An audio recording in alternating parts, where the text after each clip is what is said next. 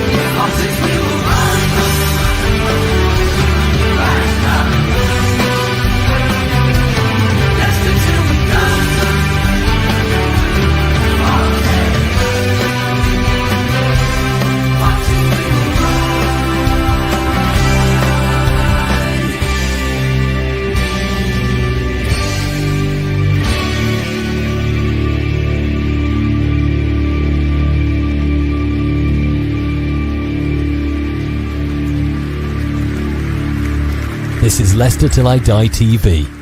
Watch and subscribe on YouTube and listen on your podcast platform. All right, Tom, how you doing, mate? Looking forward? Well, hopefully so, man. I'm filled with anxiety for this one because the post-match after the Wrexham game was quite interesting, wasn't it? So bear in mind we're heading into an international break. It'll be quite a relief if we can get 3 points today, to be honest. It'll be quite a relief to have a week off. Anyway, good afternoon, evening, morning, night, day, bye, hello, wherever you are in the world, something will apply to you. Thanks if you're going to join us live. Thank you very much. Get your comments in, as George has already. Good afternoon, George. Excuse me, the remnants of this cold. Like, share, subscribe, do all the normal shit, whether you're watching live or on catch-up. And thank you if you are listening via however YouTube managed to do their podcast. I still don't know how they do that. I should just play it. Look, it was an interesting post-match. Can I just say, because I did feel it was sort of 3 against 1. I'm not going to lie. Who was the one there? Who was the one there, Chris? Me. Yeah. Well, I don't know. As I always said, I do carry 4 points because it's my channel, so I always win. But I was speaking to Kate. I don't know if you saw the pick and mix. Bit of it, yeah. It was nice to see she'd had a shave this week. But she actually agreed with me. Yeah, which is interesting. Well, it's funny though, Chris, because it's the heat of the moment as well, isn't it? Which we've got to remember with the chat as well, because we all get a little bit upset at the time because we care, and it's important we care, right? So, so that is one of those things. For once, I was the voice of reason. I know, but it goes the other way sometimes. That's the glory of being a subscriber on this channel, and everyone who knows it who comes along and watches us as well, guys. So yeah, let's see how today goes. But we'll see what side I sit on a bit later, perhaps. I was a bit angry. You are a bit. Yeah. I'll tell you what, if you only needed a couple of horns and you'd have been the devil last week. Yeah, we have weeks like it, don't we? I'm more annoyed, like I say, if you play badly and lose football games, it's one thing. When I think you've thrown away an opportunity to get a pretty comfortable 3 points as long as you do certain things, that's a little bit more aggravating to me, Chris, perhaps. But, but like I say, everyone's got different perspectives and opinions. It's about trying to put yourself across in the right way. And I've refreshed myself this week, ready to hope to come across a little bit less like a bull in a china shop. Well, I think I've hidden all the glass. Me too. I would just say I have got. So you know, if we do the prediction league, we've got our normal prediction league, and then we have the Barry Fry Not Yet Memorial Trophy. I have just got 3 points on that. Congratulations! What was the final score on that one? That was Sheffield Wednesday Coventry, which was 4-0. Oh, Coventry are really on it, aren't they? I mean, this is what makes it a little bit worse for us as Leicester fans, because Coventry look like they're going to walk it this year. Well, this is what I'm saying, because we held this team to a 0-0. Yeah, we did, exactly. Yeah, I mean, it's not really that's been the problem, though, has it? I think the noise that has crept in this week from the fan base is more around the fact we've not been scoring as much and perhaps utilising it's in particular the striking position, right? As much as we'd like to see, not many goals coming from there. And when Fatu and Mavrodini been marked out of games, it's made it hard going for us to score. But the way the table is, Chris, going into this one, if we win today, we could end up third. If we lose, we could end up in the bottom half. Because everyone is that tightly congested. If we win, we'll actually be fourth because Stoke are third with 17. Oh, they got 17 now, have they? I must have looked at a slightly updated table. I apologise. Stoke beat Blackburn 1-0. It maybe have been 0-0 when you looked at it. I think but as I said to Kate, we're sixth at the moment. I would have taken that 137 days ago when we finished the Premier League, and I just there's improvement, but we're making improvement. You've got to look where we've come from, and I still say, today we're playing Swansea. Alan Sheehan was there last season. He's had that with his players, and Marty's still getting used to his. This is only his 11th game in charge. And you've got players there that chins were on the grass. They were totally demoralised, and it works the other way. When we got knocked out by Watford, the next season we went bam bam bam under Pearson and broke all records going. So that it can work that way, but it can also work this way. And I think Marty coming in, he sorted one thing out, which is to leave, sort the defence out. And I know people have said, well, he hasn't sorted the defence out, but he has compared to last season. And that's the thing.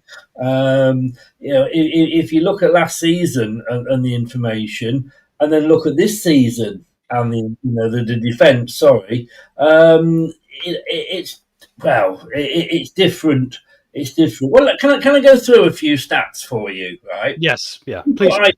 This is what I did Monday night. I put it. It's only been on Monday. It was 130 days we had the worst season we'd ever had in the Premier League, even when we got relegated before. A season in which we set new standards for being bad. We were the first team ever to go 9 consecutive home league matches without scoring. Not just in the Premier League, but in top-flight English football. Also, the first team to ever lose 7 home league matches in a row without scoring at home, which was extended to 9 after relegation was confirmed. We conceded the first goal in 25 of our first 30 league matches, breaking the 32-year-old Premier League record held by Ipswich Town. We recorded our worst ever goal difference in the Premier League, -47. We conceded 80 goals over the season, which is the most we've ever conceded in a top-flight season, not just the Premier League. Our points tally 25 was our lowest ever in the Premier League. Our last manager was also probably the worst manager we've ever had. Last season we had an average goal ratio of an average goal conceded ratio of 2.36. Now it's 0.87. An average goal scored ratio of 0.82 is now 1.25. In 25 league games under Ruud van Nistelrooy, we scored 17 goals. We've now got 10 in 8. We managed 1 win in 17 consecutive matches under Ruud van Nistelrooy. 4 wins in 25 in total under Ruud van Nistelrooy. Now it's 3 in 8. 4 if you include Fiorentina, which was obviously a pre-season. In those 25 games under Ruud van Nistelrooy, we kept just 2 clean sheets.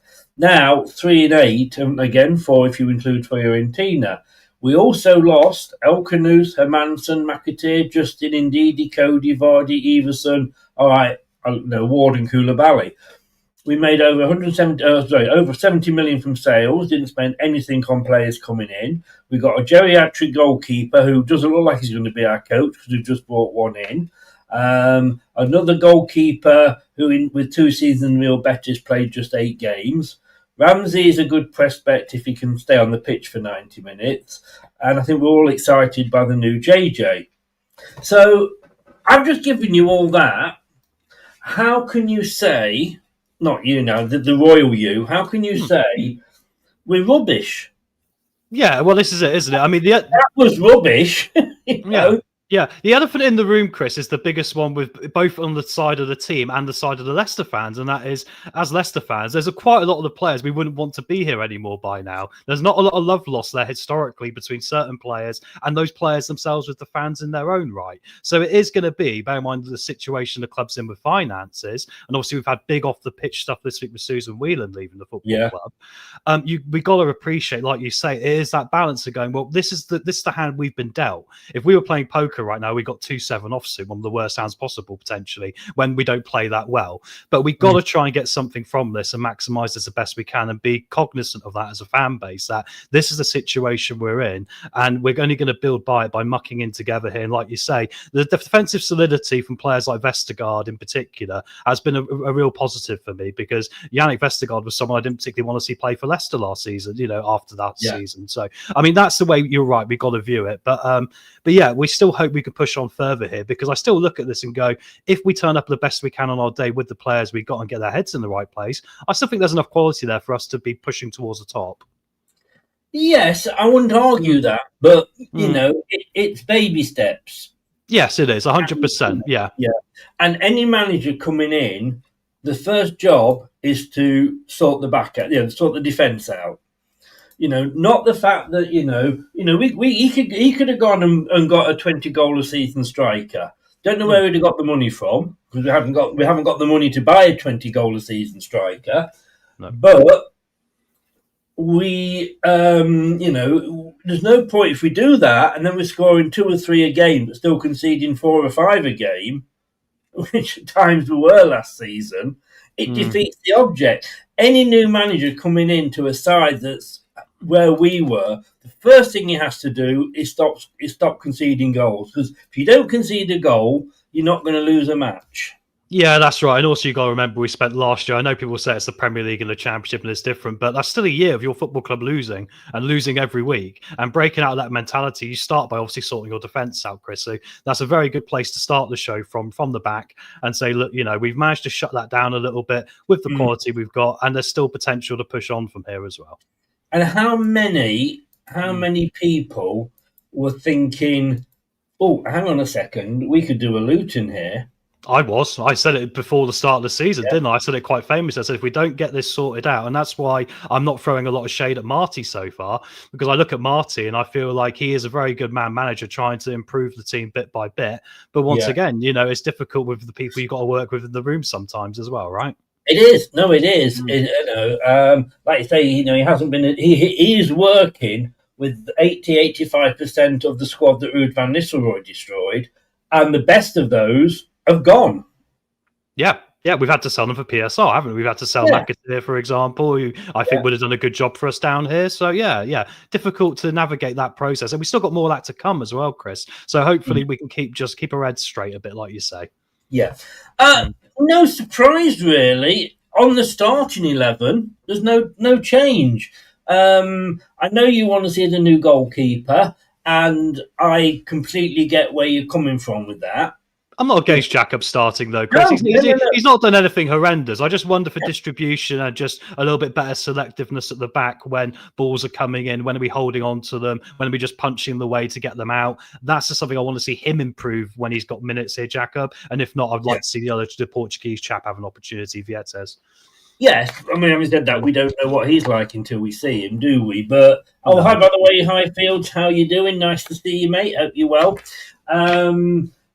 But yeah, well, what I want to see, is quicker decisions when he's got the ball, because Fatawu and Monga are running up and give us the ball, and he goes to throw it, and then he stops and thinks, oh, hang on a second, and then we get moments like last week where there were 6 passes between Vestergaard and Faze. But like you say, I'm not complaining about Stolarczyk in goal, and this is pretty almost near the team that Kate picked, if I'm honest with you. You've then obviously got a back 4. Ricardo starts again. But hell, I've got to say, Tom, did we miss him against Wrexham?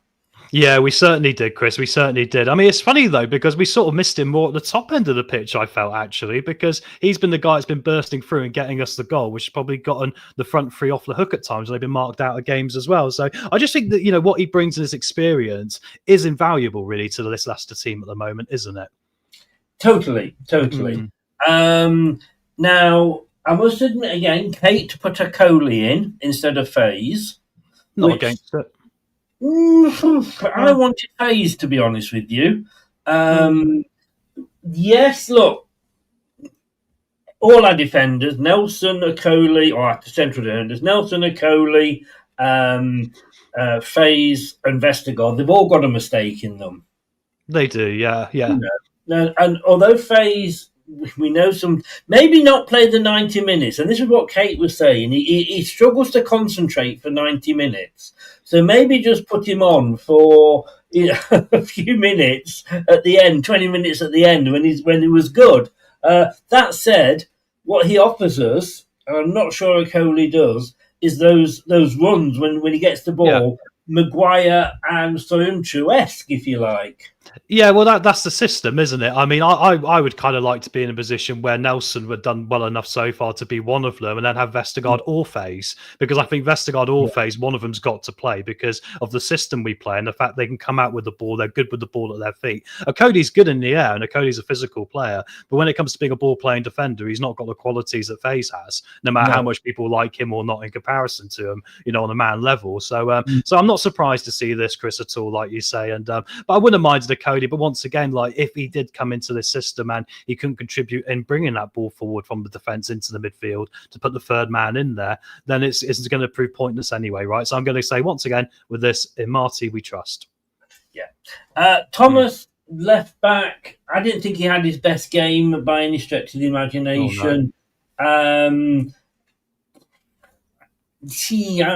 I think I'd have actually started Christensen, Yeah, but it's funny, he's not on the bench today either, is he? Which makes me wonder, is he, like I suggested last time, is he not fully fit yet? I know he came on and had a cameo, but the fact he's not on the bench today would suggest to me, okay, there's something still not right with him, which is why Thomas is getting the nod. I mean, he's been a solid 5 out of 10 for me. The last game he was exposed at his worst because we had Chowdhury on the right. It meant he had to do a lot more attacking down the left. But unfortunately, the biggest threat from Wrexham came from their right back, Kabore, who was just chaos and pace. He was like Jeffrey Sloop Mark II, wasn't he?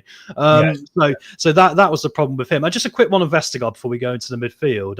Vestergaard today really can't make a mistake because I think 2 games in a row now, Vestergaard, you could say, has been the one that would be accountable for 2 of the goals that we've conceded in 2 games. So Yannick's got to make a little bit better decision making still, but I think generally he's been solid outside of those mistakes. They're just highlighted more because we've not been scoring as much as we'd like. Yeah, and I think as well with Vestergaard, he goes about his job, and some of his best tackles is literally where he's just put a foot in.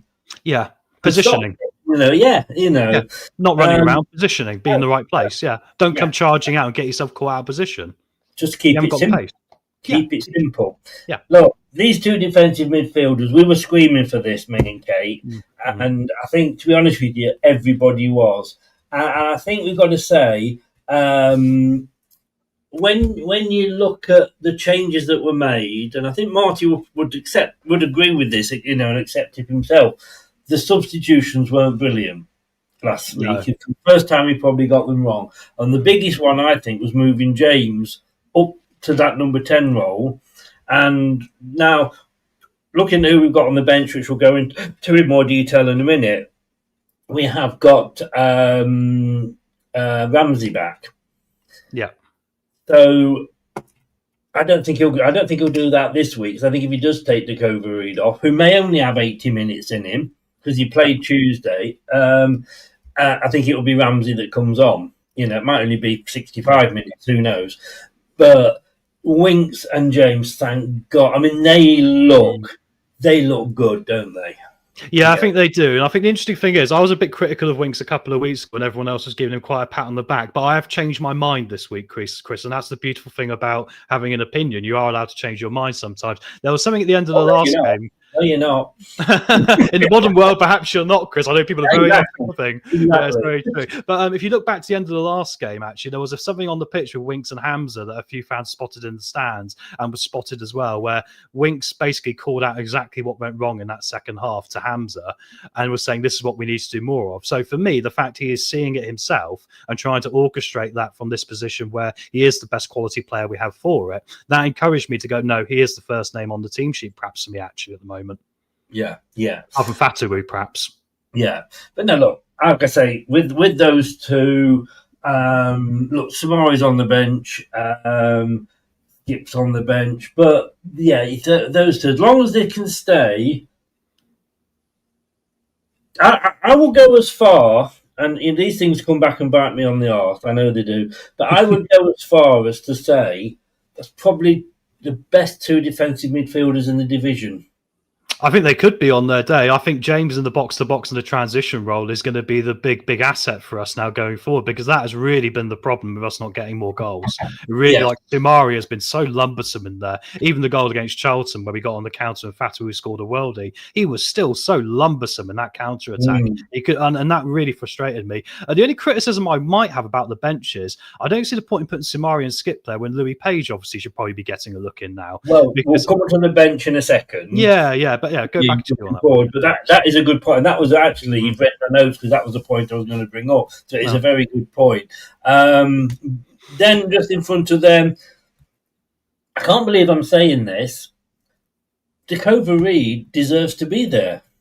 I think he does. I think otherwise Ramsey would have started, Chris. There wouldn't be any question about it. But he was very good in the last game, I felt. And I think the thing he was surprisingly good at was when the game tightened up and they were trying to stop the transition in towards us scoring goals or getting in past their back line, he was very good with a bit of pressure on him, just making a nice, neat little pass here, a nice little layoff. And I think the intelligence he has as a footballer is underrated, actually. There's times you look at him and think he's not doing too much. But isn't that some of the best footballers in the world when they do that? They sort of look like they're not doing anything. When they pop up, they all of a sudden contribute something quite important. So I'm quite happy to see him there, really, and perhaps he'll have a bit of a breakout game with this one. Well, yes, yeah, and I mean, look, if he can only do 17 minutes there, like we said the other week, you've got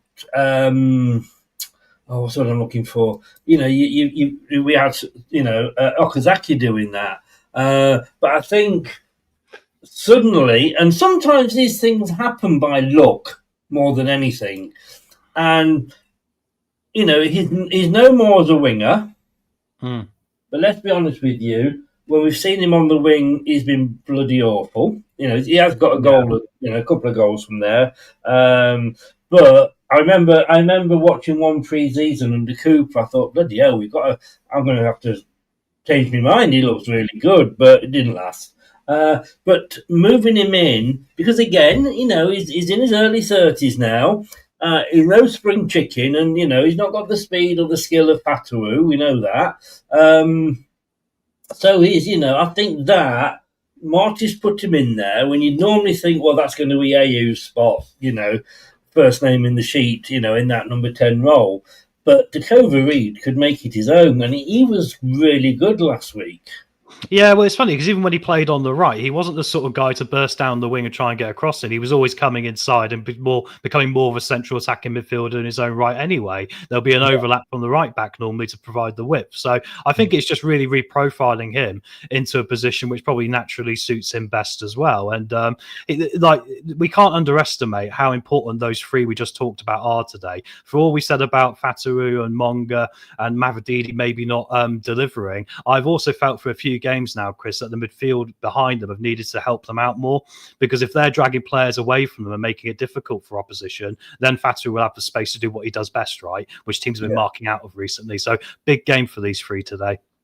Indeed. Look, Fatawu, we can talk till the cows come home, and we'll just be saying exactly what we said last week, the week before, and the week before that.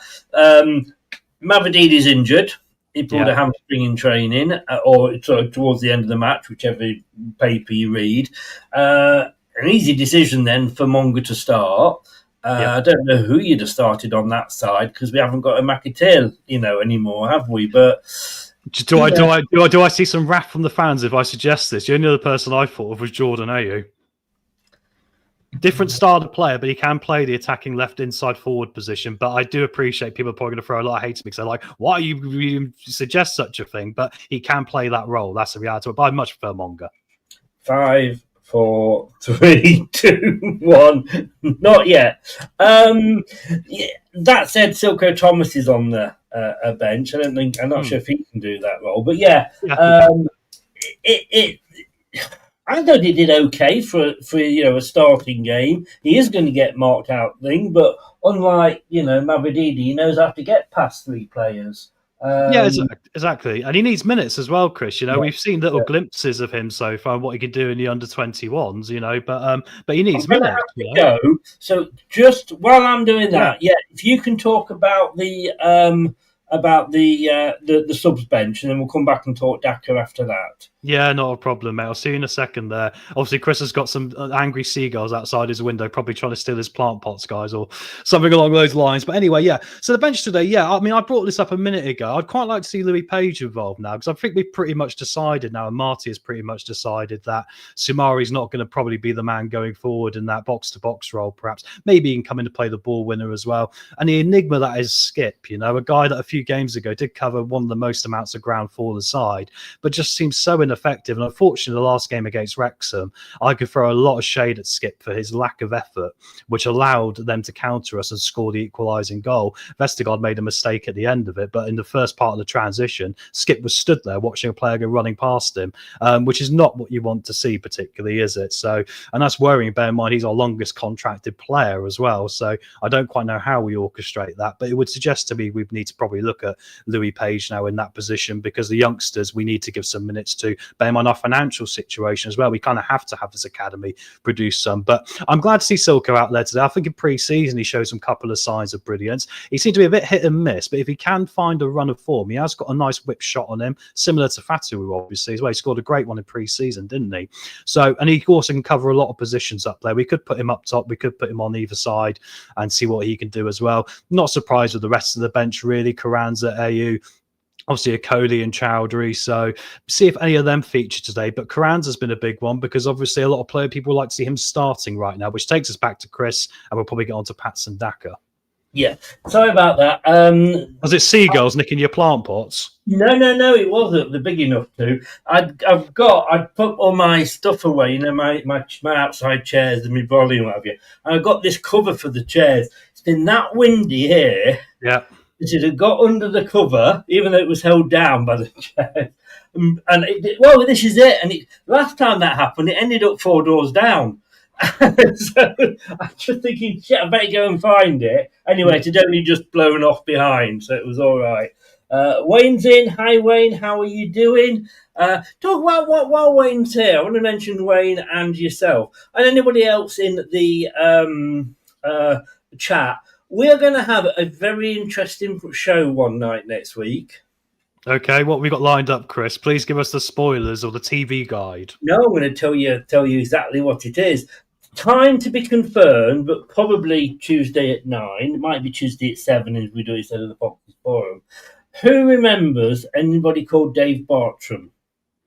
I don't at all. My word. Is it before my time, or am I just completely Probably ignorant? Before your time, which I thought Wayne might know it more than you. All right, let me put it another way then. Who remembers Show Waddy Waddy?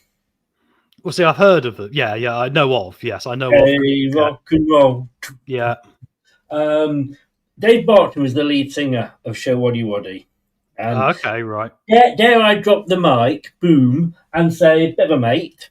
And he used to do a thing. In fact, when he went to brother with my school. He went to school with my older brother, but he doesn't remember him. But he is a big Leicester City fan, and cool. I've had him on the channel quite a few times, and I've also had him on the radio because obviously the Show Waddy Waddy links and what have you, and I like a bit of Show Waddy Waddy. It's a bit of fun. It's a bit of back to the drain pipes and the crepe shoes and what have you.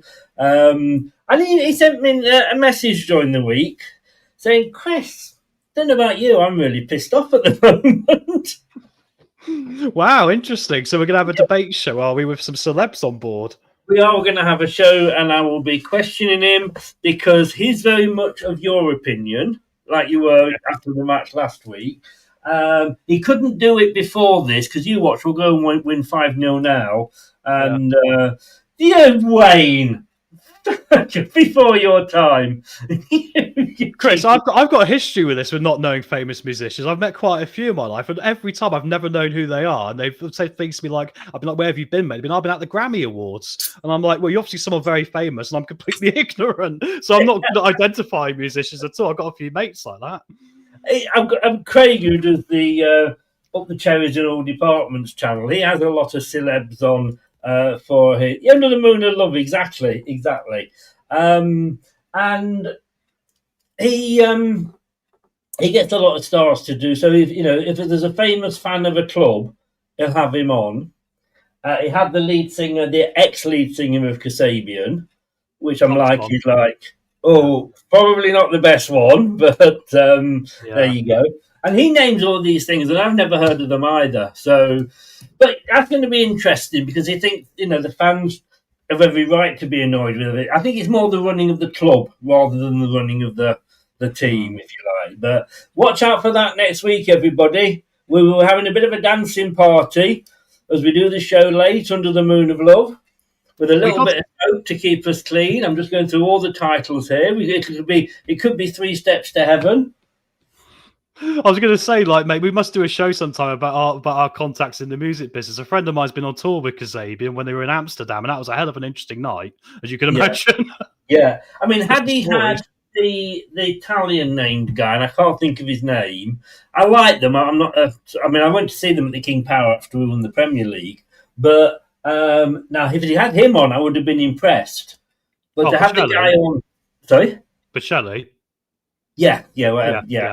No, Kasabian. Oh, okay, Kasabian. Sorry, yeah.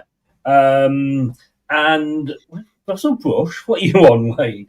And if they've got him on, because he's been on Soccer Aid and everything and scored a brilliant goal, but had the guy that they'd sacked because of how he was, he was a bit of a Stella drinker, wasn't he? And had the, what Stella... Well, there was an incident. Yeah, I'm pretty sure him and his missus are still together and they've worked past and there's been lots of counselling and all the rest of it. So it was a very bad situation. But I will say it seems to be he's turned his life around, which is a very nice thing to... Yeah. And you're talking about Serge, aren't you? Serge, you end up watching this, mate. Give us a shout. You can come on. You can come on the show because he had a trial for Leicester. He used to play for Leicester, I believe, Chris. Yeah. Very good football. Oh, Serge, you're welcome anytime. Yeah, come on, Serge. Give us a shout, mate. But can I say this was a couple of years ago when you did this, Craig? So it was when it was still a bit raw. And he said, "Can I post it to your group?" And I went, "No." I said, "Anyway, we're talking. Let's stop talking money, music. Let's talk football." I saw somebody post beforehand going, "Oh, for FFS, Daka and Dakova Reed again. What's going on?" I have to say, I didn't, and look, we had this argument, didn't we, after the show last week? But I didn't think Daka had that bad a game. Now, I'm not saying suddenly, he's Alan Shearer, and it's like when I gave Samari the man of the match a couple of weeks ago, he probably wasn't the best player, but the improvement from where he's been, and I accept that it's a low base where he's coming from, and it's the same with Daka as well. I don't think he could win whoever he picks up top, really, Chris, because I think Carranza might be a little bit of the more exciting one. But I think in his cameo, he showed he's probably not ready yet, to be frank, no matter if I want him to play either. And then you go with Ayew, who was getting a lot of stick because it's like, well, he's a striker and he's not scoring enough. He's just winning free kicks. Daka, for his credit, I know we can argue that he's more than likely viewed as like he's done by the Leicester fan base. But there's something in how I think his attitude has been, which I'll give him an extra point for, because he does seem like he does want to really work hard. He does want to really contribute, and Marty must be seeing in training something there which is encouraging to the idea of his system as well. So I'm not surprised to see Daka today. I'm actually okay with it, and obviously the nice thing is we know Marty will make changes, so I do feel a little bit less pressure in who we choose there, because I know he'll make a change. He got it wrong last time, but I'll say 6 games before that the changes he's made has always been pretty positive to the end of results, for example. So no, I'm okay to see Patson in there. He's 325 to 1 today to get a hat-trick, guys. just so you know. Obviously, gambles. Now you tell me. Why didn't you message me that this morning? I saw it and I couldn't believe it. And I was like, that actually seems remarkably good because he ever did have a one-game wonder like against Moscow. Maybe it'll be today. Imagine clipping this later when he goes and does it. Cool. Yeah, exactly. But look, and when he's been coming on for the last 10, 15 minutes, he has done what he's been asked to do, which is close the like I say, that time, he closed the goalkeeper down, he had to pass it, so he then went and closed that defender down, he had to pass it to the winger, and he went and closed the winger down. And you're like, bloody hell, you know what I mean? Yes, he needs goals, he's a striker, of course he is. But, look at Iheanacho when we signed him. He'd come from Man City as this wonder kid, and then we never played him. But when Vardy was injured a couple of seasons later, he was our top goal scorer. And let's be honest, we wouldn't have been in the FA Cup final without him. Well, exactly, yeah. And I think right now where we are as a football club, the one thing we need to make sure is we're playing players who've got the right energy levels and the right desire to have a go. And realistically, if you compare Ayew's last start versus Daka's last start, they both offered pretty much the same. So I don't really think we've lost out. It's not as if we got any worse. And I actually think Daka's energy was a lot better and maybe slightly higher up the pitch. So I'm just hoping, Chris. Yeah, and the speed. So I'm hoping he can keep using that, right? Yeah. Peter, I think when Tom said that, it was very much tongue-in-cheek because he was talking about Patrick, Don't take it too seriously here. This is what Leicester fans have been saying, Chris, isn't it? And this is my point. I get it, guys. I get it. We all pretty much decided that he's done for, like I decided Vestergaard was done for, right? A lot of other players. But the reality is the club's in a bit of a mess. We haven't got any other choice. So you got a choice, really. Either you try and back the lads on this one, even if they prove you right, and then you can enjoy the low vibrational win of, I was right all along because I'm so negative about it. Or we can just go, look, he really wants to have a go. Let's get behind him, make some noise and see what we can do here. Yeah, exactly. And look, he may even get a run out now. Like I said, we're all shouting for Carranza, but he hasn't impressed me when he has happened to come on. But look, very, very quickly, I know you did talk about the bench. Silko Thomas on there, nice to see. Ramsey, nice to see him back. I thought he might start, but he's actually benched him, which Kate obviously knows a lot more than me, said he would do. And I heard you mention his name, but still no Page. Yeah, exactly. That's the interesting thing here, because I would have thought Page would now probably be in consideration, because I don't really think we've seen between Simari and Skip enough reason to have both of them there. I think you're going to have one of them probably and make them do the ball-winning job of it if they have to come on the pitch. But Louis Page showed in pre-season, and when he came on, I think he could do the box-to-box role pretty well, right? If we have to shunt things around, and he's been very capable. He got 2 goals in one pre-season game doing that, didn't he? So I'm a bit surprised. One of them, so I'm a bit surprised at that, because I think he's a bit like Monga now. Bear in mind, we're going to have to probably sell the midfielder in January as well, thinking of PSR, and of course someone's going to be out of contract. Then why not get him in now so we can get some minutes off the bench? I also think his energy is good for the club as well. Before we just get on to the opposition, and I haven't got the team, but I know you were doing it before we came live. Yeah. But my thing is that, and I've just been watching Jordan James's goal there against Wrexham. One of the first people to celebrate was Vestergaard. And just look at that picture when Bobby got that equaliser, or it was in off somebody else's arse. You had Faze and you had who was the other? I think it was Faze and Sumar. I don't know, but the two of the not so popular players who were literally going for it. But no, sorry, the point I was going to make was, we've seen Nelson disappear. Are we now going to see Page disappear? And if so, hi Nate, how you doing? And if so, does it mean that, we started the season saying, we're going to need these youngsters, or it'd be good to see all the youngsters if we can't buy anybody. And really, apart from Monga, nobody's really made the breakthrough, have they?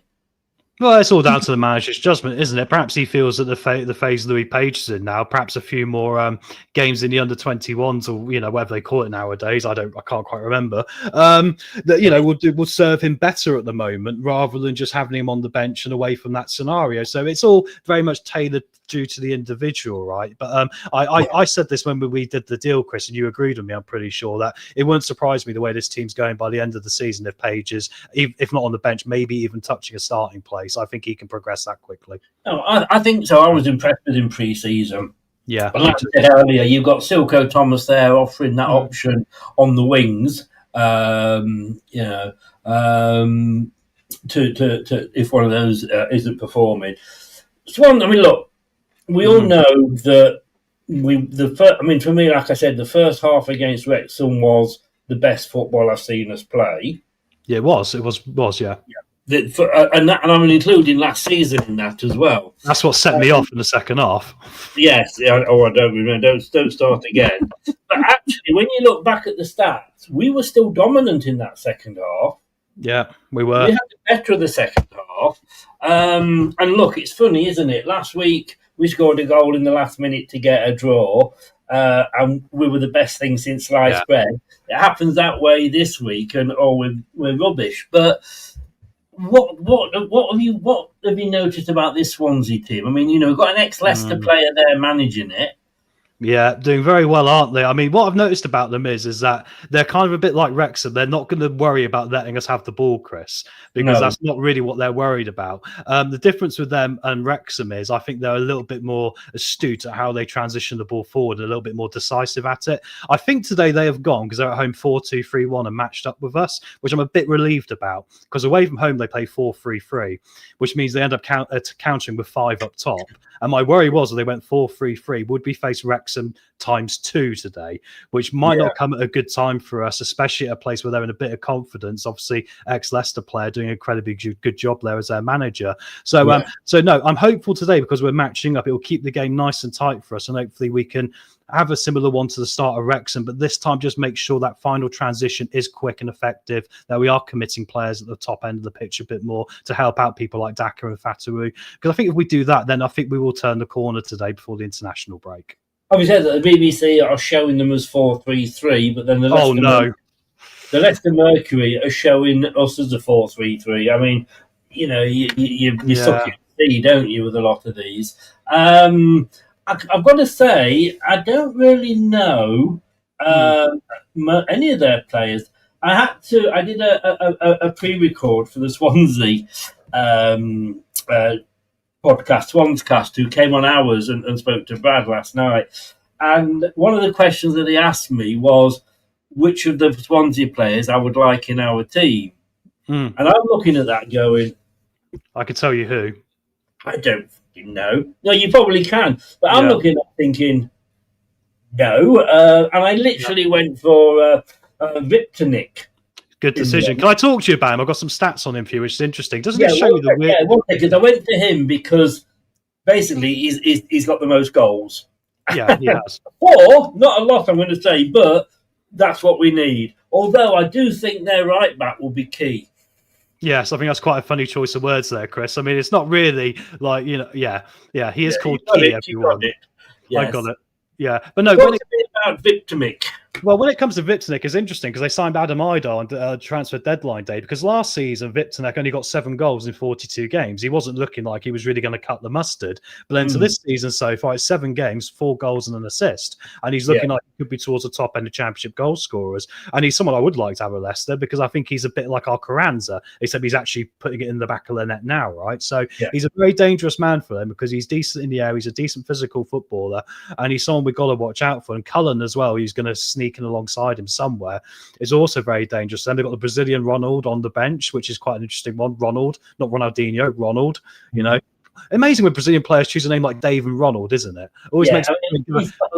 You sure he's not sat there with a burger?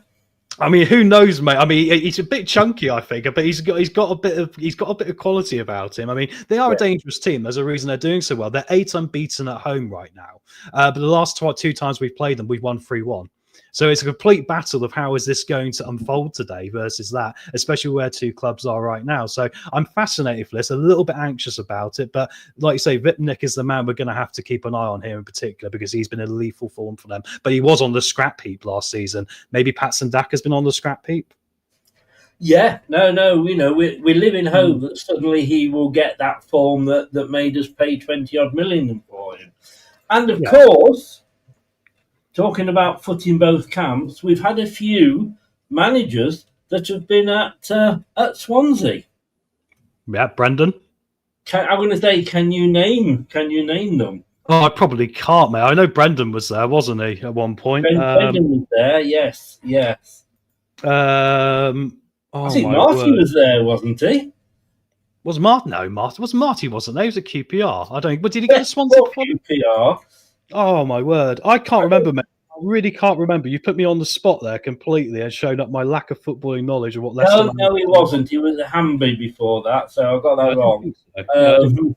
You get confused with another Spanish manager, perhaps. They've had quite a few of these, like the Julian Stevens at QPR that have moved around a few places. Yeah.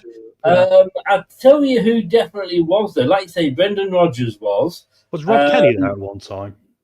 I don't think so. I don't think so. But... No. Paulo Sousa. Oh, of course, Paulo Sousa. I mean, ironically, probably one of the worst Leicester managers we had. Do you remember that Portsmouth game we got hammered, was it 7-1 away? Oh, my God. At the end of his... Oh, he was terrible for us. He was, Paulo Sousa. My God. He's up there rude. In fairness, he only had 12 games. He did win 4 of those. Yeah. No, he didn't. Yes, he did. He won 4 of those, drew 2, lost 6. I don't think he had long enough. Yes, it was an awful start, but it was a quick decision that was made. Because, of course, we'd let Nigel Pearson had walked because he didn't know who was coming in. And he hadn't been told anything because he said, "Fuck this, then I'm off," and went to Hull. Obviously, we had Sven-Goran Eriksson lined up. Yes, that's it, exactly. We had bigger ideas at that point, didn't we? But it's funny with Paulo Sousa because he didn't believe in the sports science, which was a big part of our game at that point. I think that's what got him the chop. He did not believe in it at all. Cooper, good shout. I knew there were 3. Shows you how much I've tried to erase the last couple of years from my memory, ladies and gentlemen. The fact I forgot about Steve Cooper even being here, you know? Well done, Nate. Well done, mate. You've pulled it out. Because I've been looking at this list, and I've pulled the list of managers there, and I'm thinking, that wasn't Ranieri, it wasn't Shakespeare. The only reason I remembered Brendan was because he did exactly what he did at Leicester there as well. He started off incredibly well, and by the end, he sabotaged himself. Liverpool? Yeah. Watford, Reading. There's a few, yeah. But yeah, what was I saying then? Steve Cooper. No, before Steve Cooper. Oh, I can't remember, Chris. I can't remember all that one. You weren't listening to me, were you? I was trying to remember all these managers that might have gone between Swansea and Leicester and to complete this tie-in that we've kind of led into with 10 minutes before kickoff here. But yeah, dangerous game today, guys. I mean, it very much depends what Swansea team are going to turn up here and how we deal with it. Once again, we're going to have to work hard today, work very hard today. My concern is if heads have dropped a bit, because there was 1 or 2 players at the end of the last game. I think Vestergaard was a bit like it. He looked a little bit frustrated at some of the booing, perhaps, and things like this. And I just want to say, the reality of the situation is, you know, that is a part and parcel of what this is. The players need to go out there in this game for me because they are good enough and they could have been good enough against Wrexham, and make sure that they don't allow that door to open because, you know, last week, you know, they could have got 3 points. We'd been a lot happier place, but to allow that door open off your own back because of not doing what you should, and Harry Winks was calling it out on the pitch, that is on you. So take accountability today. Make sure you don't put yourselves in that position. And if you do, don't get stroppy about it, I'm afraid. Is that harsh? No. I knew there was another link. 2 managers that we didn't go for that have been at Swansea. Graham Potter. Okay, but he never managed Leicester, did he? No, I'm saying 2 managers we didn't get. Okay. And Russell Martin. Oh, yeah, that's going well, isn't it? Do you see this week, the Rangers press are clipping all of his press conferences from every other club where he's blamed, I think, the certain thing, which is attitude at every club. And everyone's going, well, it's obviously you're leading the attitude. So I take it it's not improved for. Oh, Mickey Adams! That was the one! Yeah, I thought Mickey had been. I mean, I Yeah. get confused. Sometimes there's a crossover between Forest and Swansea as well, which has got my Rob It Penny was stuff only 3 confused. games. It was only 3 games, but yeah, Mickey Adam was. Oh, God bless was Mickey. manager. I liked him. I liked. Well, he had the hardest situation of probably any Leicester manager. I think we're arguing more of a mess then than we are now. If you remember, he had no money at all. You know, we were signing free transfers over 36. And then we had La Manga. Oh, of course, which was a load of nonsense made up and fabricated and never happened, which was derailed our season as well. And what's crazy about that was actually slanderous and libelous, and I hope they sued them afterwards. It never happened, and it no doubt contributed to our downfall because we could have stayed up, I think, before then. All I remember is watching it when I got in from work on the news, Sky News, which I had at the time, and my young son coming in, who must have been about 10, going, "What's rape, Dad?"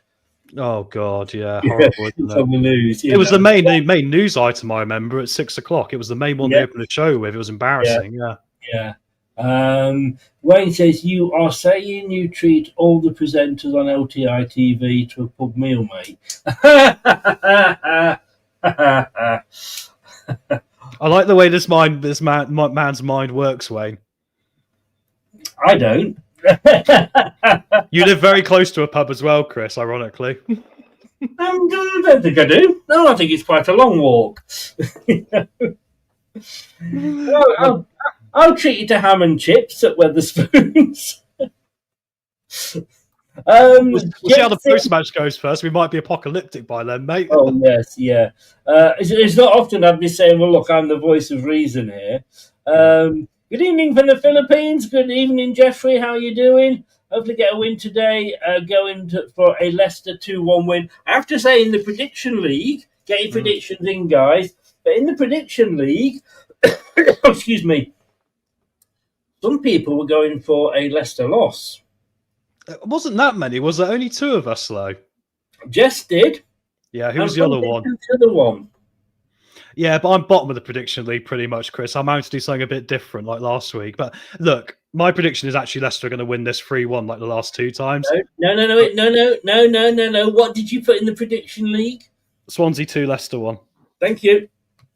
Yeah. So if we lose today, everybody... Oh, no, because every time I've put down we're going to win or lose, we end up drawing. So at least I'm trying to mix it up again. I mean, the reality is it's going to be a draw, isn't it? Like every other game. Every game in the Championship's a draw at the moment. I was going to go 2-2. Desmond. Yeah. But when I did the prediction show with Josh,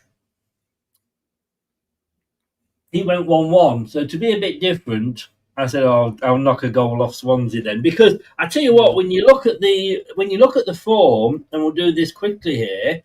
Look, 40% probability for Swansea to win it, possibly because they're at home. 32 for us. They've won, drawn, lost, drawn, won. We've drawn, won. Yeah. The last 4 at home, 4 draws and a win. Our last 4 away, 2 draws, a win and a loss. The attacking and defence isn't exactly a million miles. They've scored 9, we've scored 10. We've both conceded 7. XG, there's nothing between us. Clean sheets, we've just got the 1 more than them. Relegate league position, they're 8th, we're 6th. The team FootMob team rating average 6.97 against 6.91. There's not a piece of toilet paper between us, is there? No, there's not. I looked at the stats, so I think they've scored 1 less goal than us. You know, we got 1 more point than them. You know, there is nothing in this. It really is. Yeah. And of course, I mean, everyone is going for a Leicester win today. I love you all very much, but they haven't lost in 8 games at home, guys, including beating Nottingham Forest. So yeah, I think the draw is probably the most likely outcome. So I'm going to change my mind. It's going to be a draw today. Draw 1-1. Well, like I say, I dare go for the draw, because if I was going for the draw and got 3 points, you like after if you don't win today, we're going to crucify me after the show. Every week I feel like a bad Leicester fan with my predictions because I'm playing the game which is the predictions league. Unfortunately, you've got to do something different. Yeah. Just a bit of news with the prediction league, and this will go in the chat. But if anybody's watching that is actually in the league, the prediction show that we do is at 7 o'clock. Usually on a Thursday. Deadline to getting people's predictions in is 12 o'clock. Now, I'm not saying that you'd want to see the stats, and these go up for every single game that you can see on the side there. It hasn't helped me at all, honestly, because I'm really struggling, and so is Josh. But after the international break, the deadline is going to be midnight on Thursday. You're going to extend it a bit. Yes. So if anybody wants to not put the predictions in until they've seen all the figures, I mean, you can go and look at the figures yourself, obviously, but we're just extending it to midnight on the Thursday. We also have the Championship Extra show we normally do at the start of the week as well. Give that a watch, guys, because I do all the research and all the other teams and break it down to very simple little segments. And a lot of people country said they've really helped them with their thought process as well. So we've got a few shows there you can obviously come and join us for that. Indeed. Monday nights at 9, that one. Get in there, it's a good show. I need to just go and get something before we kick off, and we're going to kick off in about 4 minutes. I'll see you at half time, sir. No worries, mate. Come on, Leicester, let's go do this, right? Come on, guys. Foxes never quit. Let's do what we did last week, but let's not just give up at half time. No, hopefully not. Hopefully we're not 4-0 down at half time, because I don't know what we're going to be like, but it's going to be a great show, guys. Stay tuned. It'll be a 45 minutes watch along if we are. See you at half time, mate. Cheers, guys. Thank you, chap.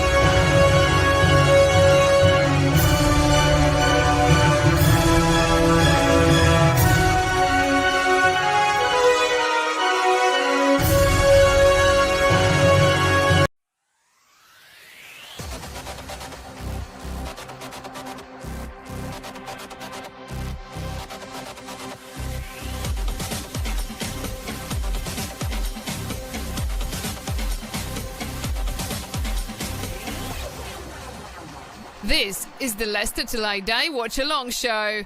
Join in the chat and don't forget to subscribe. No, please do subscribe. Let me just change this round. There we go. I shall get rid of that. Got to say there's no Jim today. He is picking a friend up from the airport in Florida. So I hope you had a good holiday, Jim, and hope you drive carefully. So, can Leicester get these maximum points? That is the question. But what is the answer?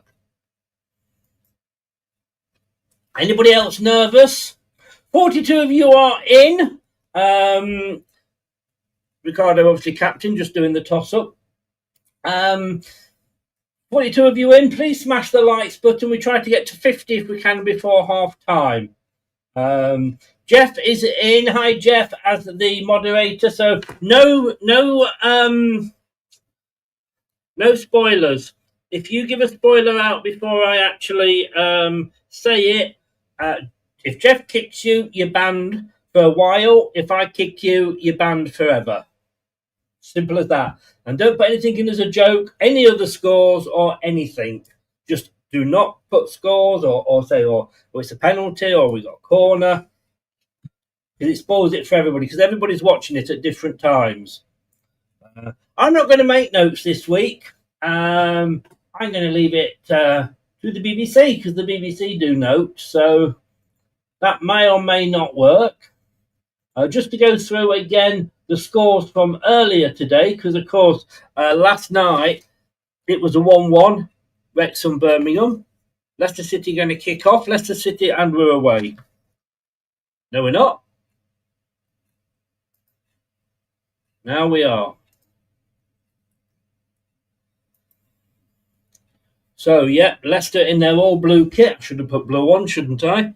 Leicester in all blue. And Swansea in all white. All white at the back. Let's hope there's not going to be all white for them today. Leicester kicking left to right. Swansea obviously right to left, otherwise, as I always say, it'd be a one-sided game. Hull beat Sheffield United 1-0 earlier. Oh no, it was Coventry 5-0. They were 4-0 before. Wasn't the match over? Good God. I only got 1 point then. And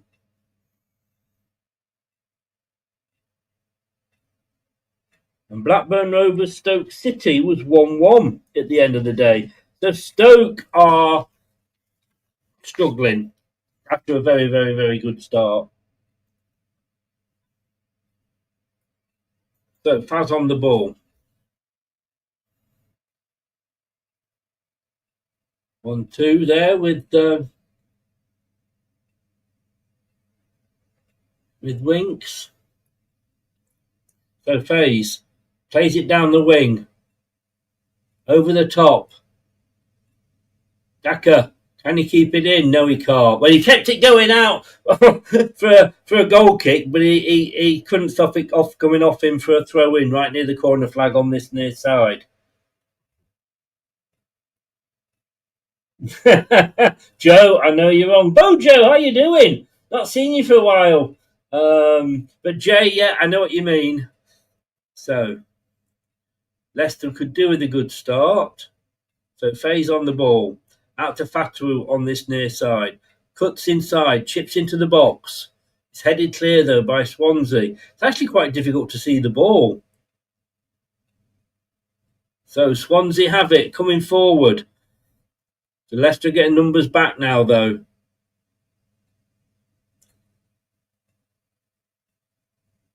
And it's going out for a throw off Luke Thomas.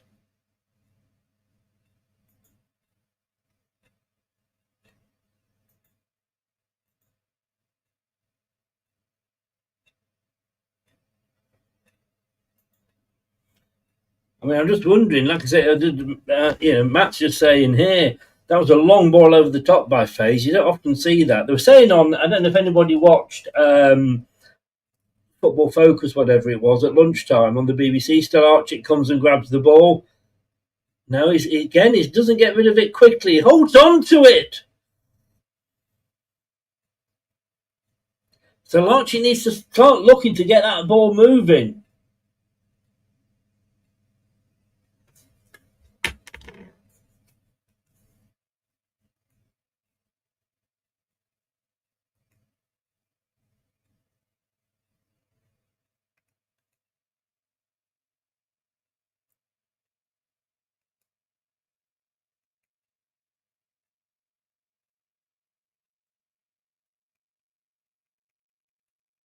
And my system has just frozen for a second. I'll watch it in Welsh Wells. So Faze, the Vestergaard. Forward. Again, they're playing it around the back. And another long ball from Faze.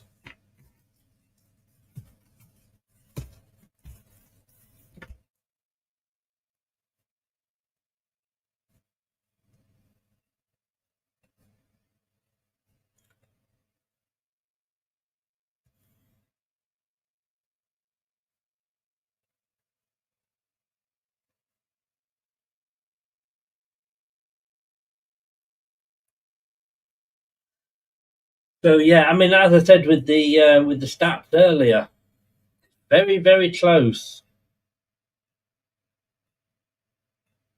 Faze up again. Daka tried to back heel it, but Fatu hadn't read it.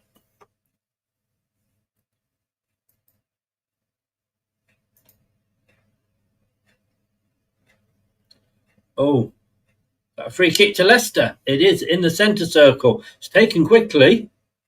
And then we put it out and waste it, and it's out for a throw in. Oh, that was well done, Leicester.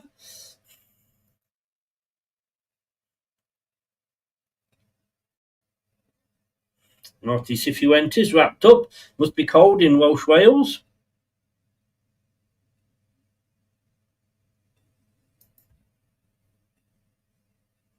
Swansea.com. Funny name for a stadium, I have to say. Winks has it. Vestergaard, Thomas, Monga. Can he provide some magic? Not at the moment, he can't. Jordan James running forward. Taken off him, but again, he had a lot of players on him.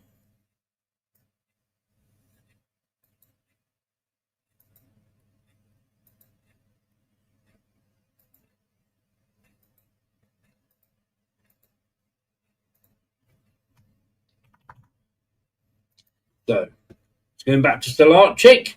He didn't use phase. Oh, it's offside by Fatawu.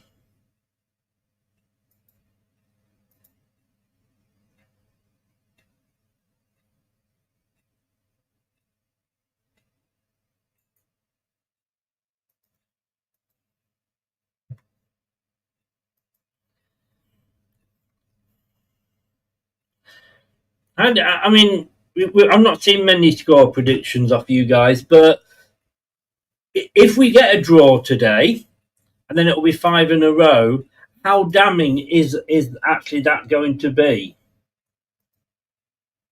Leicester now on the ball. Oh,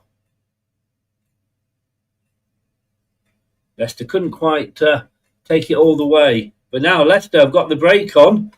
Or they break. Monga's on the far side. Onto his right foot, gets it in. Oh, it comes off the player, and then it's booted out for a throw into Leicester.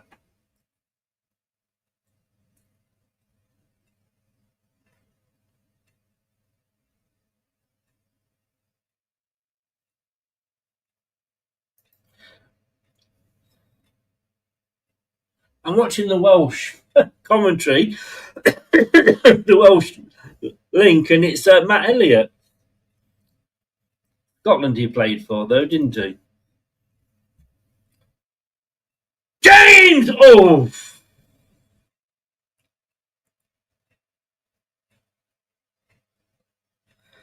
But first effort by either side.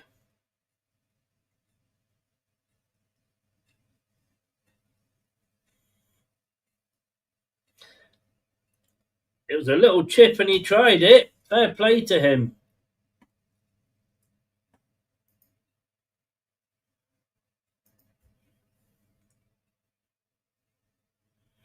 Hi, Dino. Hi, Dino. I've said that twice, haven't I? Stefan, hi, how you doing? Stolarczyk takes that one easily. Yeah, that was the first effort from either side there. He's very much, James, in that KDH role.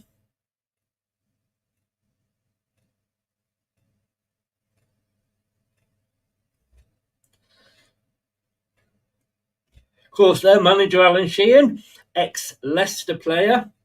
Used to like him, left winger. Left-footed left winger.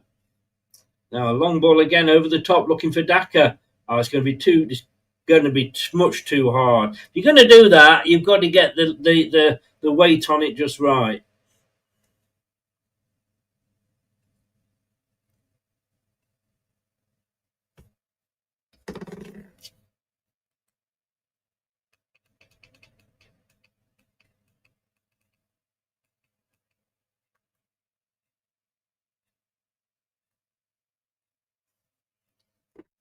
Just the same commentary on both.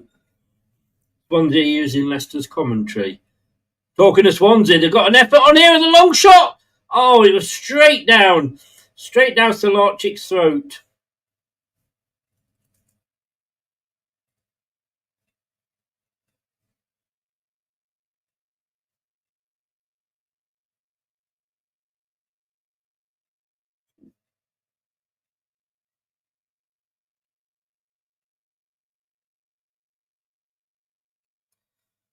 Can be an interesting game here. Like I say, if you look at the stats there, there's very little between us.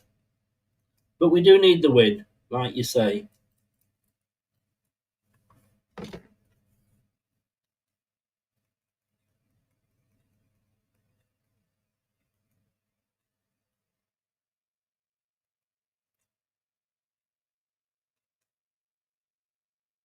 And I've frozen again.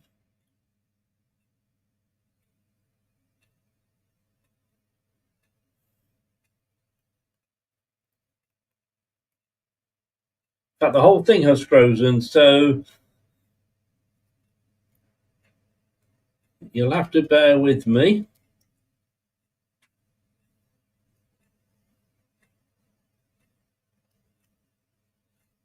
We've had really bad wind down here, not me, obviously outside, and it is affecting the old Wi-Fi. I'm just going to go back and reload this, guys, so if you just bear with me. Yeah, we need the win, don't we? The natives are getting restless, as they say. Luke Thomas giving away a foul just earlier.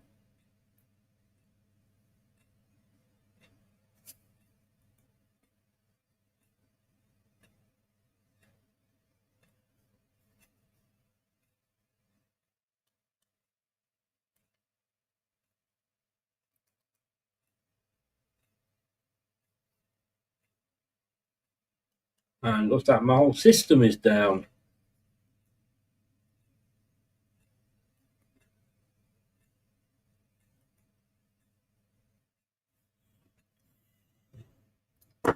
So, I don't know, Nate, are you still in?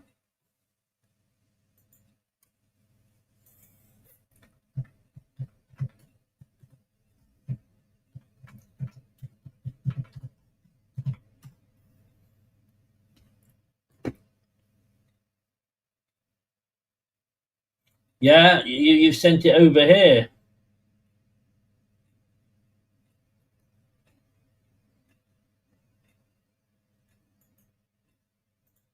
So at the moment, I can't bring you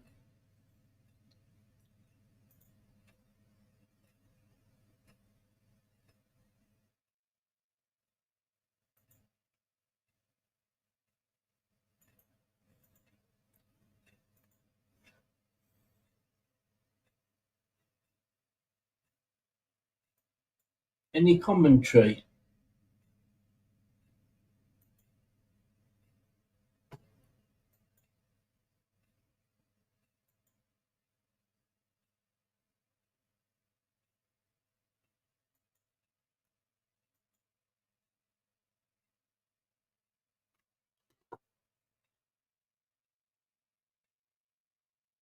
Thank you, mate.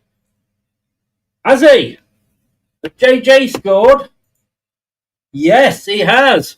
Well done, typical. I can't get a bloody thing to watch it, and JJ scores. Well done, JJ.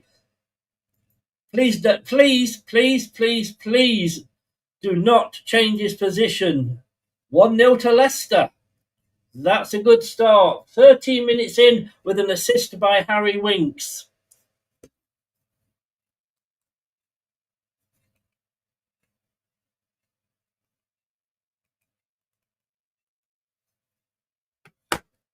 Bloody typical, that, isn't it?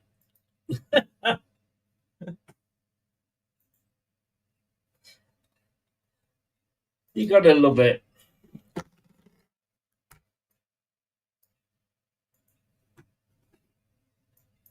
I'll let everybody off.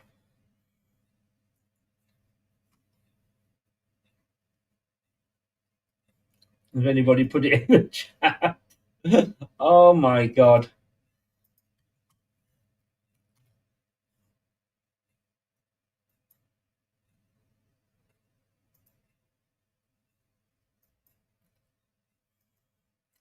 So, 1-0.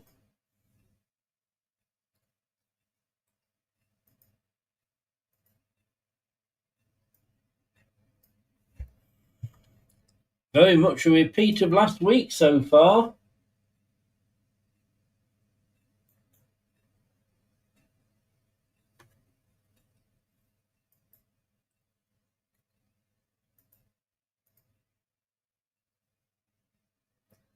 So bear with me while I just try and sort something out here.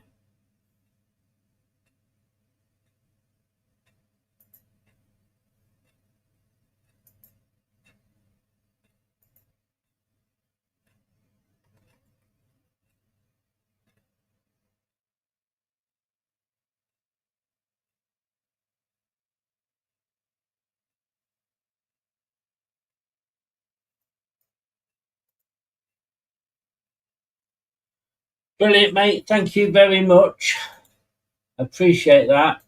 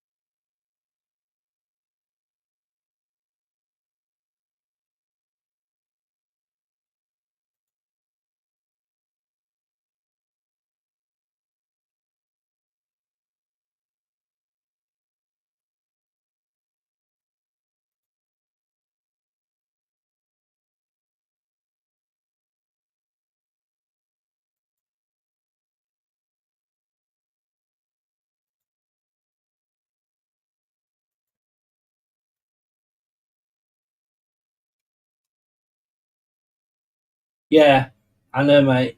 That's the problem.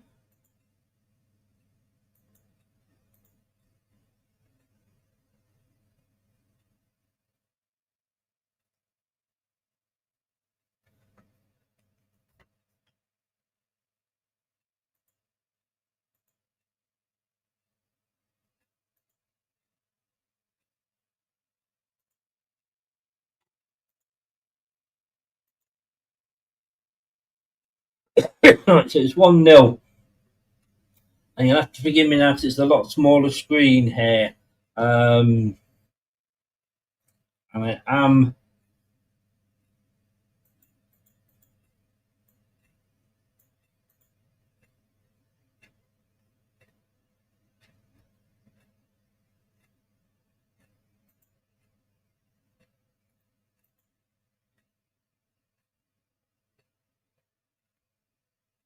So Swansea with a chip into the box, headed or cleared by Leicester. But Swansea still have it on the edge of the box now. 1-2 into the centre. Oh, well cut out there by Leicester.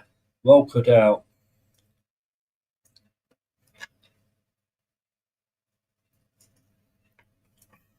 And I am just unfortunately buffering a bit.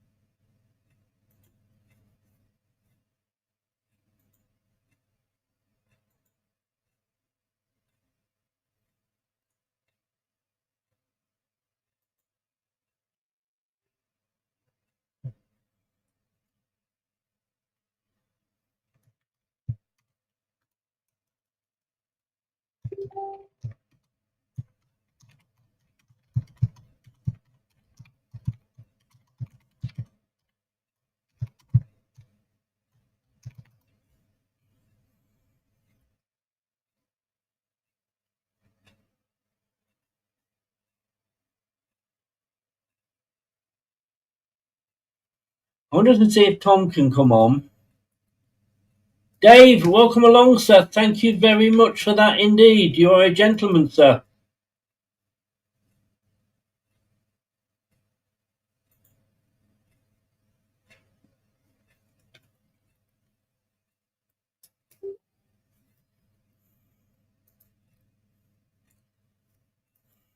Thank you for becoming a member. So what I'm going to do, I'm going to bring Tom in a second, and then he can describe it better than me. We are 1-0 up at the moment.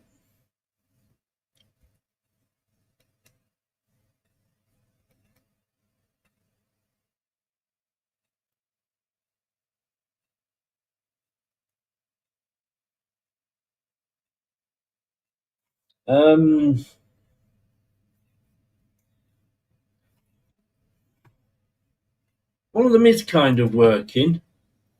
Tom, Yeah, of course, I live in Canada, don't forget, Chris. So, I'm fine. of course here, you guys. do. Of course you do, yes. Yeah, my American one, Nate sent me one, but it keeps stopping. But I thought, if you can do the commentary, then I can just add in. Yeah, of course, mate. Not a problem. Yeah. So at the moment, we're playing out from the back here. Fataru plays a ball over halfway. It comes back. We try and win it back. Swansea battling in the middle here, Chris. Very much so far as a game. Swansea obviously lacking that bit of final cutting edge quality at the final end, but looking dangerous when they come forward.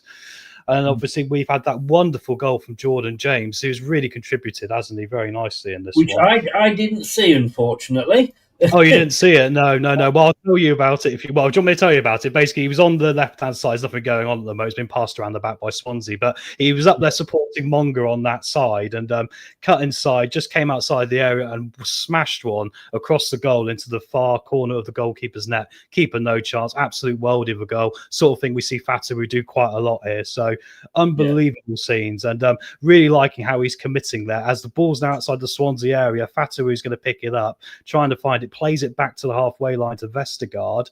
As we got them penned back in here, they've narrowed up with 4 at the back, down to Ricardo, who's pushing up, back to FaZe. We've got them penned in here quite nicely. What time are you on, at the moment? I believe at the moment I'm on 22 minutes, just about 21 and a half. So the same as me, really, then, up on the... Yeah, pretty much exactly the same, Chris. Yeah, it's just gone 22 on mine, so I'm 10 seconds behind. You know what I mean? So, yeah. This is why you got to live abroad, guys. It makes it a lot easier. Anyway, goalkeeper played out there for Swansea. We pressure him with Fataru, and they've knocked it off Fataru, and it's going to go right back to the goalkeeper. But luckily for them, because Daka picked it up as I was talking to you, Fataru's come inside, and they've had to block it there. Could have been 2-0 Leicester, Chris. They tried to play it out from the back nice and cute like we would. Oh, yeah, I'm just seeing it now, yeah. Daka got it. Abdul... Yeah, got blocked there just in front of the goal, didn't he? Again, though, do you think he should have maybe passed it? No, I don't think so. I think at that point, have a crack at it makes they're under pressure. I was saying this to Wayne. I was saying the nice thing is we saw FaZe come forward and play a couple of balls into Daka. They might not have looked great. He might not have got there, but then we're winning the ball back in that transition right there. Yeah. That's what we want to do, create more chaos. So much better today, especially at the top end. Do you want to take back over now, mate? And I'll see you at half time?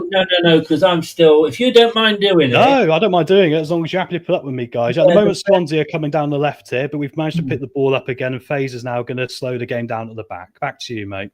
Yeah, no, all it is that Nate has very kindly sent me a link which is working, but obviously it every now and again it just buffers a little bit. I can understand that. At the moment, we're still passing around between the back two here, which is what we've seen Leicester do quite a bit. But we are 1-0 up at least, so there's not as much pressure now. And the pressure's all on Swansea here to try and use their skill and their ability to try and, get the counter on us. But I think the nice thing is as well, I've seen a couple of times we tried to find that long ball out today.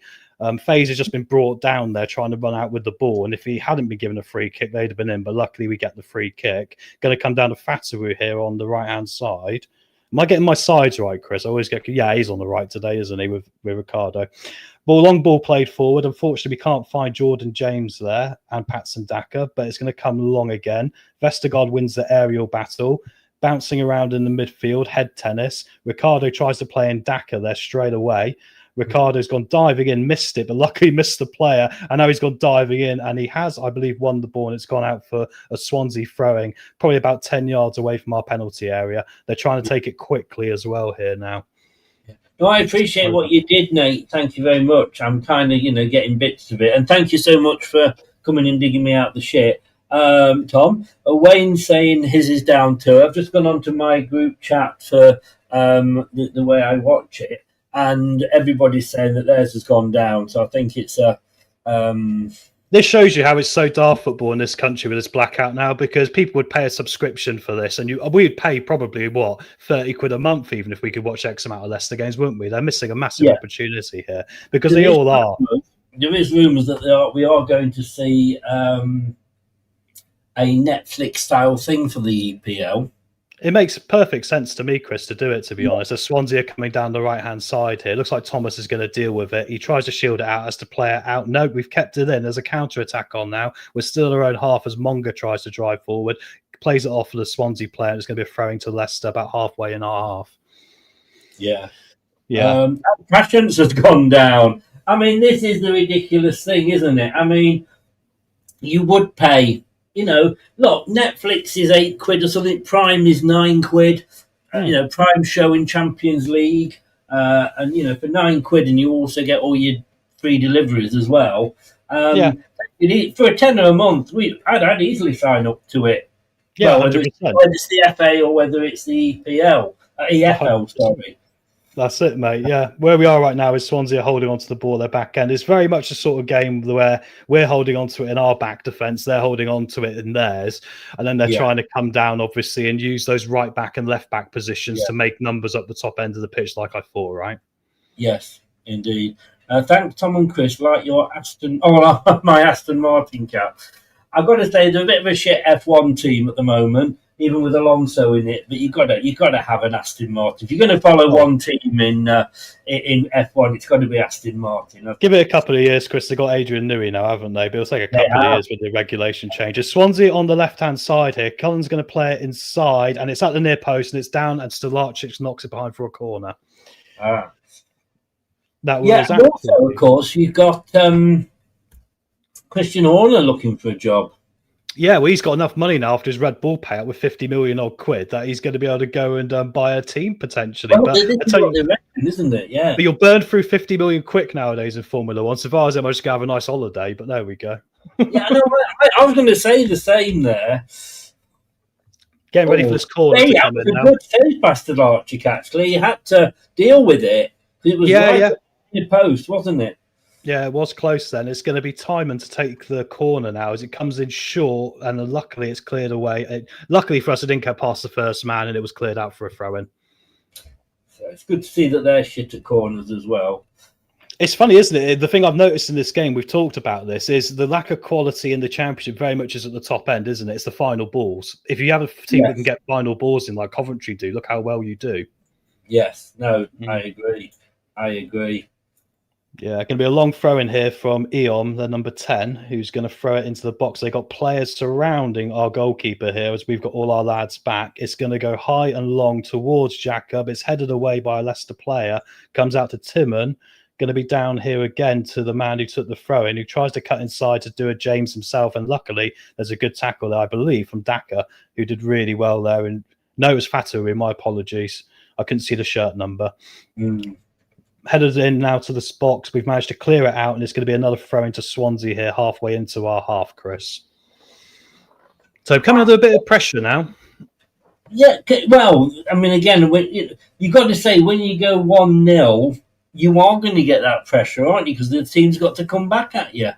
Exactly, yeah. But I've noticed that Abdu's trying to find a bit of space, as is Mongra, away from those men. So when they are committing players forward, and I was saying this to Wayne, what do we need to learn from the Oxford game? We need to have a long ball out. If we're overplaying it at the back too much, that's where we could give away a goal, and get ourselves in trouble. And we've seen Vestergaard's had that in him as well. So make sure, guys, we're using this long ball out, because then they're going to be in chaos if Abdu's on his own, right? So let's make sure we utilise that more. It might not be, cool and sexy football, but it's a part of this division, how you get yourselves around it, right?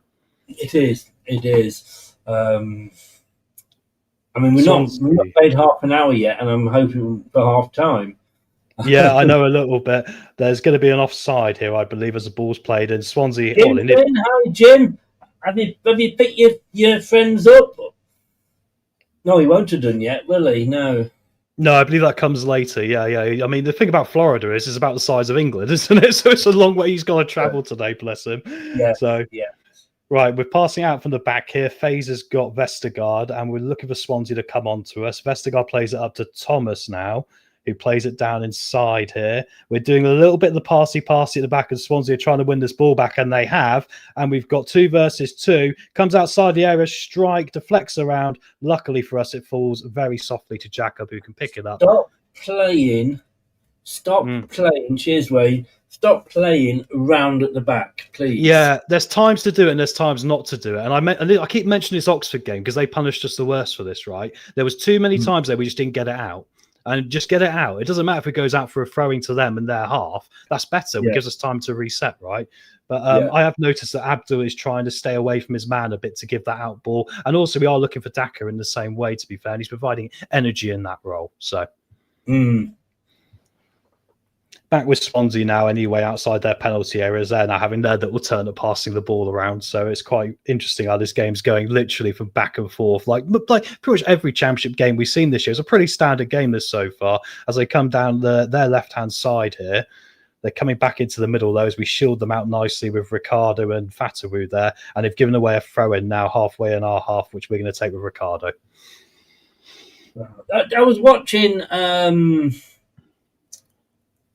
Football Focus, like I started to say earlier. I was watching Football Focus earlier, and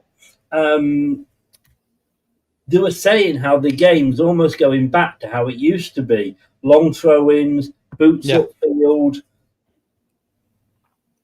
Yeah, it is going back that way, Chris. So I don't know if you were watching the game. Yeah. I think we've just given away... No, it's going to go for a goal kick, luckily, as Vestergaard there managed to do enough to keep it a goal kick. But Vipnik, I believe that was... No, number 2, Key, used to be an Exeter City right-back coming in. He's been the guy for them coming in and causing chaos from that right-back position. Thomas, once again, there was a funny one with Ronald earlier where Thomas wasn't close enough to him, and I thought we can't do too much of that. So I'm glad he's kind of got a bit closer to him now. But I've seen Marty out there marshalling them, which is what we want to see. But like you say, the championship has gone a bit more like that now, and I think, ironically, that's because everyone's playing possession football. Everyone's trying to be Pep Guardiola, including in the championship nowadays. A lot of 4-2-3-1s. Although again, on Football Focus, they're saying he's hang on, Leicester coming away here with Monga down the left-hand side. You are. Ooh. He went past the Swansea defender there, and I'm sorry to cut in on you there. No, please do. Past the Swansea defender as if he wasn't there. It was a nice little run. One's legs, and then it hit a Swansea player and went out.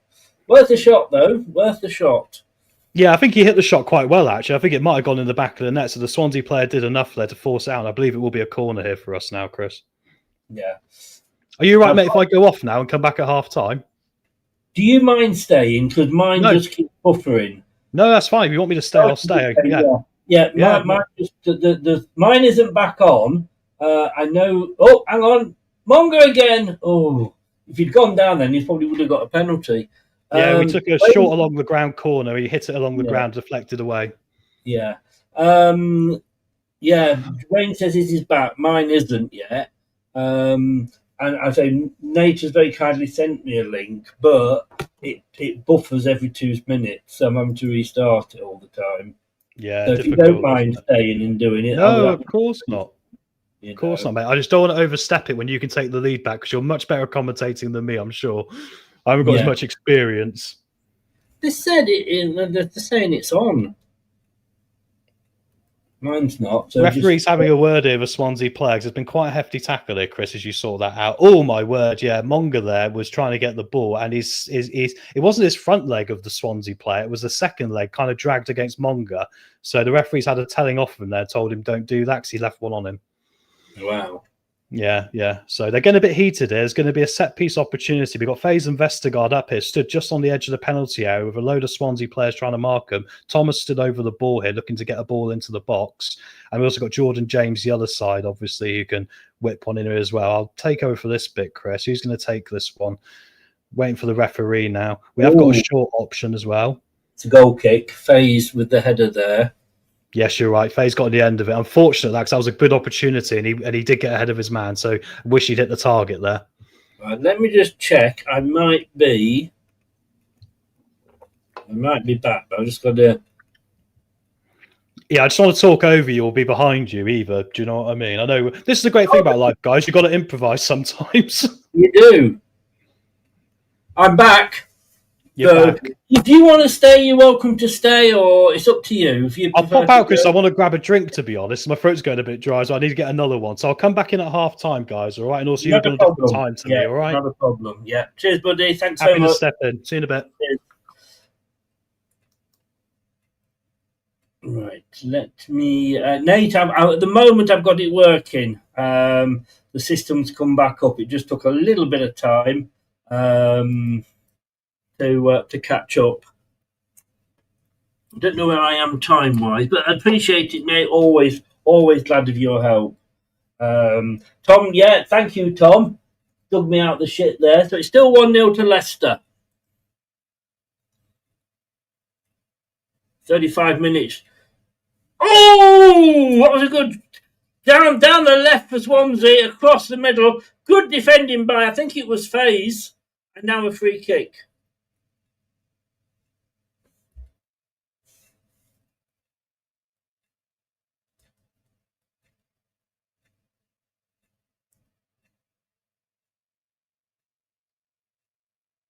No, it was Vestergaard.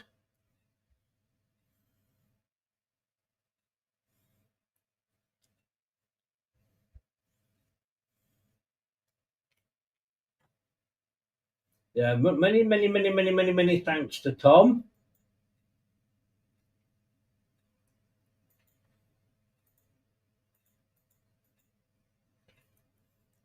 So Swansea with a free kick now.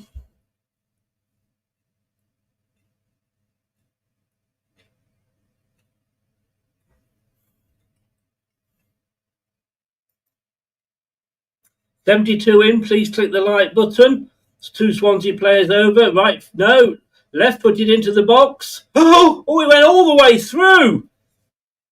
Then it was a scrambled effort to get it out by Leicester, but that they did. But Swansea coming again. Winks now trying to get, he's got past Winks. It comes across. Oh.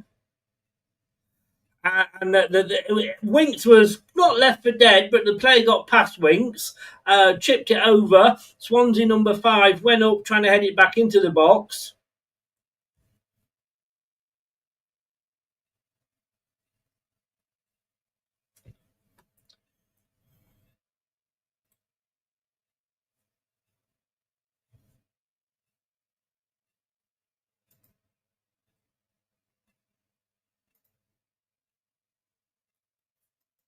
So, goal kick from Stolarczyk. Ricardo came back to give him the short option, but he actually hits it long down the centre. Daka doesn't quite get his head on it, but at least it's in their half, but we've got it back. No, and it's out for a throw into Swansea. 33 likes. Come on, guys. I have to say that I have got to find £400 next month. My StreamYard is up, and I don't know whether I've got it. So make the most of this. We might only have a couple of these left. Or a couple of shows left, to be honest with you.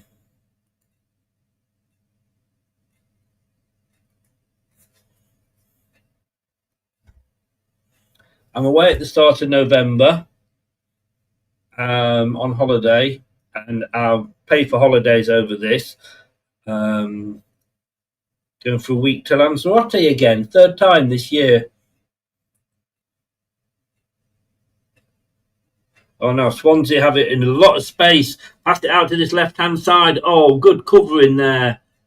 Good covering by Ricardo. Just fainted as if to go for the ball and let it run out.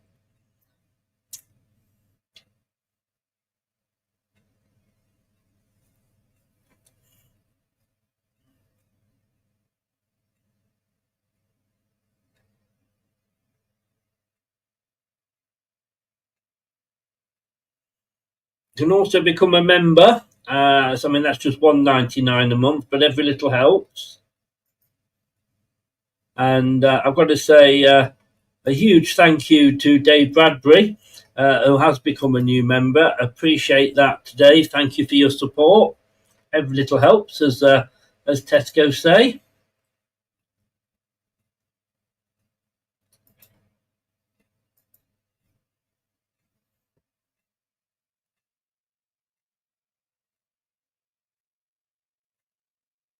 Leicester playing it around at the back. Faze, though.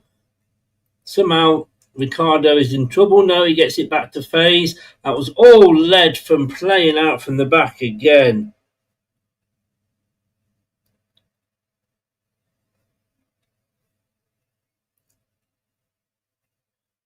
Now we finally get it over the halfway line. Fataru is now on the left. It was a throw-in quickly taken by Swansea, not hanging about.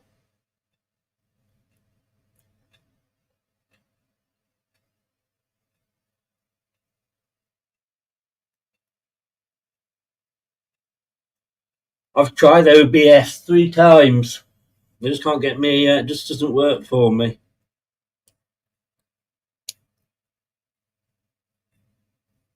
Swansea have it, middle of the field, in the centre circle now in Leicester's half. But as I say, since the goal, Swansea have probably been on top.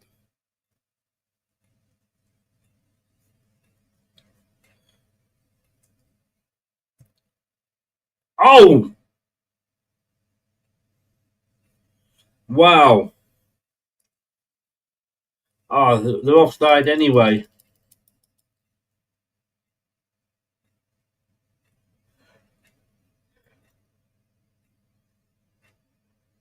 Oh, Wolves.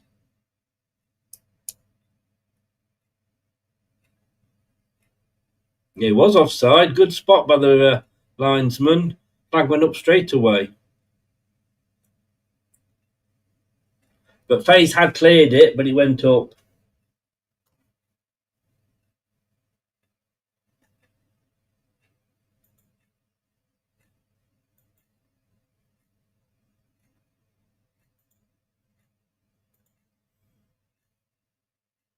Bristol are leading Queen's Park Rangers. Derby 1, Southampton 1. Millwall are leading West Bromwich. Portsmouth are leading Middlesbrough. Leicester leading Swansea, as we know, and Oxford are leading Watford.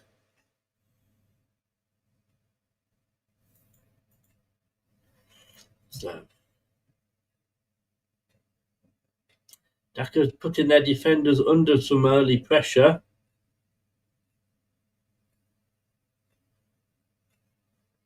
Okay, oh, well, Monga showing, oh, then he lost it. Monga showing his battling qualities there. Ricardo with the header, but it won't go out. It's been kept in, and they're on this left-hand side. Ricardo trying to stop him going past him. He chips it into another Swansea player. Now he gets it back. 3 Leicester defenders there. Faze now running back into the box. See his position. It's gone out back almost to the halfway line for Swansea. So I was about to say the same as the commentator said. Then the frustration from the supporters. And it's gone out of play for Swansea, and the locals are getting restless.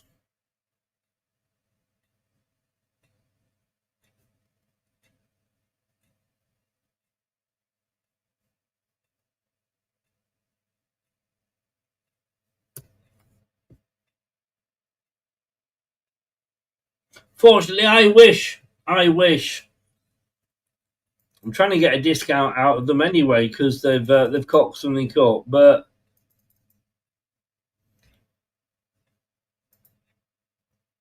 two minutes and any injury time, of course. I think we should bring back an injury time.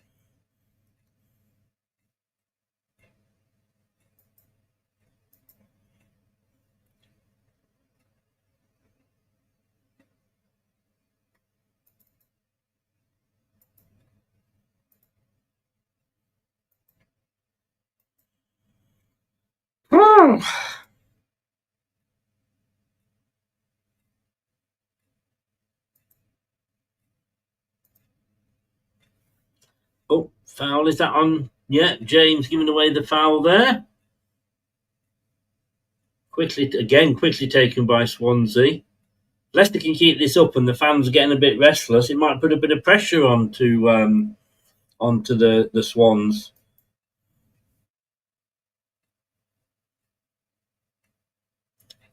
No, Daka putting the player under pressure, the Swansea defender.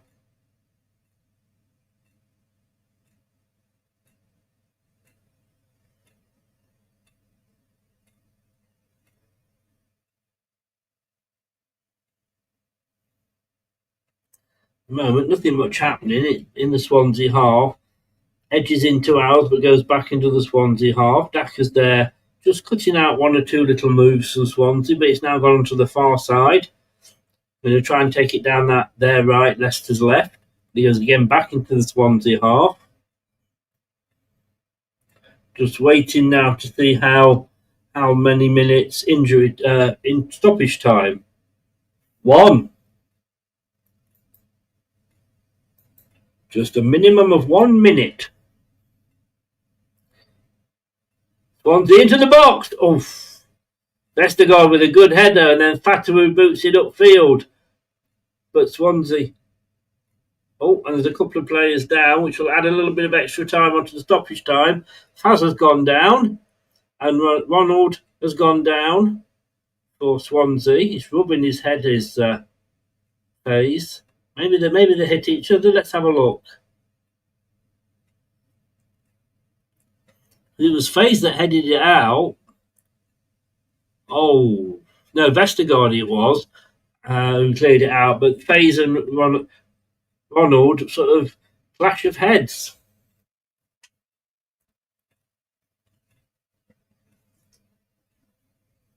Yeah, because it's a head injury. They are just looking at the protocol.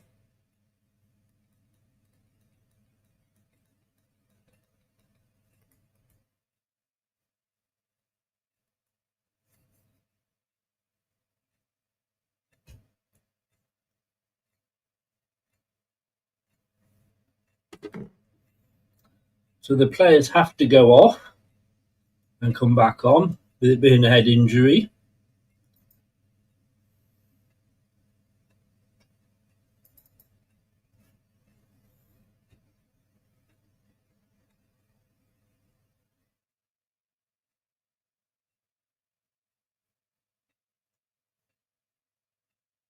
No, Swansea have it. While the commentators are talking gravy. Ricardo back with Fatawu doing the defensive work. Fatawu loses it though. James is doing his defensive work, and Ricardo boots it up to the halfway line.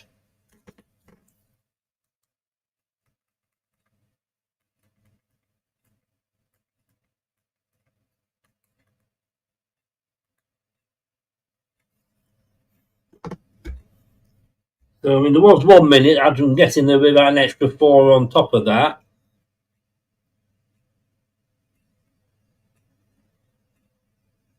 Chipped in. Oh, Faze gets his head on it again, and it's headed clear. And that's a free kick to Leicester. No, it's half time.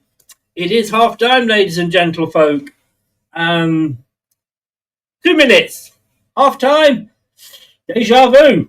We'll be back with Tom just after I've gone and watered my plants. Don't go away. Be back in 2.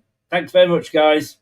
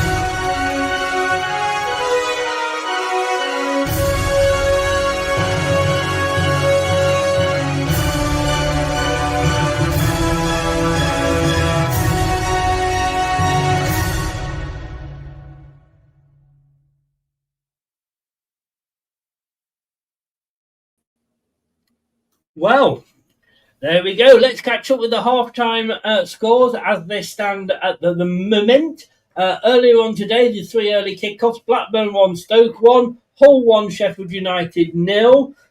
Sheffield Wednesday 0. Bloody Coventry scored an extra goal, 5-0. Otherwise, I'd have got the 4-0 and 3 points. Half times: Bristol 1, QPR 0. Derby County 1, Southampton 1. Millwall 1, West Bromwich Albion 0. Portsmouth 1, Middlesbrough 0.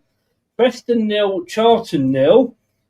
Swansea 0, Leicester 1. Watford 2, Oxford 1. Thank you so much, Tom, for digging me out the shit earlier. I really My pleasure. appreciate it. I mean, not as exciting or not as dominant as last week, I would say, in the first half, but same. What's the word I'm looking for? Same outcome.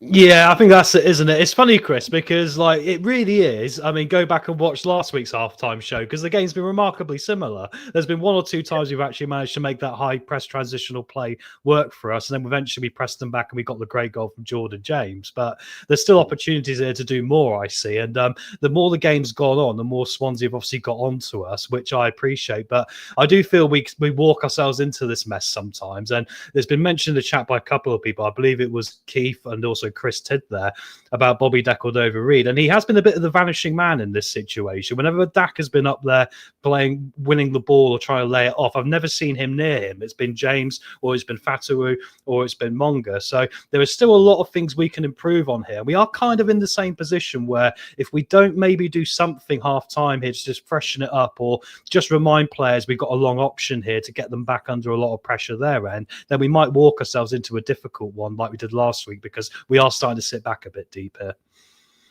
Do you think? Because I was wondering about Decordova-Reid, and look, I haven't mentioned him because I lost half the match. We haven't seen him. I haven't seen him.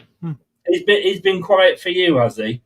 Yeah, well, he's been dropping back more into the central midfield positions, which is all well and good. But then actually, when Dak has been up there, we talked about strikers being isolated when Ayer was up there, for example. He's only been able to find Jordan James, who, luckily for us, is taking more than enough accountability and doubling up with people like Monga and Fatawu, which led to the goal, which is what we've been looking for from these sort of players in these positions. And he's not actually the attacking midfielder today. It is Bobby. So a bit disappointed from him. I'd like to see him be more visible in his game and be more willing to be more visible in his game, because currently right now he's falling into the background a bit, and if we get any more passengers, this game could still swing the other way yet. Do you think, though, we tend to see a player have a good game and then expect that for the next game as well? Well, it's a short-term memory of football nowadays, isn't it? Because of the way the game is nowadays as well. Especially when the championship season for us has been very much relatively hard-working, pretty solid, but 1 or 2 mistakes are going to be heightened more because we've only been in 1 or 2 goal games. We haven't been going out there and putting 4 past teams, have we? So it's more heightened in that scenario. But no, I mean, he's been okay, I guess, because he's been part of a team that's 1-0 up at half-time. But you know what I'm like, Chris? I'm exactly the same as last week, and that means be warned for post-match when this goes south. But we are in that position where I go, look, I can see how we win this now, guys. Do not do what we did last week. Once is unforgivable, right? To do it twice, I will be losing my mind when I can see us going forward and winning this by being a bit more better in our decision making. Well, at the moment, we are sat in 4th on 16, a point above Stoke, on the same points as Bristol, but Bristol are on a +7 goal difference. We're on a +4. So yes. Turn into primetime Coventry. Well, Bristol and Coventry, the only two that seem to be able to score about 3 or 4 goals a game when they really turn up at the moment, aren't they? Everyone else seems to be in the 1 or 2 goal scenario, Chris, when you look at the goal difference. Coventry have scored in 9 games. All right, I know 7 of them were in 1 game.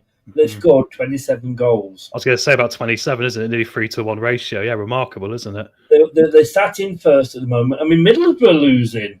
Whoa. Well, I'm not surprised at that. I think it was coming. I mean, I don't mean to be mean to Middlesbrough. I don't particularly think they're all that. But yeah, just to take it back to Leicester here a little bit as well. I mean, the thing that was getting me a bit more concerned for the second half is that sometimes we're giving Ronald and their chap, I've got his name here, I mustn't say it wrong, Eon, Eon, the number 10, a little bit too much room. Ricardo's having a hard time of trying to keep Eon, quiet on his own, perhaps. So I'd like to see us work a bit harder there as well. But please add some long balls into this game, Leicester. I mean, Fata, leave him up, play a little bit higher. Don't play it around the back too much and allow them in by a mistake, because that's the worst case scenario I can see now. Have that counter-attacking option there. Just showing the goal, which I wasn't able to see earlier. What a goal. Yes, he took it well, and it was on the opposite side where he took the goal last week. I'm not sure whether the defender got a nick on it or it touched his head and maybe just took it over the goalkeeper, but who gives a shit? You know what I mean? Well, it talks about how sometimes Mavididi and Fatu have been exposed on their own, on an island on their own with no player alongside them. And look what happens when one of them, and it's been Jordan James from the central midfield position, taking accountability to go forward and support his teammate. Look at the effect that's had. They can't deal with it then. Then they're tagging up, but there's someone free and he scores a goal. I've been saying it for weeks. And it was through quite a crowded box as well. Yeah, it was. Yeah, it was a really nice finish. And it's nice he's got that. I mean, because I felt this about this division. There's only two ways you're going to score in it. Number one is you push down to the byline and get a ball across in chaos and either header it in or just nick it in about 6 or 5 yards out. Or the other one is they fall back a bit deeper and you've got long range efforts. And I think we haven't committed to that enough at times. And to have Jordan come in as a new chap and taking a lot of accountability, I've used that word a lot for him, but it's very rare we've seen it with a lot of these Leicester players in the last couple of years, right? So I really appreciate it. It's been a real breath of fresh air, Chris. He's really running the show for me. He is, and I mean, I know you shouldn't fall in love with the loanee, but we have got an option to buy. Thank God, because the price will be going up. Well, I'm going to say an agreed price. Although, in fairness, he's doing well for us. He wasn't doing well for Rennes, was it, where he was at? No. But he went abroad to try his luck. But let me tell you, go back to Tuesday night. At this time, at half-time, we were probably more excited because we played better. Yes. And in fairness, we were playing, no disrespect to Wrexham, but they're a team we'd have expected to beat more than Swansea. If you're going to say you're going to win one of those games, it would have been the Wrexham one. So what are your feelings now with the second half coming up? I mean, do you keep it as it is? Do you make any substitutions? I think I would probably entertain taking off Decordova Reid for Ramsey, because I think when they're going to push forward here, you want someone who's going to be more able to contribute to that attacking counter-attack better. I think Ramsey fits that profile, right? I will say, I wonder if Root Faze might not come out second half. I know he looked all right, but it was a headshot. They were doing a concussion test. I'm not sure if you noticed, but he did start bleeding as well, actually, afterwards. Did he? Oh, I know, I didn't see. It wasn't a lot of blood, but there was a little scab, and all of a sudden I saw a bit of blood just roll down his forehead, and I thought, well, that's not very good, because he kind of felt he was okay. So they might play the safe pair of hands here and get him off, perhaps, because concussion protocol nowadays, right? But fair play to him for getting up and doing it. Yes, no, indeed. Daka, talk to me about Daka. Yeah, I think he's been fine. I think the difference is when people have been talking about Ayew and their anger at Ayew sometimes because he either goes down at the wrong time and all the rest of it.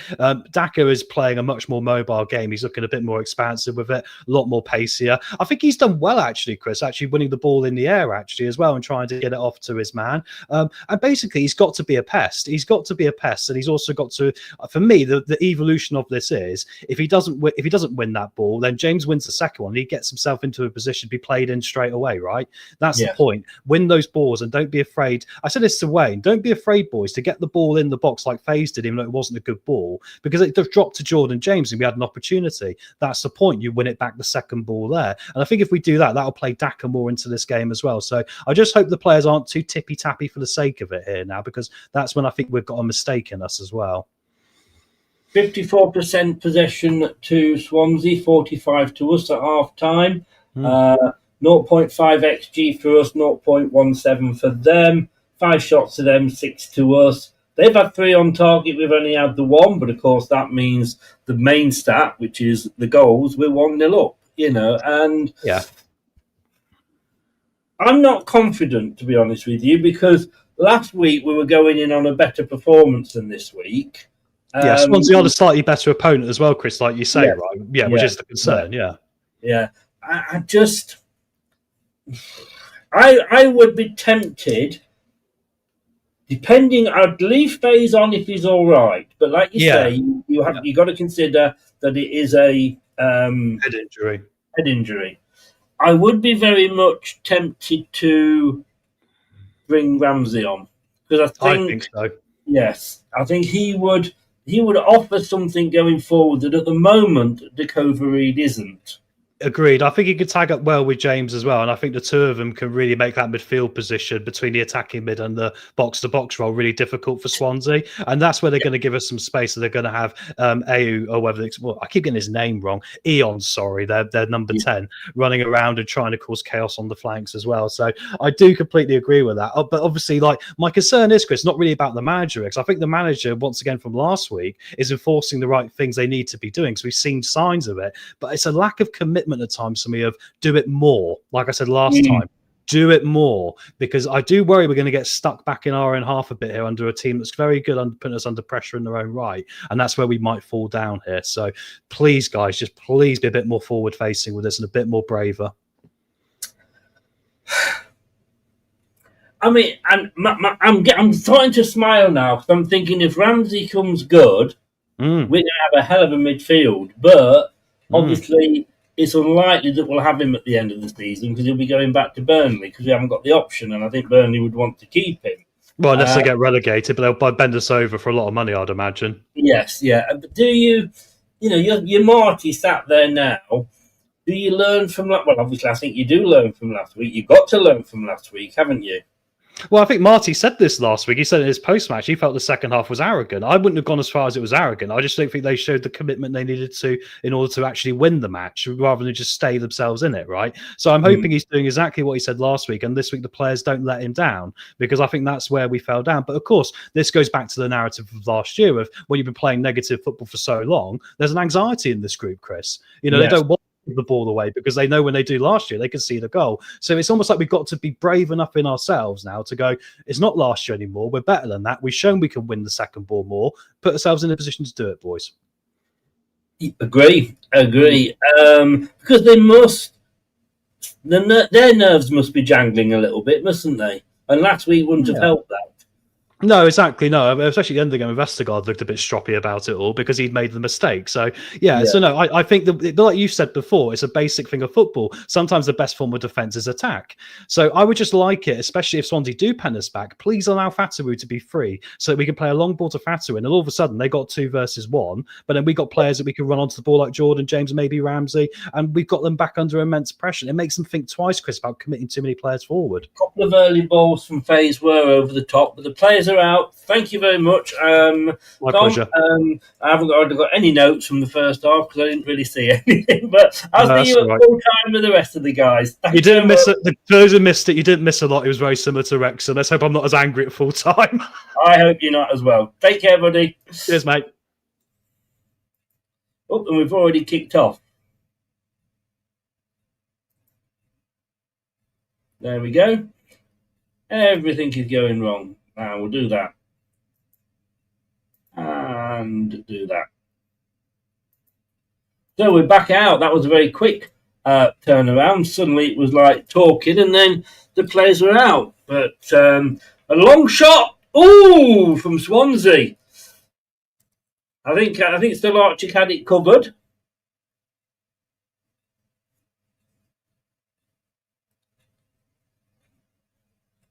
Yeah, it was always going wide.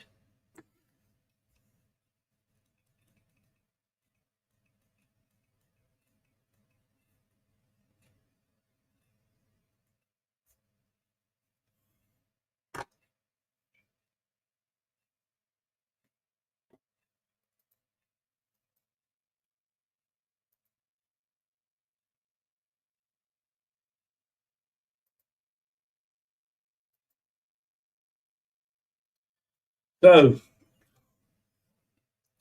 it's at the back of my mind last Tuesday, I'll tell you. It is at the back of my mind.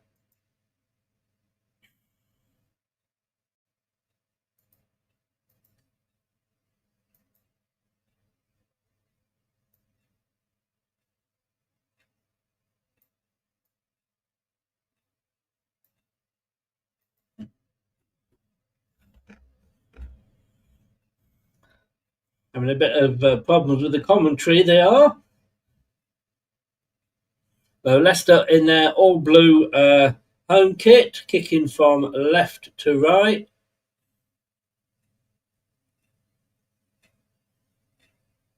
Robin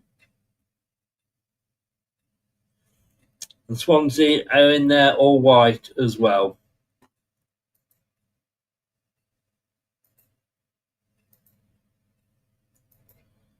So Swansea come out stronger.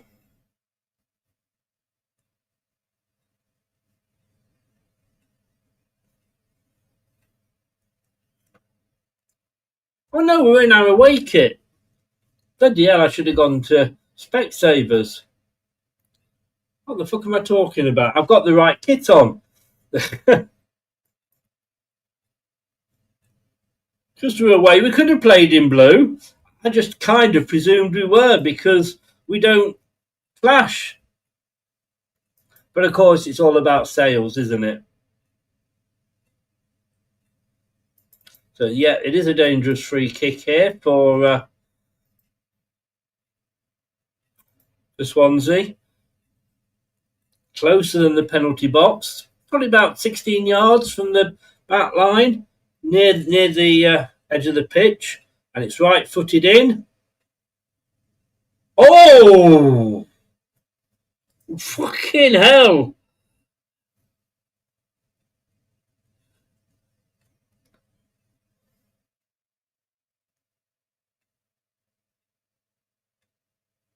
Oh.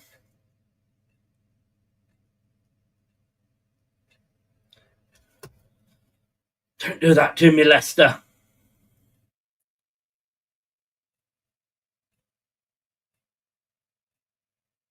From a distance, it does look like blue, I've got to say, in my defence.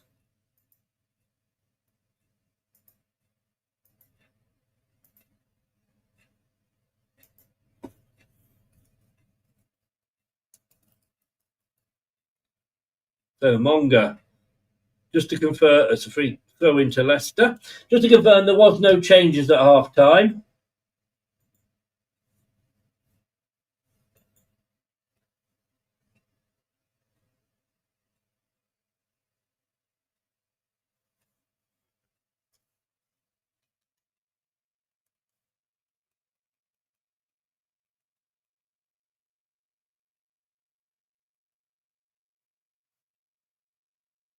Thomas. Leicester trying to play it out. Not doing very well there. Winks losing the ball. Vestergaard. Monga, lovely turn. Can Monga get away? Yes, he can. Oh, wow. He just left the Swansea player. Oh, and then he loses it. But back Daka is pushed over and gets a free kick.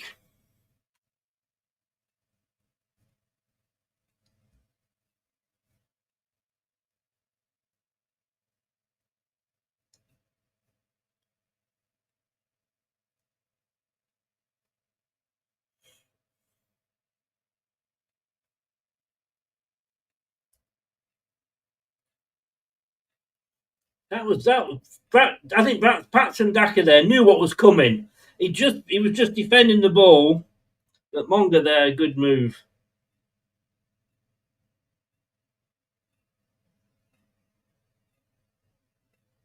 Yeah, almost in exactly the same space. Here we go.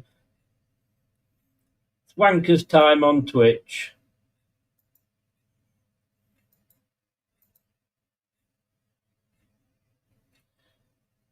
Oh, Thomas gets the free kick in, but it doesn't get past the first man.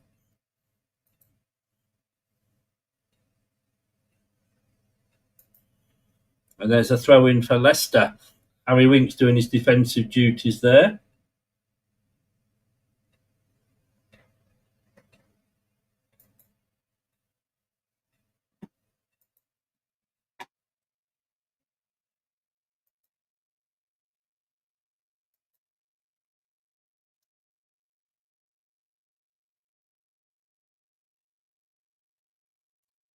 Oh, Mongo is just so fucking hot. Oh. Daka, Dakova Reed trying to get it back to Daka, but it's out for throwing. Mongo is just so hot.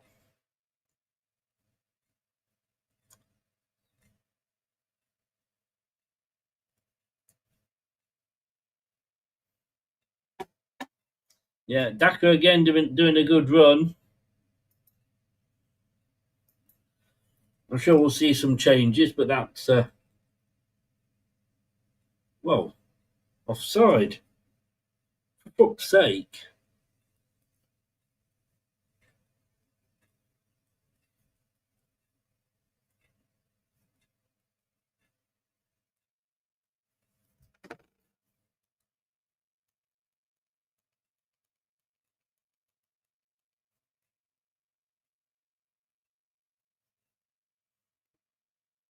So Fatawu now trying his magic on the far side.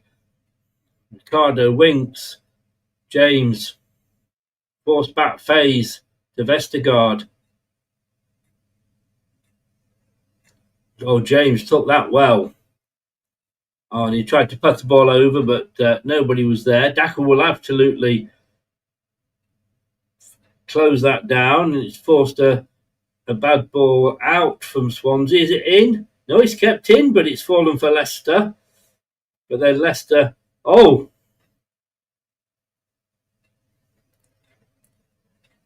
Manga! Oh,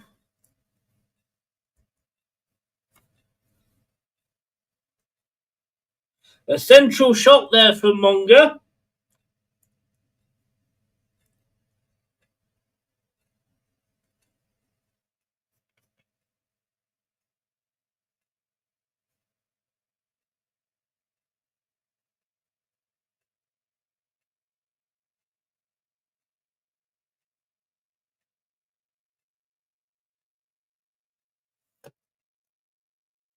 If only he'd put it either side, it would have gone in.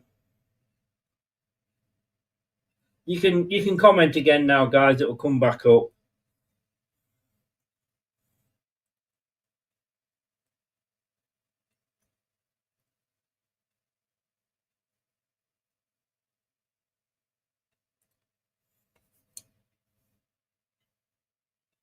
So here we are in Wales, 10 minutes in. Well, the goalkeeper's right out of his area there. You know what? Daka's doing a lot of running on doing a lot of closing down.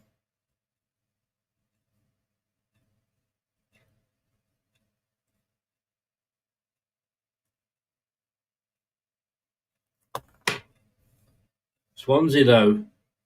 Oh, Winks comes in and jumps in and then gives the ball away. Did well to intercept that, Winks, and then he just gave the ball away.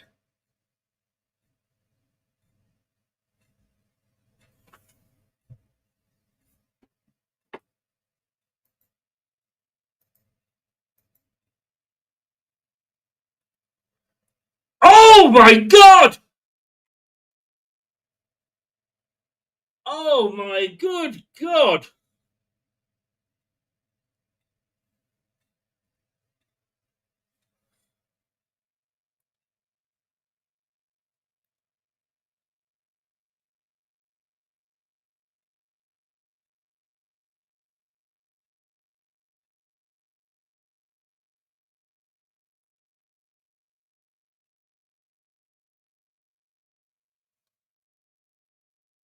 Still Archie, that was an amazing save. Instinctive, I'd call it.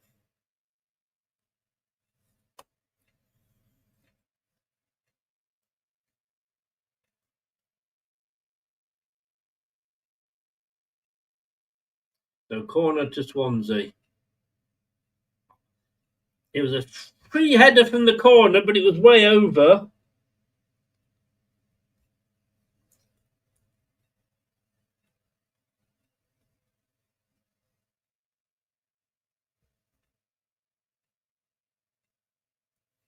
Ramsey is coming on.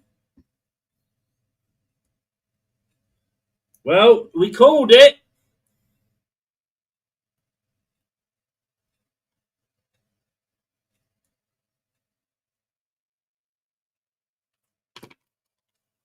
Yeah, I don't think he's done particularly bad. He just hasn't done anything good. Does that make sense?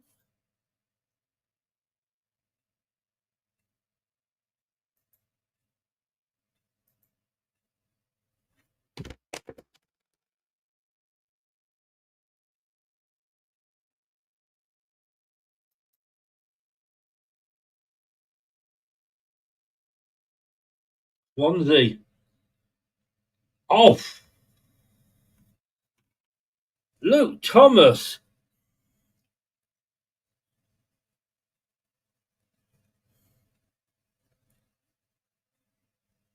Now we'll see what Ramsey can do. He's got apologies to make.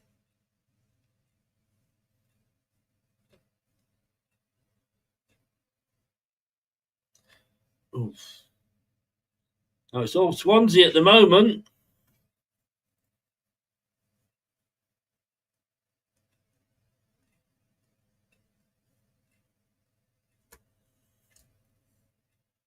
Oh, just play a long ball into the penalty area, Swansea, but it's straight through everybody and just to the feet of Stolarczyk.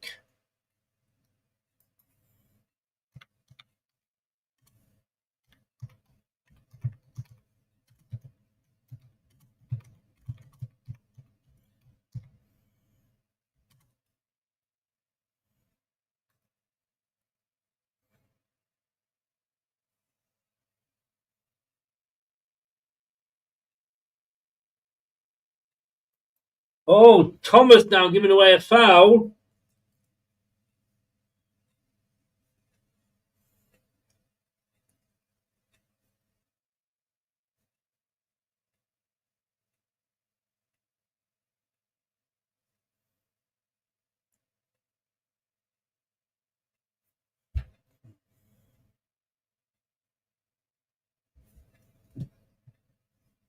We've made a change, so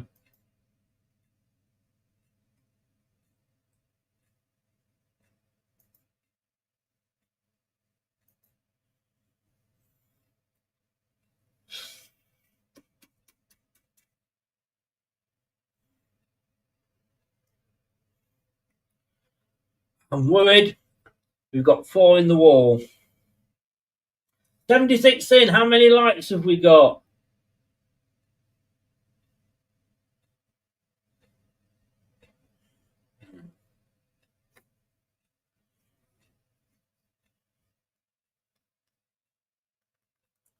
And it went into the wall after all of that.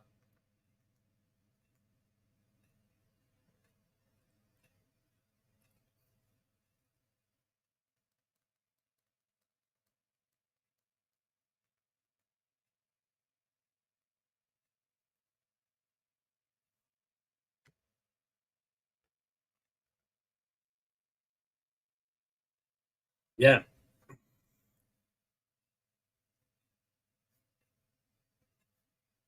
Yeah, the shot. The daisy cutter to Stolarczyk.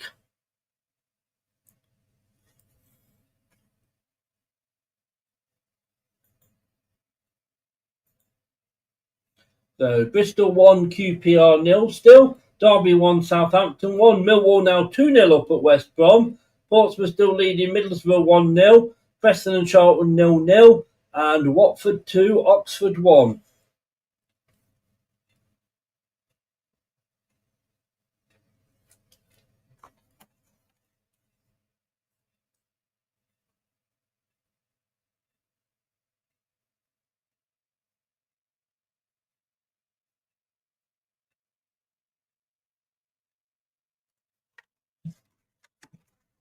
Come on, Leicester. Winks now getting a 1-2. Good ball.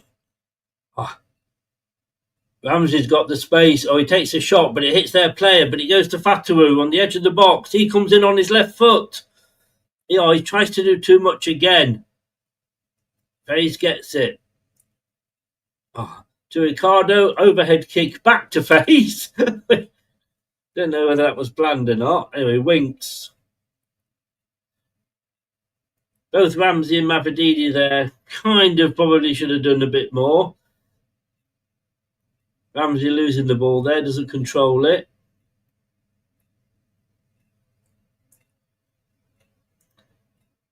Fatu and Daka on the edge of the box, but the Swansea keeper boots it downfield.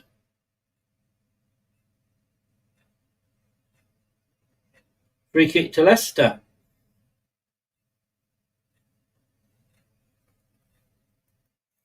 Okay, they've just said here on the commentary, are we holding on or hanging on, guys?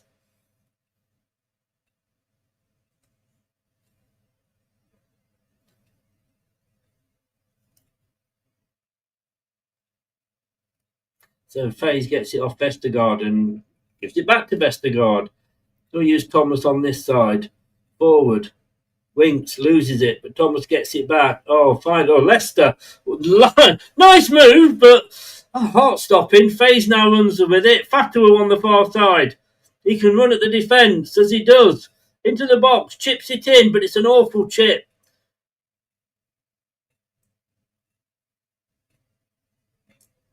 Ricardo goes for the shot. Fatu. Fatu drives it away and it's headed over for a corner.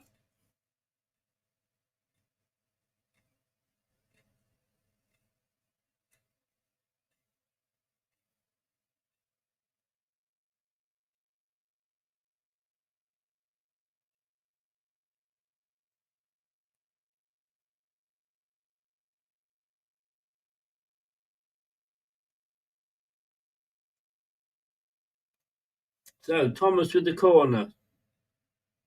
Left-footed on the near side. Remember, Leicester now kicking right to left. They headed clear. Not a bad corner, I'm going to say. Oh, Ramsey. He was taken out. Oh, into Monga now. That's a good ball across field to Monga. He's got Ramsey to help him. Doesn't use him. He puts it into the box. It's cleared out again. One of those balls surely has got to find a Leicester player. James to Fatu. Ricardo to Winks. To Vestergaard. Ricardo. James! Oh, he hit the post! Oh my goodness! Oh! And it's a free kick eventually to Swansea.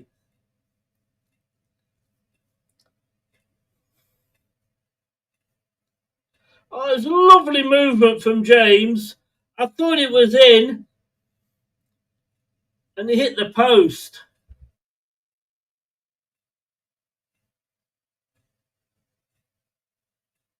Yeah.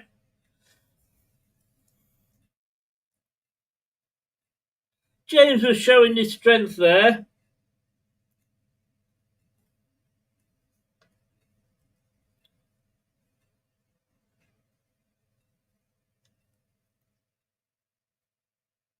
I think Swansea are making 2 subs here.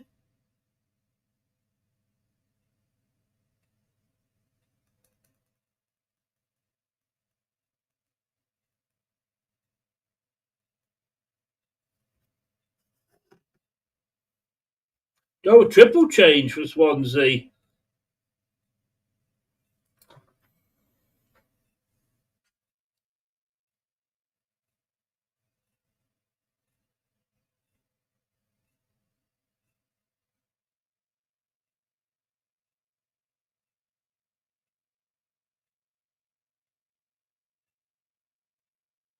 Well done, Pashan.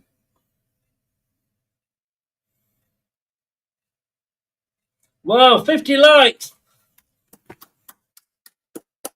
Thank you, guys. Really appreciate that. And you heard like a tutor then, Pashan. And thank you. It means a lot, that, mate.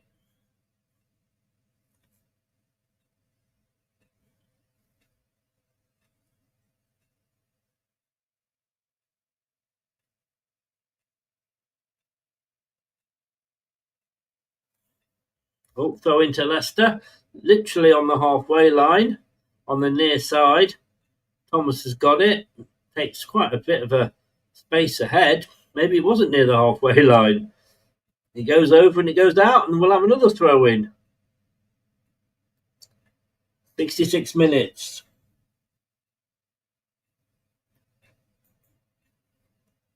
Those three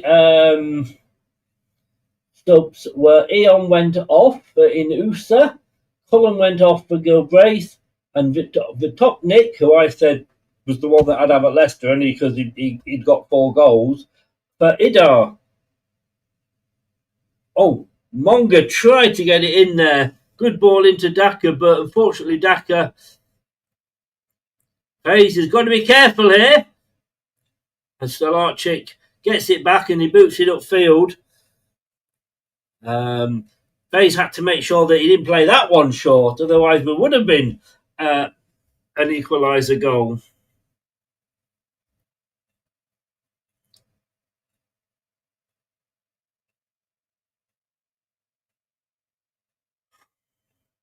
Only. I mean, football is about if onlys, isn't it? But if only that goal had gone in instead of hitting that ball had gone in the net rather than hitting the post.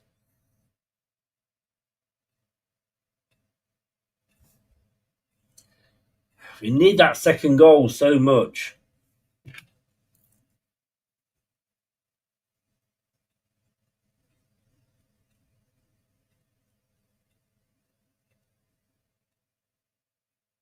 Oh, penalty!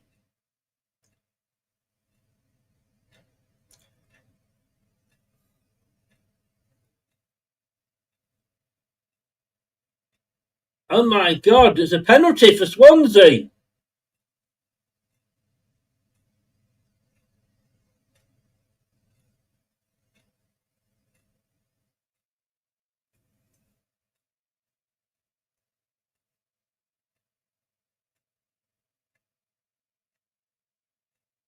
I think he got the ball, didn't he?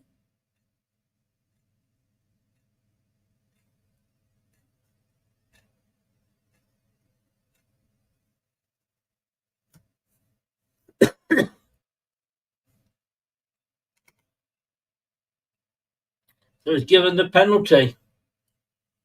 How football can change so quickly. So it's going to be Ida to take the penalty kick.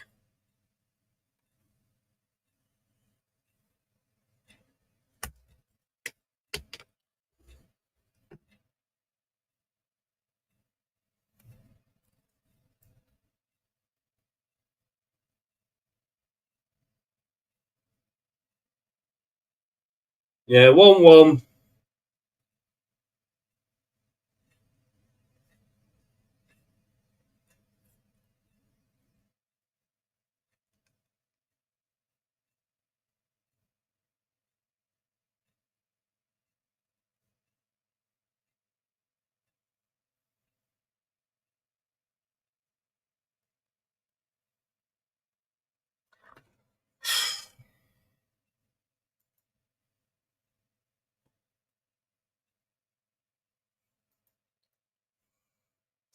Sent the goalkeeper the wrong way, in fairness.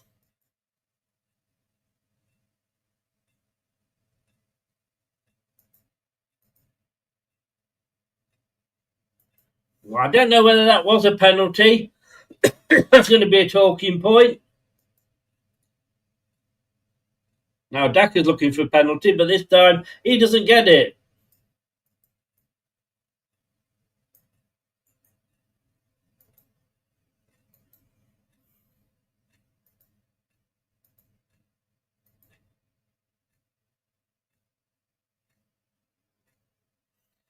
Thomas.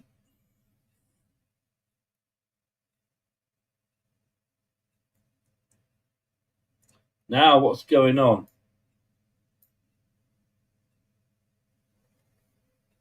What happened? The yellow card.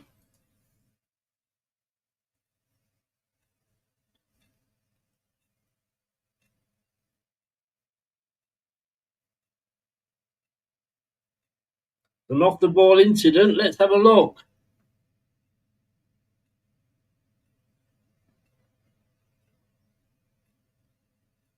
It's a free kick to Leicester.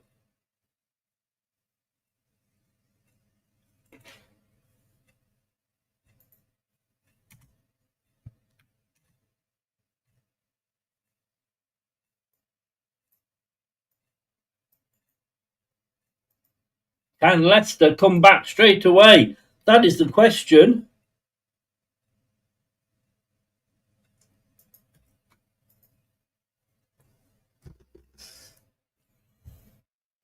Still haven't really seen what's gone on.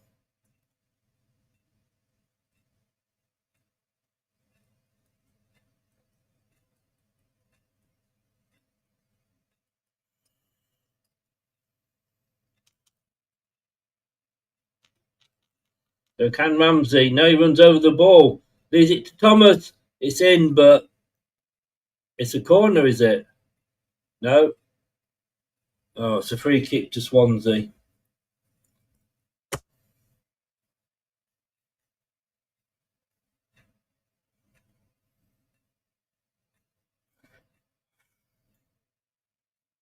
I think that was a very, very, very soft penalty.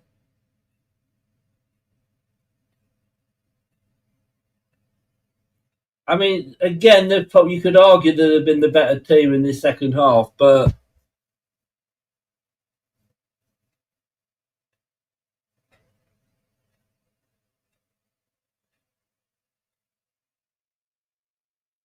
no, it's a goal kick. Well, good defending there.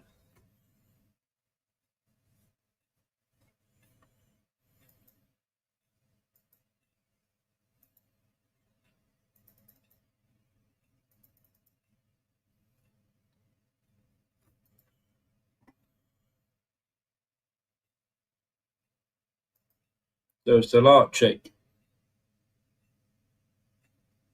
playing it around the back, which, as you know, always worries me.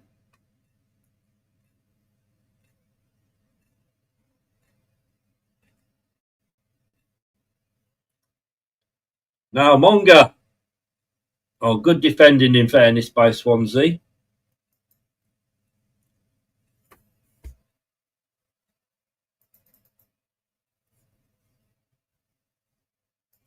Swansea fans now that are out in voice.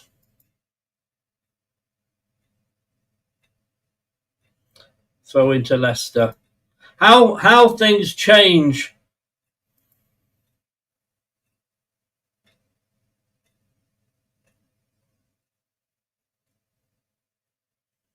Defended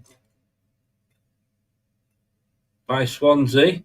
Being forced back, but they're the ones that are more likely to take the point. Down the far side now with Swansea. Oh, Outfaze this time has an easy job.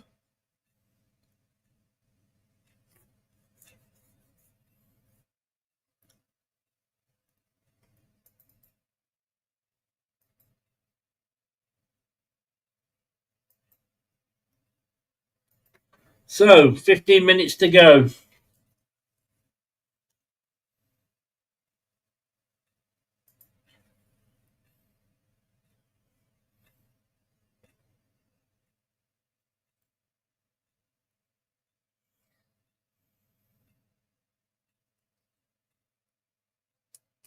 Yellow card for Thomas, I think.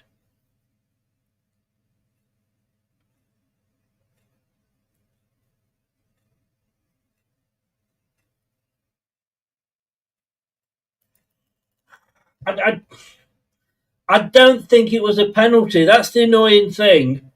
But we don't want VAR. We can't have it both ways.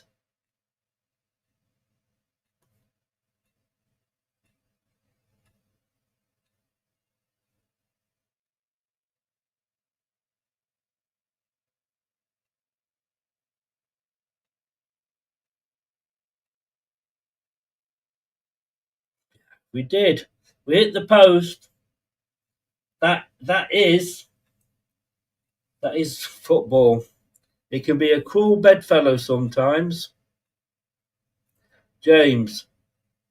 The Fatawu. Fatawu. Oh! Fatawu! 2! What a goal! What a goal!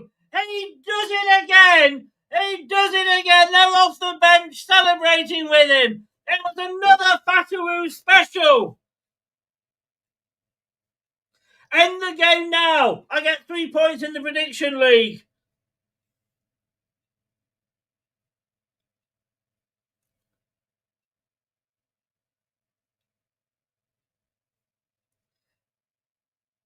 That's a normal Fatawu goal. 2-1. Come on, Leicester. Referee, blow the whistle. Let's end this game now. Go! Back of the net.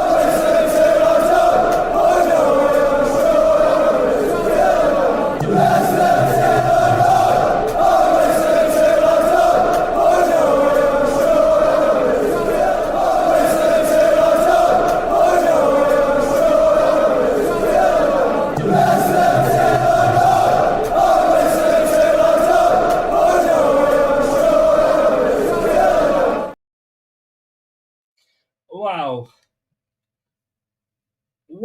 I mean, when he does that literally so well.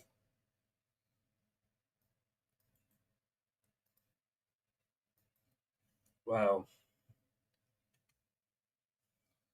So when he scores this season, we win.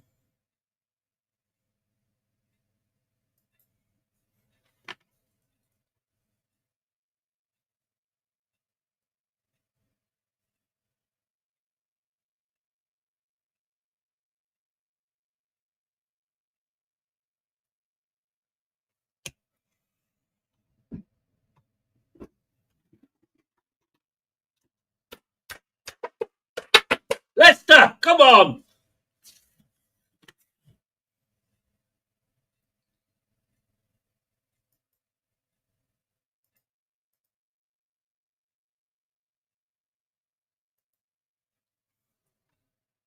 It was, Dina. I mean, like I said, that was a typical Fatawu goal. Out of every 10 times when he tries that, 8 will go into row Z, 1 will probably hit the keeper, and 1 will go in, and that 1 went in.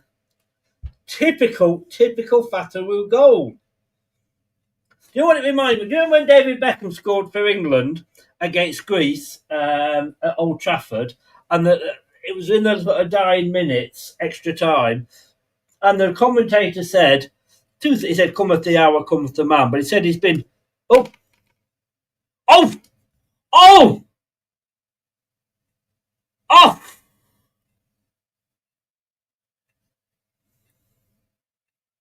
long shot, keeper off the line.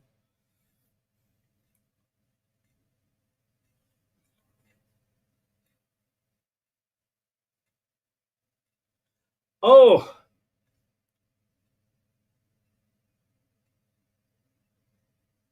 Who was that?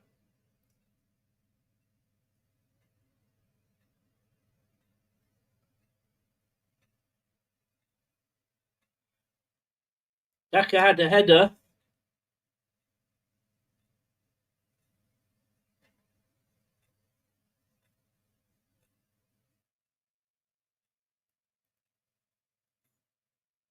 Who was it Winks?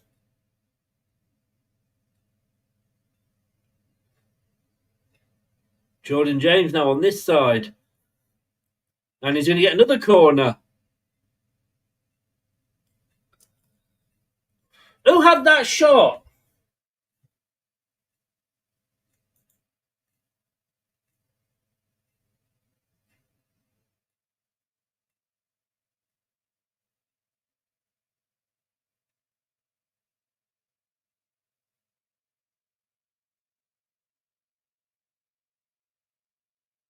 So, my God, there is a lot of players in that box. Ball comes in.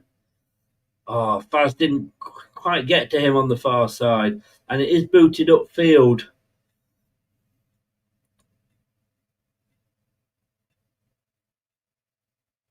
Oh.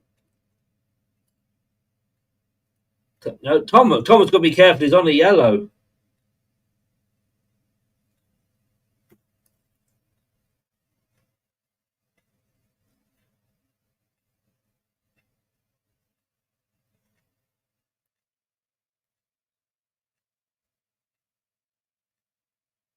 Tomorrow is coming on for Leicester.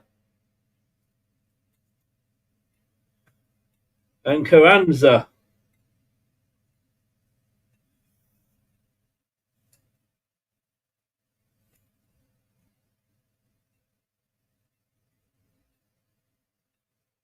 I said that, Prashant. I said that. Yeah, Fatu. Or was it Fatu with the shot? Yeah.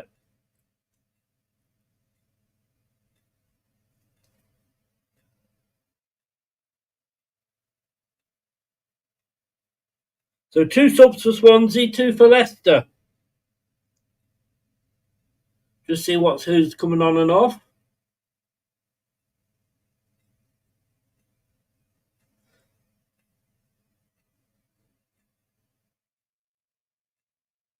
Tomorrow he's not going to come on for.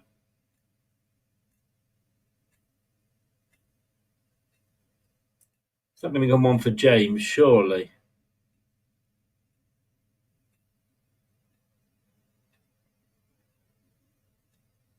No?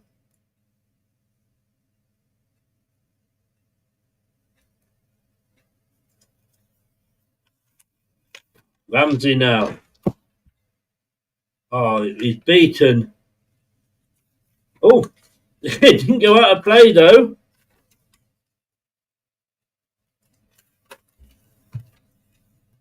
With about 7 minutes plus stoppage time left.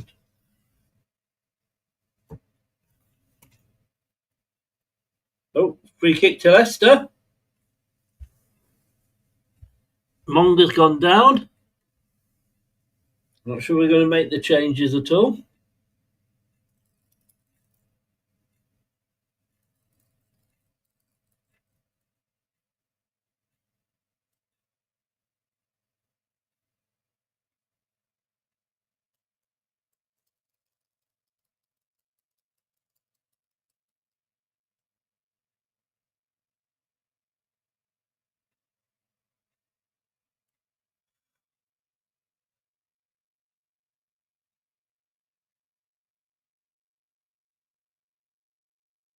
So, free kick. Thomas.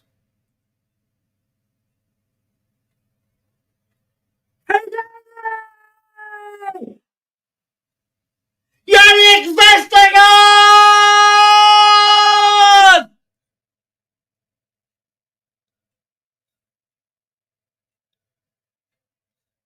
First ever header, I think he's actually scored.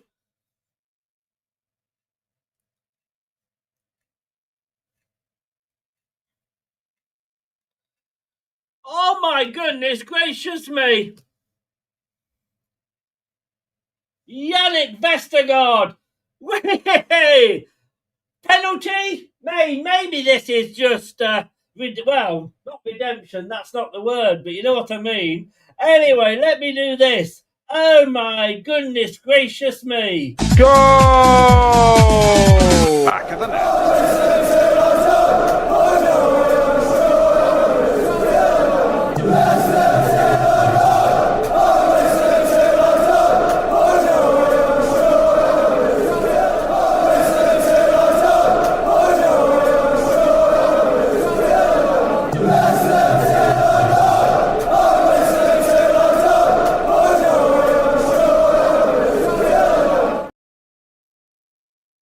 Right, so it is.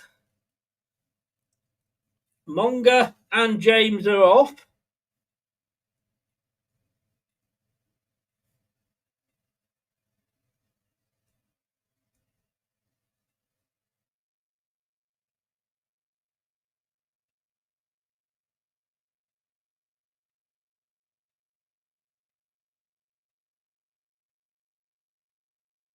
So Swansea fans are leaving.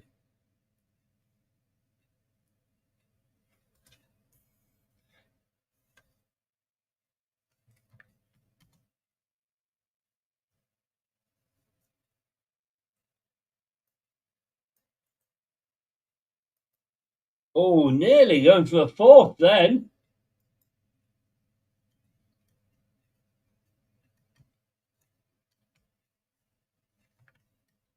Ball goes back to Solarczyk. Guys, I'm just, I'm still updating my banner here.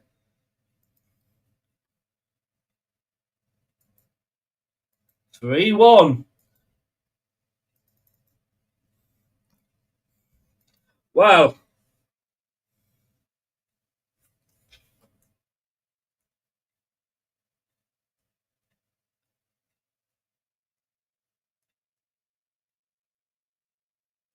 Yeah, 7 on a trot.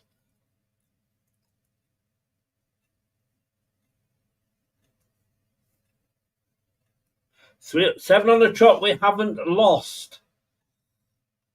But we're having a rubbish season, aren't we? Everybody was saying last week we're having a rubbish season.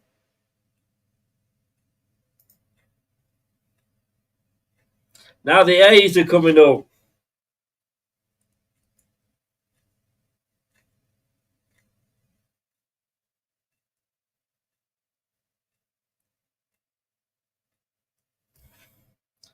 Wow.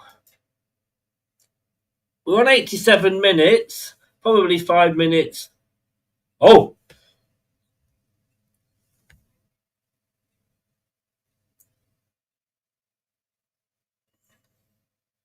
Oh, Carranza should have fucking scored!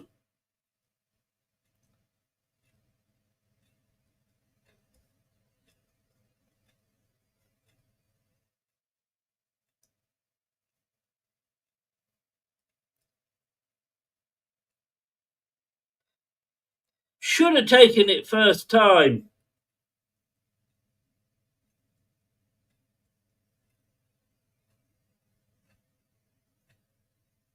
That was up there with the Mavadidi miss.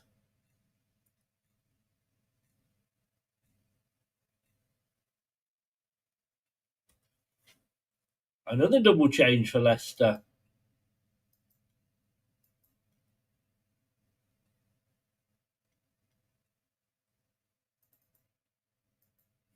Right. Fatawu. Samare now. Oh.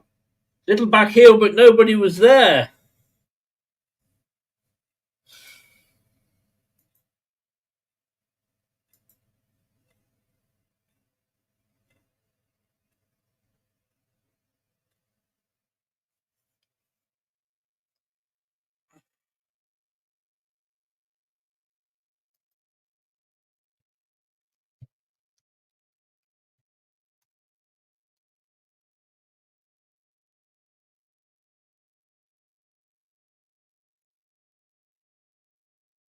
Taru is off. And Silko Thomas is on.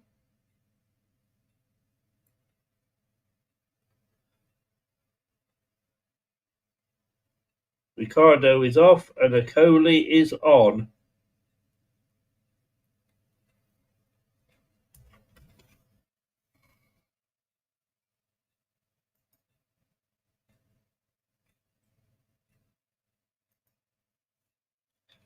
Seven minutes additional.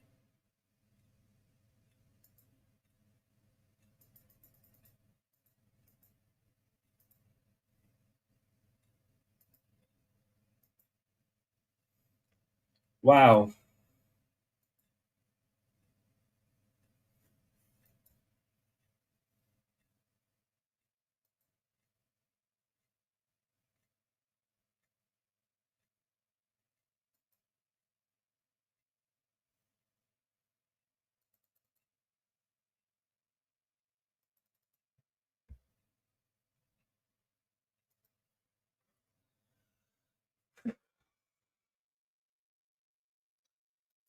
Seven. It's always 7 minutes when we need this.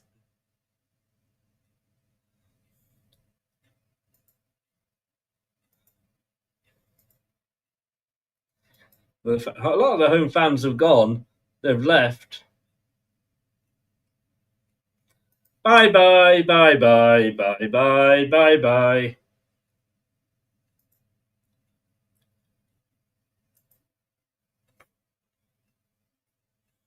We've got Portsmouth in 2 weeks after the international break.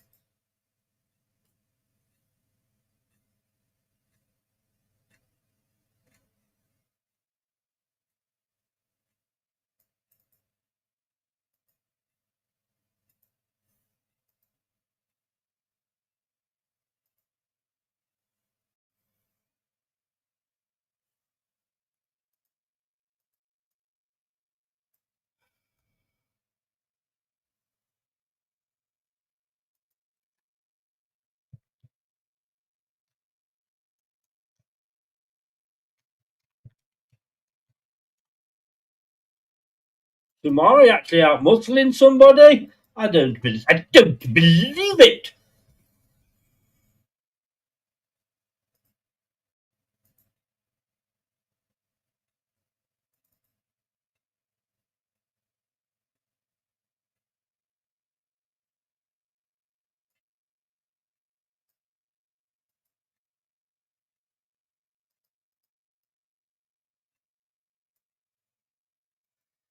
I mean, would you say, guys, that the Carranza miss was up there with the Mavididi miss?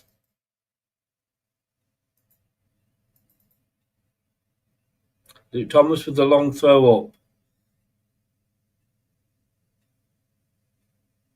I mean, we could put it down to ring rust, but he had only just come on.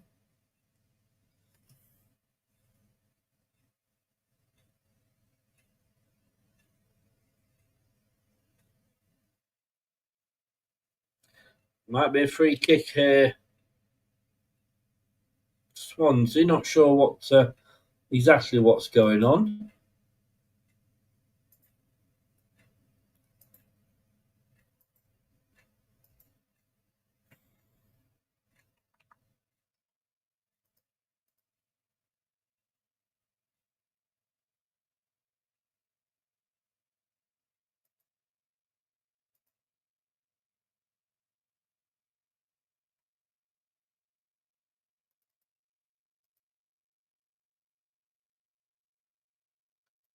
Oh, and we've got 4 minutes to go.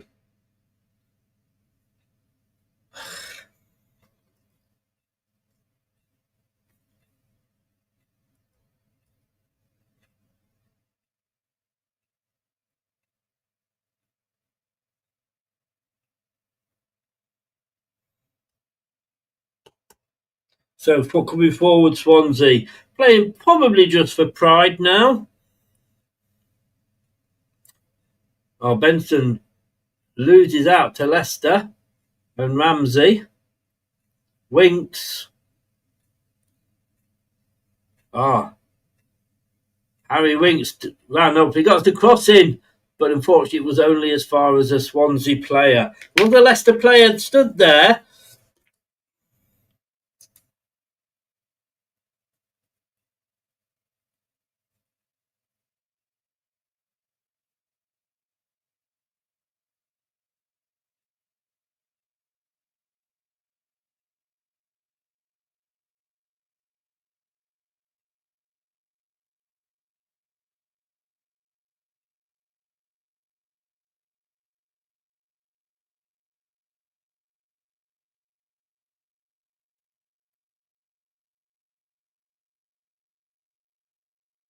Swansea, can they get a consolation? No. It's a daisy cutter, but it was straight at Stelarczyk, who picks the ball up.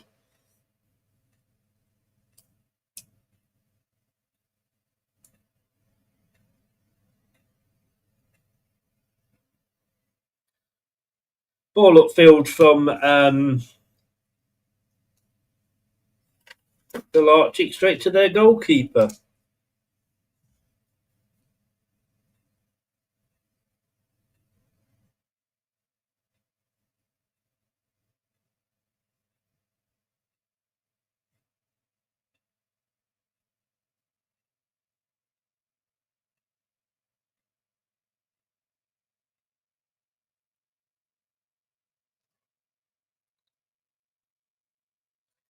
Now, Carranza couldn't quite get the ball to Daka. It hadn't got enough weight on it.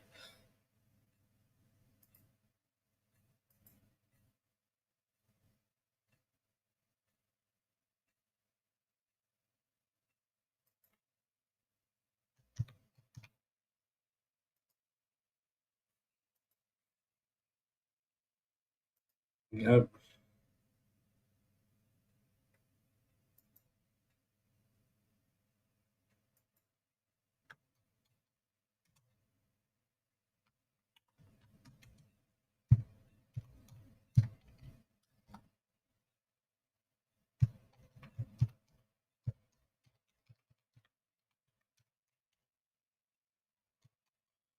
think that was just... this should be the end of it, I think.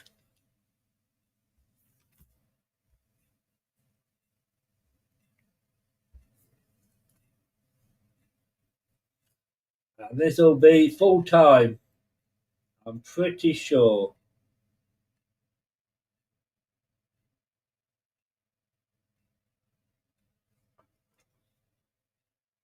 There it is, full time. It's all over. We've won. 7 unbeaten. But it was rubbish, wasn't it? Let's be honest, it was rubbish.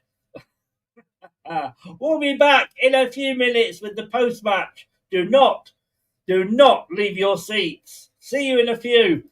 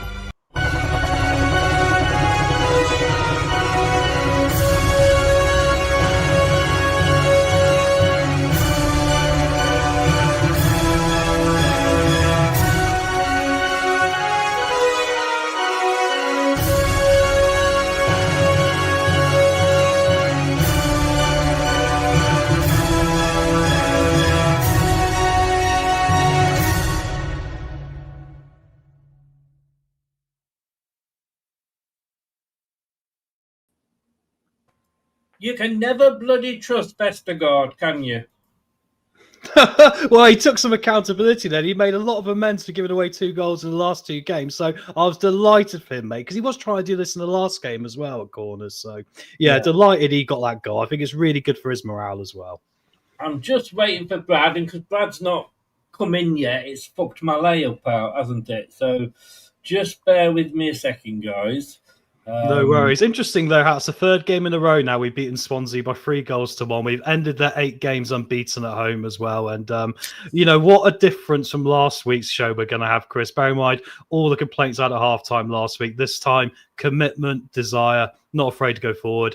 And we got the job done. Well done to everyone in that dressing room today. As Wayne said, though, we're rubbish. Hey, yeah, exactly, Chris. Your word. I know it was. I was trying to wind you up, Chris. That's what I was trying to do. But the thing is, they came out strong in the second half, and we knew they would. But we rode that, and we rode it really well, to be honest. And it just shows you when you have really good final third players that can really link together. That is the difference, because the defenders have really put us in the mire the last few games, but it's the attacking guys that have got us out of the mire. First half, Brady's in on his way, apparently. Didn't really say an awful lot of it because of the system going down. But Tom, talk me through the goal. It looked a good goal from what I saw at half time.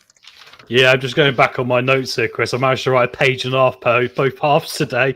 But yeah, no, it was a great goal, wasn't it? It was what we were talking about the thing which I like about the team today is that there was a more total team commitment in the effort. There's times that we, as fans, have called out players on the wing in particular, maybe not coming in and scoring enough or contributing enough to the goal-scoring effort. But I've always said it's going to be a bit of a team effort to get ourselves out of this. And he stepped up into that left and right wing position well, James. And, of course, we get the just desserts when he cuts inside and does what he can do very well and unleashes a thunderbolt. So it was a great finish. But you make your own luck from actually getting the ball back in that space to have the opportunity. So I'm really happy with the team commitment to make that goal happen. Right, let me just I'll move this around. It's Chris and the Three Stooges. Hey, I wouldn't be that polite, mate.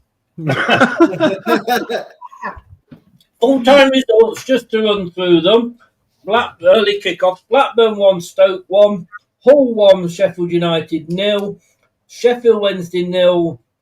Bastards Coventry got 5. If they'd stopped at 4, I would have got 3 points. Bristol 1. Bridport Rangers 2. Wow.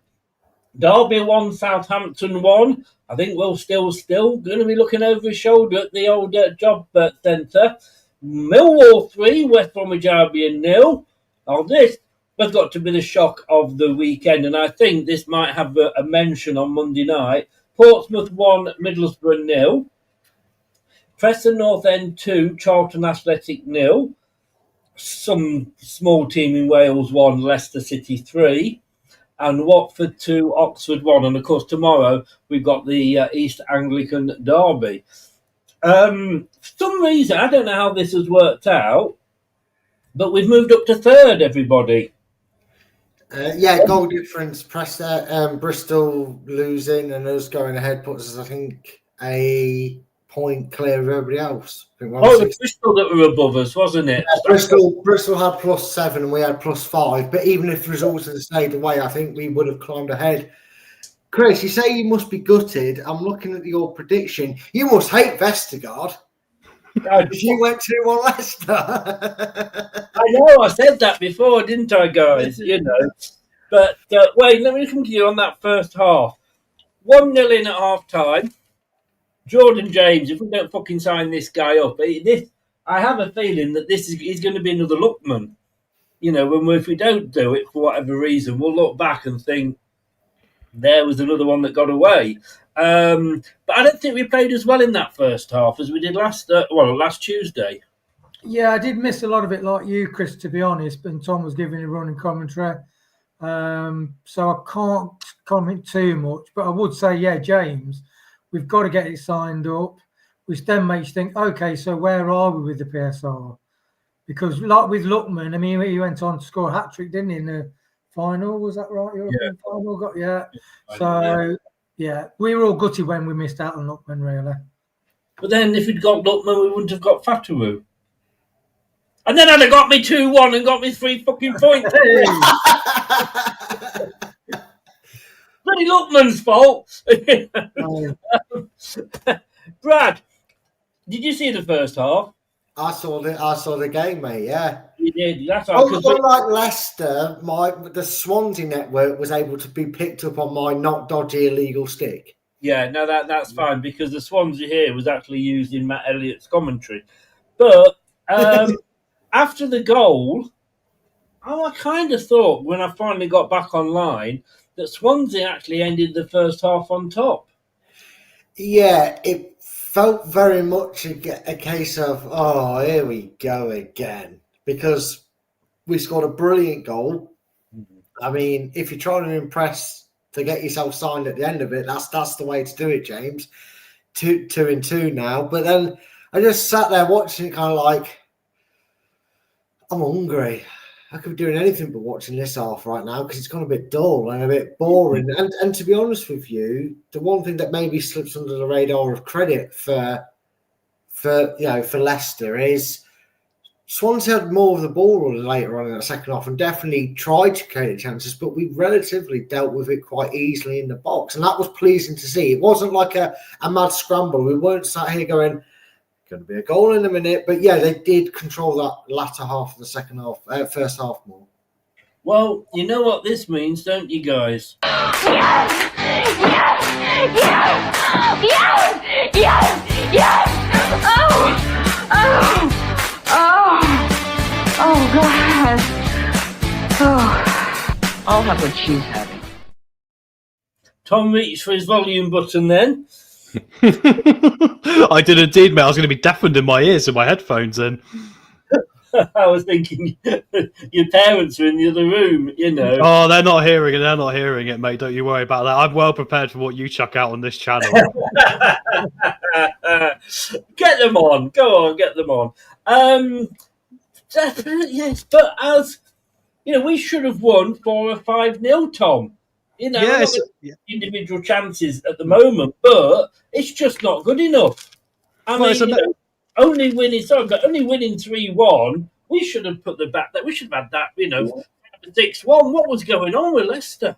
Well, we could have done, Chris. We could have done, of course. But who gives a crap right now when you go out there and get the 3 points? And more importantly, you commit to the attacking part of the game. I talked about at half-time, that anxiety that still exists in this team. If we get a lead, and then we might throw it away. And there was still a lot of that against Wrexham. The thing I loved seeing there in the final 5 minutes and 10 minutes, we're going to get into it more later, Thomas was right up there. Ricardo was right up there. We weren't afraid of that. And that's when you make your own luck. And when Swansea got to come at you, you then have an opportunity to maybe score 5 or 6. Like you say, on another day, we could have done. So, no, I'm really delighted with just the commitment and application of how the team was, especially the second half. Best second half we've seen so far this season for me, without a doubt. Although, Wayne, would you say at the start of the second half, maybe for the first 10 minutes, again, Swansea started the way they finished and they were on top? Yeah, they did. But in any match, you will, even when you're on top, the Liverpool, you'll get then they'll play Bournemouth and they'll have 15, 20 minutes when they're on top. That is just the natural way that most football matches go. So the fact that Swansea came out and thought, right, let's give it a good go at home, it's understandable. Solarchik made a great save, but we rode it, and we rode it really well. And I think defensively we played super, apart from the last few games, individual defensive head explosions. The defence as a structure is playing really well, I think. I think the defence is good and solid. We limited them to hardly any chances, really. And yeah, Marty's doing really well. I think this is the first game where we thought this is what we hoped we could start to be. Indeed. Still not good enough, though. I'm going to ask you this, Brad, because I daren't ask it of Wayne. Monga, I mean, he just amazes me every week. You know, he could go on Strictly Come Dancing and win it, couldn't he? Really, I mean, he's got the feet to do that. But had a shot. Had it been a couple of feet to the left or a couple of feet to the right, he'd have got his second goal. But he had the opportunity, which he created himself, and then shot it straight at the keeper. Yeah, and there's another chance later on in the game. Derek's just brought up the player in question, where sometimes we kind of. Later, though, on that. Oh yeah, that's what I mean. I'm just saying. You know, Monga's chance. It's kind of like one of them. Like, well, you created it, mate. So off you go, and he did all the hard work and not easy, but the easier part of his due diligence there, and he hit it straight at the goalkeeper. But what I like to see today, Chris, was throughout the entirety of the game, this has to be the most shots we've had on target in a game, because when they made it 1-1 from the penalty spot, I was thinking, oh, here we go, 2 shots for them on target, 1 shot for us on target, 1-1, that's how it's going to go. But yeah, it's like, I'm sure next time he does that, Chris, bends it in the bottom corner with, Wayne's not got a camera working anymore because he's bust it, looking at the replays. It'll come though, Chris. I mean, for a 16-year-old to do all that, if he can add finishing to his game, fucking Christ, are we in for bids in January? I'm telling you now. Exactly. He is 16. Wayne Rooney was scoring them for fun at 16. Well, he might just get there, Chris. You never know. We never know. And also, Rooney's hair was receding at 16, so.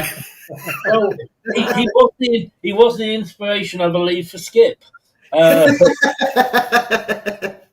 Jim says, "Stop complaining." I'm not complaining, Jim. I'm just impersonating you 3 from last week. Ooh. You're not going to let this drop. Just let us know how many weeks you're going to carry this on for, Chris. I think until the end of the season. This is Chris this week, Tom. This is Chris. Yeah, he's been a bit catty, isn't he? Yeah, I completely agree with that. Yeah. So watch out, mate. You might have your plants blow down the road for some karma in a minute because there's wind. You just know, because eventually Chris will just blow up at a result, and all 3 of us will come on, and we won't even have to say anything. We'll we'll just be like, "What are you talking about, Chris? Good performance." All I'm going to say is that she who must be obeyed, Kate, agreed 100% with me. Yeah, well, you two just. Yeah, but you never want to upset Kate, do you, Chris? Let's be honest. No. You give us the opportunity to be in the company of greatness. Obviously. Yeah, unfortunately, you got stuck with us 3. Yeah, I was going to say today you got the worst end of the score, Wayne. But... I know. Tom, Daka, before anybody starts going on, again, didn't have a bad game. But what impressed me about Daka again, and I know we need goals because he's a striker and that's what he's paid to do. I know that. But, my God, he was closing down. Closest to Vardy I've seen from any striker that we've ever had there. Because he has that speed and he was forcing their keeper to kick it out. And I saw Marty in the second half literally telling him to keep going and keep pressing and keep pressing. That's obviously why he's picking him, because he appreciates that's how we're going to create some transitional opportunities to win the ball back higher up the pitch, which is more beneficial to us and has benefited us today remarkably well, hasn't it?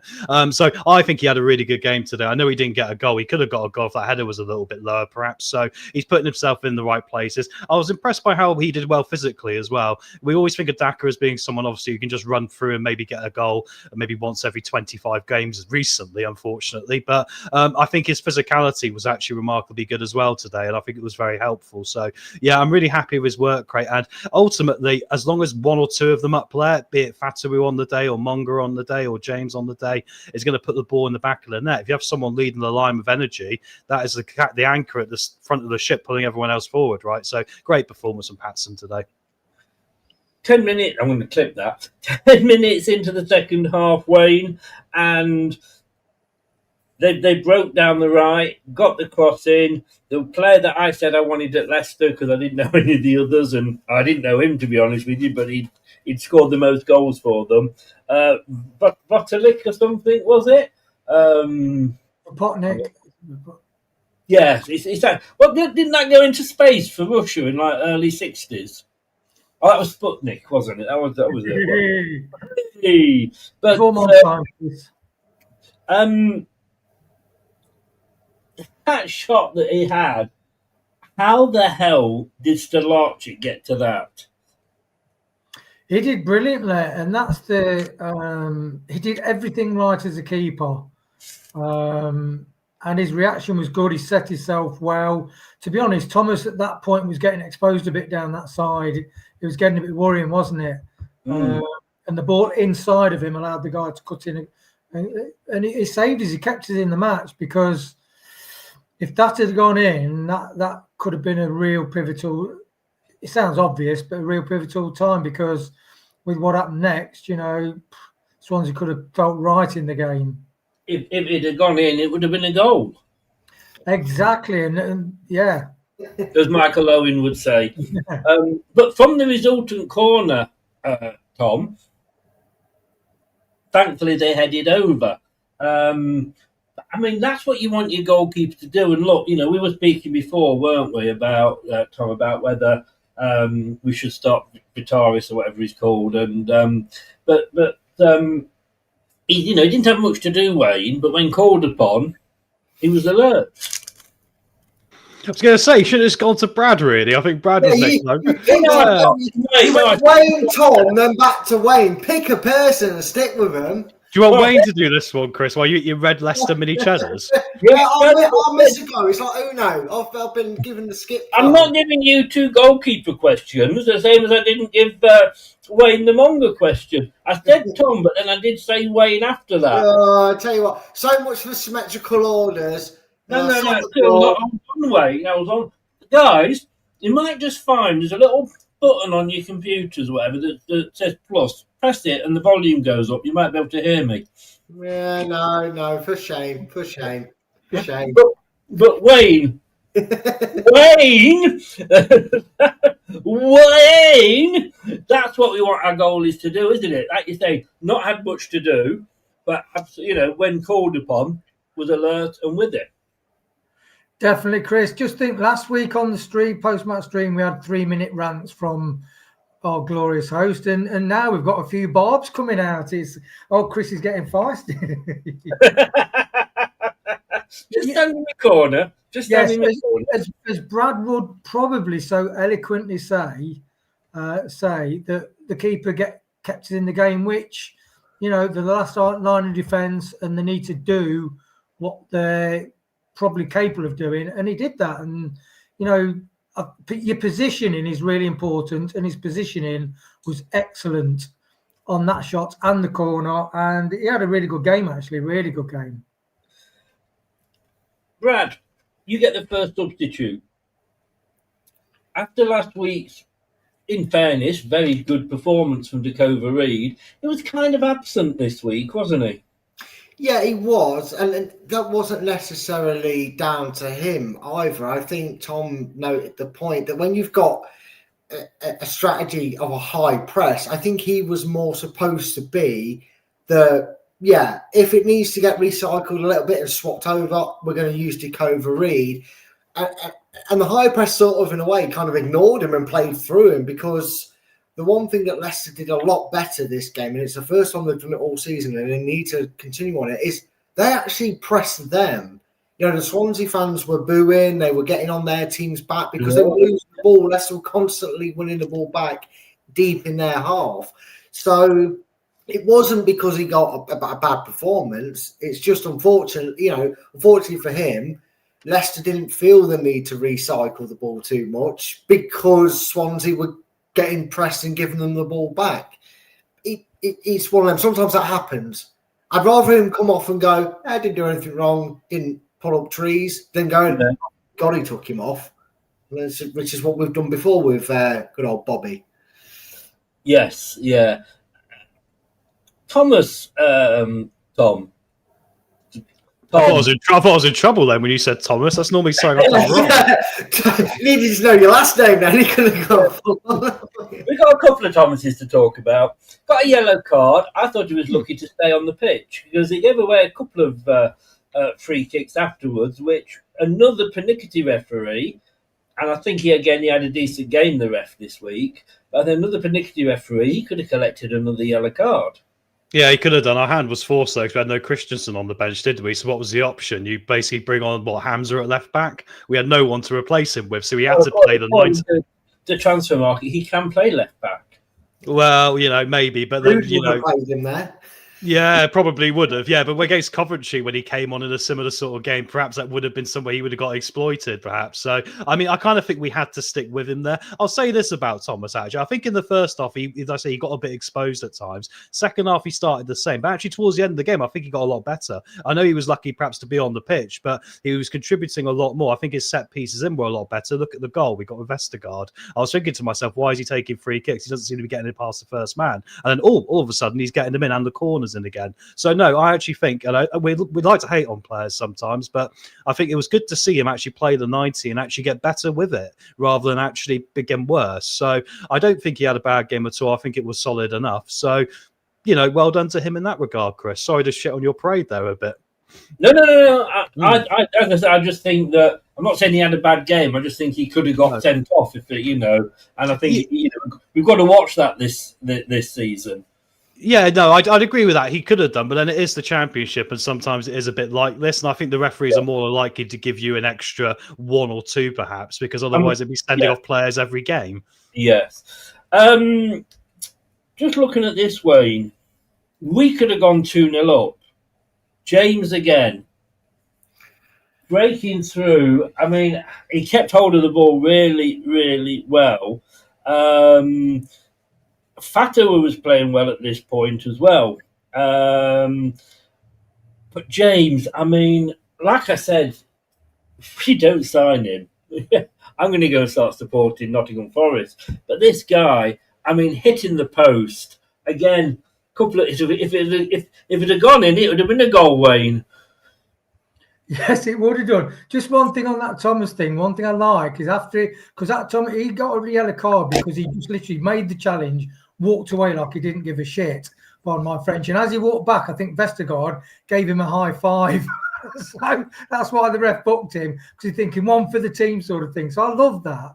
But yeah, I mean, sorry, just on that point, you're quite right. But you do walk away because you don't want the referee to, talk to you, do you? I think there's walking away from doing a challenge where you kind of sheepishly walk away, and there's walk away going like, yeah, that's a good one. I think Thomas pressed out, high five, take a bit of that. So I think the referee thought, you naughty teenager. Jordan James. I mean, what I like about that is Ricky P got the ball, trying to delve, find those forward passes.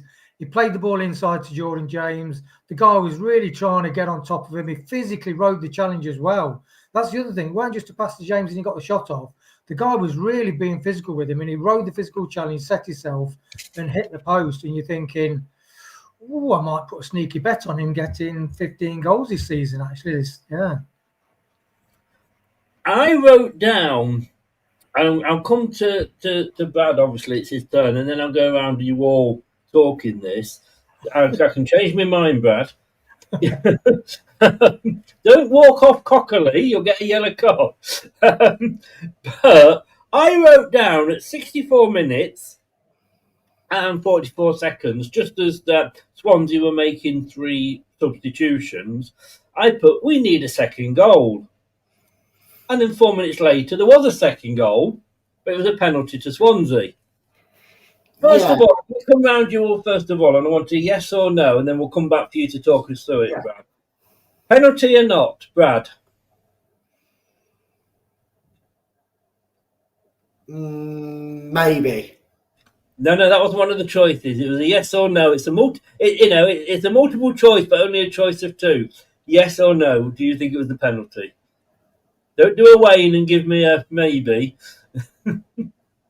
I could be a knob now and say possibly. No, I don't think it was. No. No, that's fine.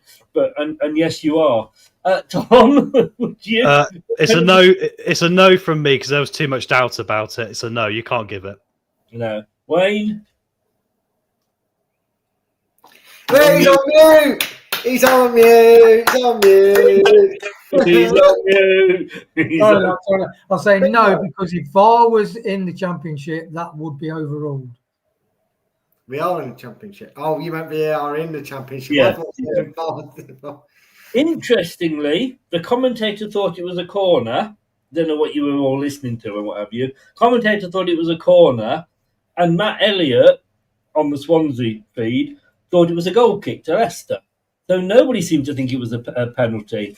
But Brad, it is one of the things we don't have VAR, and don't we say, oh, it's lovely not to have VAR, but you get those decisions, don't you? You do, unfortunately. And you know what? To be fair to the Swansea bloke in question, he put his hand up to appeal for a corner. Nobody seemed really intent on appealing for. The crowd seemed to activate Swansea's players to suddenly throw their arms up and be like, oh, actually, yeah, that should be a penalty. I think the only thing that's done FaZe a mischief there is he's swung his leg, got the ball in a player, and his legs continued to go up, so it's looked a little bit reckless, and that's why the referee gave it. But it was never a penalty, Chris. But just when you're thinking, oh, here we go, they're going to score, we're going to see this out 1-1, we're not going to break them down, 6th draw in a row, it almost kicked us into life, like a need to get justice for the decision. And what followed the last 20 minutes was all Leicester, Chris. Yes. So sometimes you need that of justice to carry you forward. Did you think, Tom, when that goal went in and Stolarczyk was going the other way, he was in a different century? It was a fairly decent penalty for somebody who'd just come on. Did you feel at that point? I felt more nervous that we might actually go on and lose this than when Wrexham scored. Yeah, 100%. Yeah, because that is what our experience with Leicester City has been, not just for the last game, but for quite a while now, because that's been a pattern that we have fallen into. I think the interesting thing there, which I'm going to take from what Brad said, especially when you look at FaZe as well and Vestergaard, is what the difference seems to be now is if we do get punched in that sort of situation, and I was talking about Vestergaard conceding 2 goals in 2 games that he'd be frustrated with, they seem to have individual responsibility to want to make a change in that. It's almost like, I've made the mistake, I'm going to make this right, which I really appreciate seeing. And then for question marks about certain players' character in the squad last year, and they're still here now, I think that has been remarkably refreshing. And I want to say thank you very much to every single one of them for that, because I think that's the least you can ask for, even if you have an off day, is the fact you've got a player out there who's going, I'm going to go out the other end now and make this right. So, no, credit to them all for that, Chris. You were mentioning about VAR, Wayne. So, when you get decisions like that you feel go against you, and from what I could see on all the different replays, I'd say, I don't think it was. I think, he may have even got some of the ball for me. But are you happy to say, look, that some of those are going to go against us, some of them are going to go for us, sooner that, or would you sooner say, no, we should have VAR? Because there's talk about the Championship becoming Premier League too. We don't want any of the crap bits of the Premier League. Thank you very much. That's why we all. I mean, even last time we love being in the Championship because the game has such a great flow. I mean, look at Nacho's that disgustingly disallowed goal in Europe. It took about 3 minutes, and it completely robbed him of a brilliant goal. I think over the course of a season, they even out. The referee's only human. He will make a mistake. The one thing I'll say is, Faz, if you stay on your feet, that question of whether it's a penalty or not doesn't even exist. He doesn't like staying on his feet, though, does he, Wayne?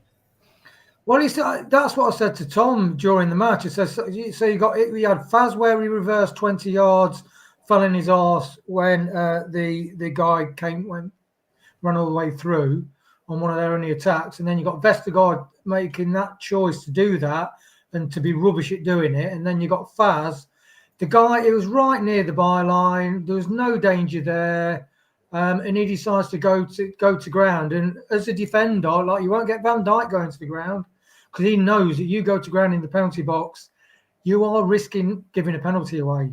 So that's my concern, is that key international defenders are making crucial, poor decisions that are costing the team serious consequences. The injustice consequences on this match because we played well. But that's where your argument falls down, Wayne. Key international players, you don't use those words in the sentence as well, face. Brad, we wondered what the response would be. We only had to wait 7 minutes.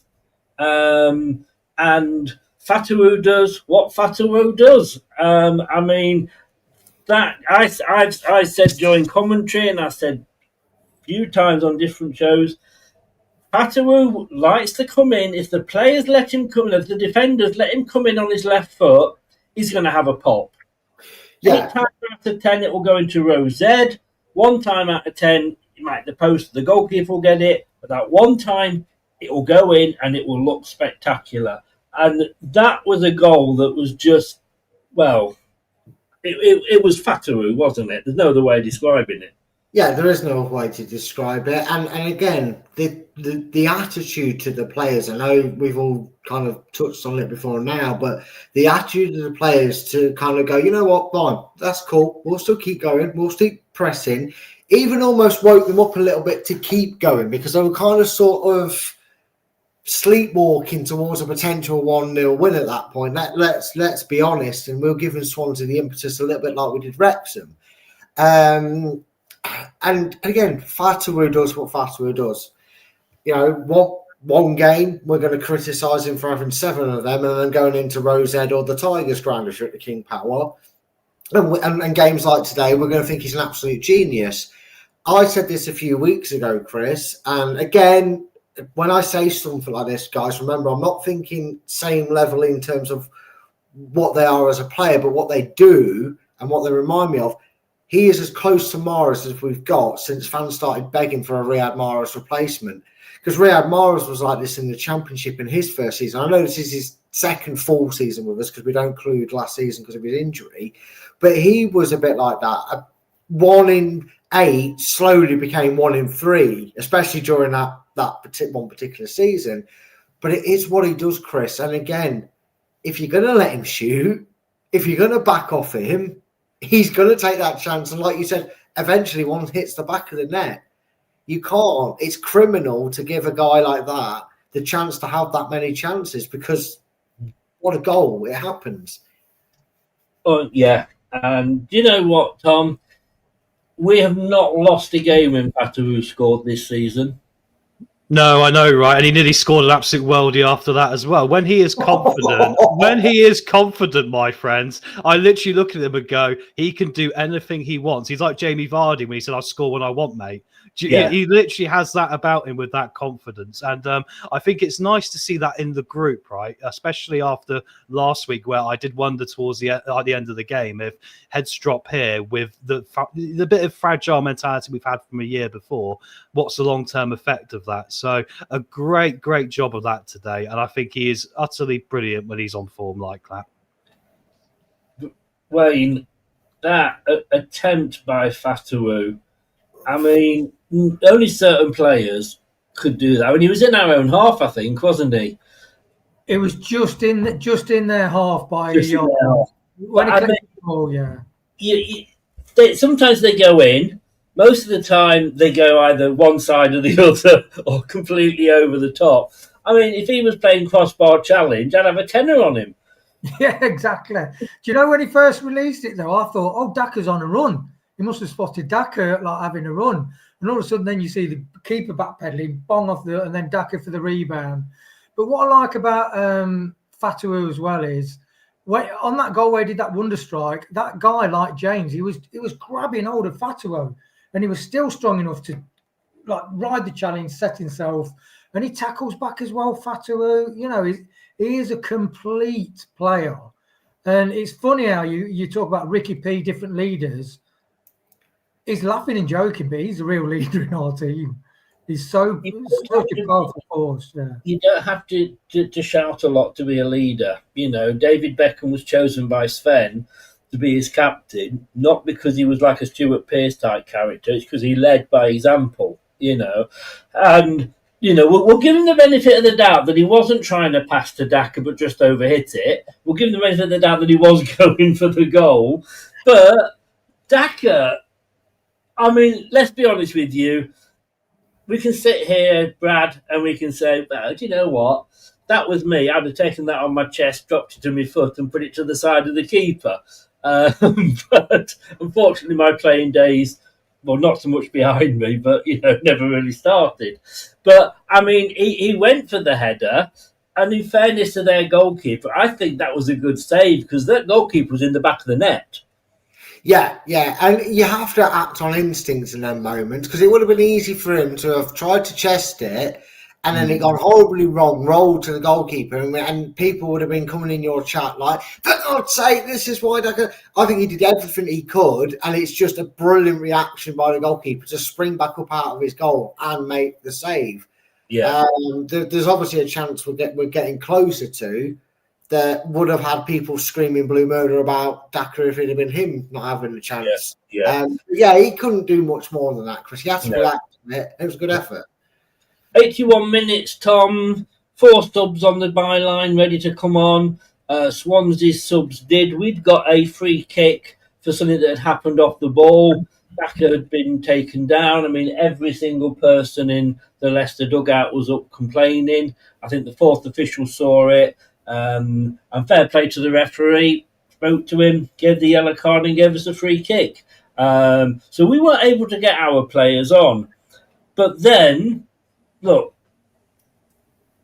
sometimes cometh the man, I said this earlier, cometh the man, cometh the hour. A free kick, Thomas, into the box. Who needs Messi?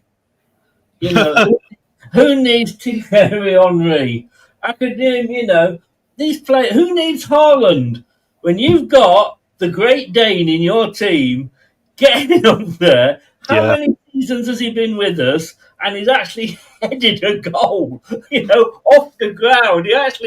He jumped for it, headed it, and it went in. And I've waited about 4.5 seasons to say this. Fucking get in there, Vestergaard. Well done. Unbelievable, because we were joking in the last game against Wrexham. We were saying we need to get back to the old days of chucking a centre-back up front like Walshy and that because we don't seem to be able to score from open play. And look what happens there. And superb. I'm really happy for him because I do think he had a couple of individual errors in the last 2 games, which means the fans will get daggers out, right? Especially after last season and everything that went on. I keep going back to that, but that's the reality of the hangover still being there. And so I'm delighted for him because I think he has really put his marker down and been our best defender this season overall. Well, more so for what he's brought amongst him as well, next to him, and just, contributing positively to the team. So great job from him as well, especially when I judge him sometimes, say he's probably better with his feet than his head. So I was quite impressed to see him get up there and do the job. Great job. Yeah. I mean, Wayne, Marty knows what Marty's doing, and he said, no, we'll take that free kick and then we'll make the substitutions. Because I have heard that the worst time to make a substitution is when you are facing a free kick or about to take part in a free kick or a corner. Because you've got players on the pitch that kind of have been there for most of the game, know what they're doing, what have you. I suppose the alternative would be, well, you're confusing the defenders. But I think, no, make the changes after the set piece. And he did. And, of course, as I say, we were 3-1. And before we come on to the subs, I just want to say it was nice to see you nice, all those Swansea fans leaving, wasn't it? It was. I mean, it's such a pivotal game, this is. And I think as well, it's like to win against, we've been all thinking this season with the way Marty wants to play football, that we're going to beat teams 3 and 4-0, like some of our predictions early on in the prediction league. But to get a victory where you've kind of almost shot yourself in the foot and then you come back and you've got the character like the lad said and win it, that is an important victory. It's so important when you've got the skill and you've got the technique, but everything connected. We fought back, we kept going, and that character building victory is significant for us, definitely. The sod's law is we now got an international break, obviously, so we can't really capitalise on momentum, which is like, cheers again. What a load of rubbish. The worst things ever invented. International friendly football. Well, no, it's not friendly, is it? It's qualifiers. I don't give a sod's arse. Just draw it out the hat. No. We don't have friendlies anymore. We have the Nations League, Brad. Oh, fuck off, Chris. Fuck off. Just fuck off. I'm sorry, Chris. Get demonetised, I'll pay the fine, but just off. It shows how little I've watched it. I still call them friendlies. It's probably the last time I watched the bloody stuff. Luke's in. Lukey boy, how you doing? Brad rocking the majestic beard, he says. 8 out of 10, he says. Yeah, yours doesn't get recognised, mate. Mine's an 8 out of 10. It's amazing how it's lighter than that. That's my natural hair colour, and look at this. This is my natural. I'm all natural black. Mine and Wayne's are very subtle, you know. Stubbly. Old. Tom's rocking ZZ Top still, and Brad's just, well, I don't know. You're going for the who's that guy that really shouts a lot on the TV? That now, Mr. Shouter. No. Yeah, I know that, Mr. Memble, Mr. Shouter.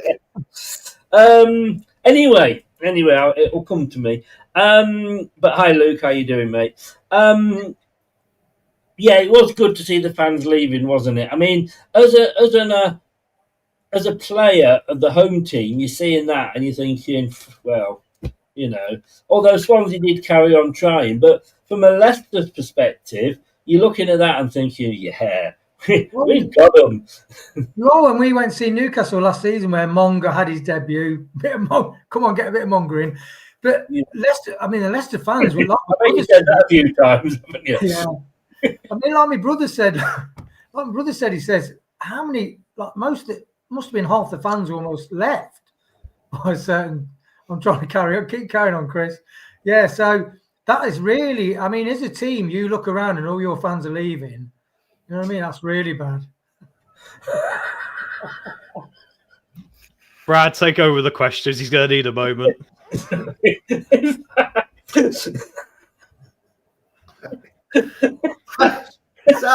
a question for the panel. How many times has Wayne said that about Mongo? Can we clip it and just play it every week as like a video clip every time he starts it? We can save him his breath for 30 seconds. Mongo gets an assist, there's the clip played. Oh, God, I don't clip that from Wayne.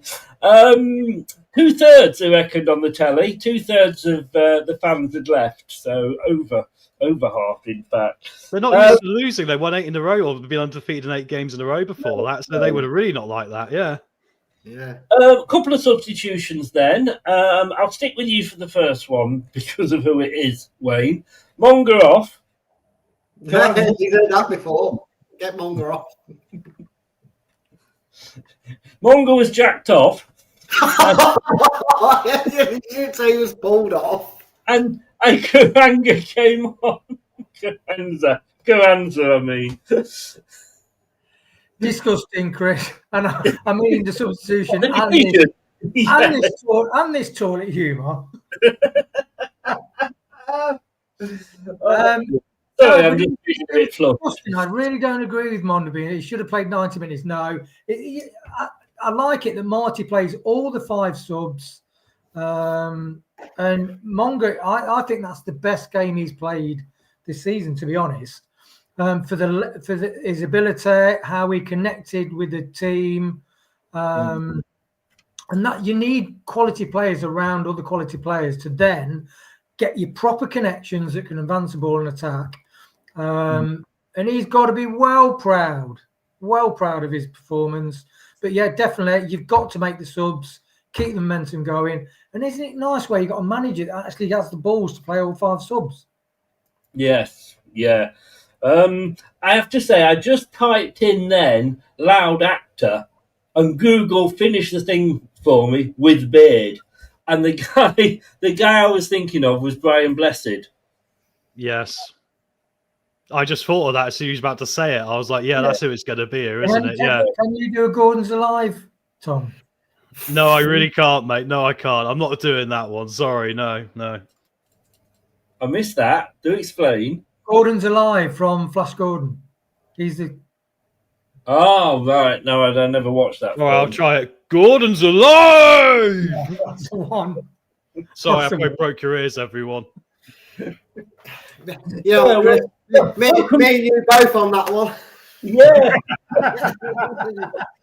Welcome to film 99 or whatever it is. Brad, sorry. Yeah, I thought Monga had a pretty decent game. He didn't do anything wrong. He could have scored. The substitution that made me question whether my bowels were going to withstand it or not was James coming off and Samari coming on. Yeah, but that was just a case of you've done your job, lads. You really have. We'll get another striker on to keep the press on the back line, keep creating opportunities late on. I mean, the commentator I had was even saying that Leicester are still going for it late on, even though they've won the game. And it's just a case of, to allow that to continue, we need a defensive body in there. And instead of going, putting Hamza on and going like a back three or doing whatever, we just kind of churned it up and went, okay, let's get a Coley on who's not going to bomb forward as much as the other pair. Let's shore it up in the middle. Let's not give them a late goal, a late hope, but let's also allow us to keep that pressure on up front by having both Daka and Carranza on. And honestly, we could have ended up, it might have been a bit flattering in the end, but we could have ended up winning this game 4 or 5-1 because of it. Again, top marks for our manager. Tuesday night was the first time we had not a go, but we kind of went, no, you didn't tick all the right boxes. But again, he made the right decisions. Delaying them subs before the free kick was pivotal, I think, for the goal. Waiting a couple of more minutes till the Swansea were a bit knackered and downpleated to chuck the players on that he did was really good. I think it was a right choice. Far better than him putting on someone like Skip on, at least. At least he put Boober on. I was so glad he didn't put Skip on because I was thinking about last week against Wrexham where he was very, very accountable for not tracking back. So very good not to see. Skip's played himself into a difficult position now for me. No, he's not. Right out the exit door, straight down the M69 and can go on loan for Nottingham Forest and help relegate them. I don't care. The problem is no one's going to buy him. He's on the longest contract. We might have to say to him, if you don't want any more money, we'll let you walk, but we're not paying you anything because he's that terrible at times. He's really got to sort himself out. Yeah, no, he has, I guess. He has. Brad, he even said Sumari actually muscled one of their players out the way. And I must admit, I did have to pick myself up off the floor when I heard that. Yeah, I know. It felt like for the first time this season, the Marty Cifuentes way, which is a bit of a mouthful to sing, so we might have to figure out a new chance for it. But it clicked. It was at 70% for me. We saw the effort, the commitment, and I think it was Tom said it earlier. You see by the leading by example with Daka constantly pressing that the rest of the team was like, we're behind you, mate. Yeah, go on then. You're going to press. We're going to press. The midfield bullied Swansea in that middle. And that's why I counted at least 10 times or more, that Swansea gave the ball away because of the pressure being put on them, exerted by our front line and the midfield. So if Samari can out-muscle somebody, why can't Vestergaard score a hat-trick? You know what I mean? That's where we're at in life, if that's what's going on, mate. What a difference to them playing with pride. They played with pride today. We've not seen that for a very long time. They played for the shirt. They played as a unit, and it actually felt like they'd come through the storm and gone, yeah, we're going to have this now. Yeah, no, they did. And we've gone you loaded up you get. 4 games unbeaten. I just saw what you Looks like Brad, I thought. Leicester's alive! No, that was Tom last week, actually. Yeah. Tuesday. I think so. That's me during the hockey playoffs. Tom just needs to wear a Viking helmet on the next stream.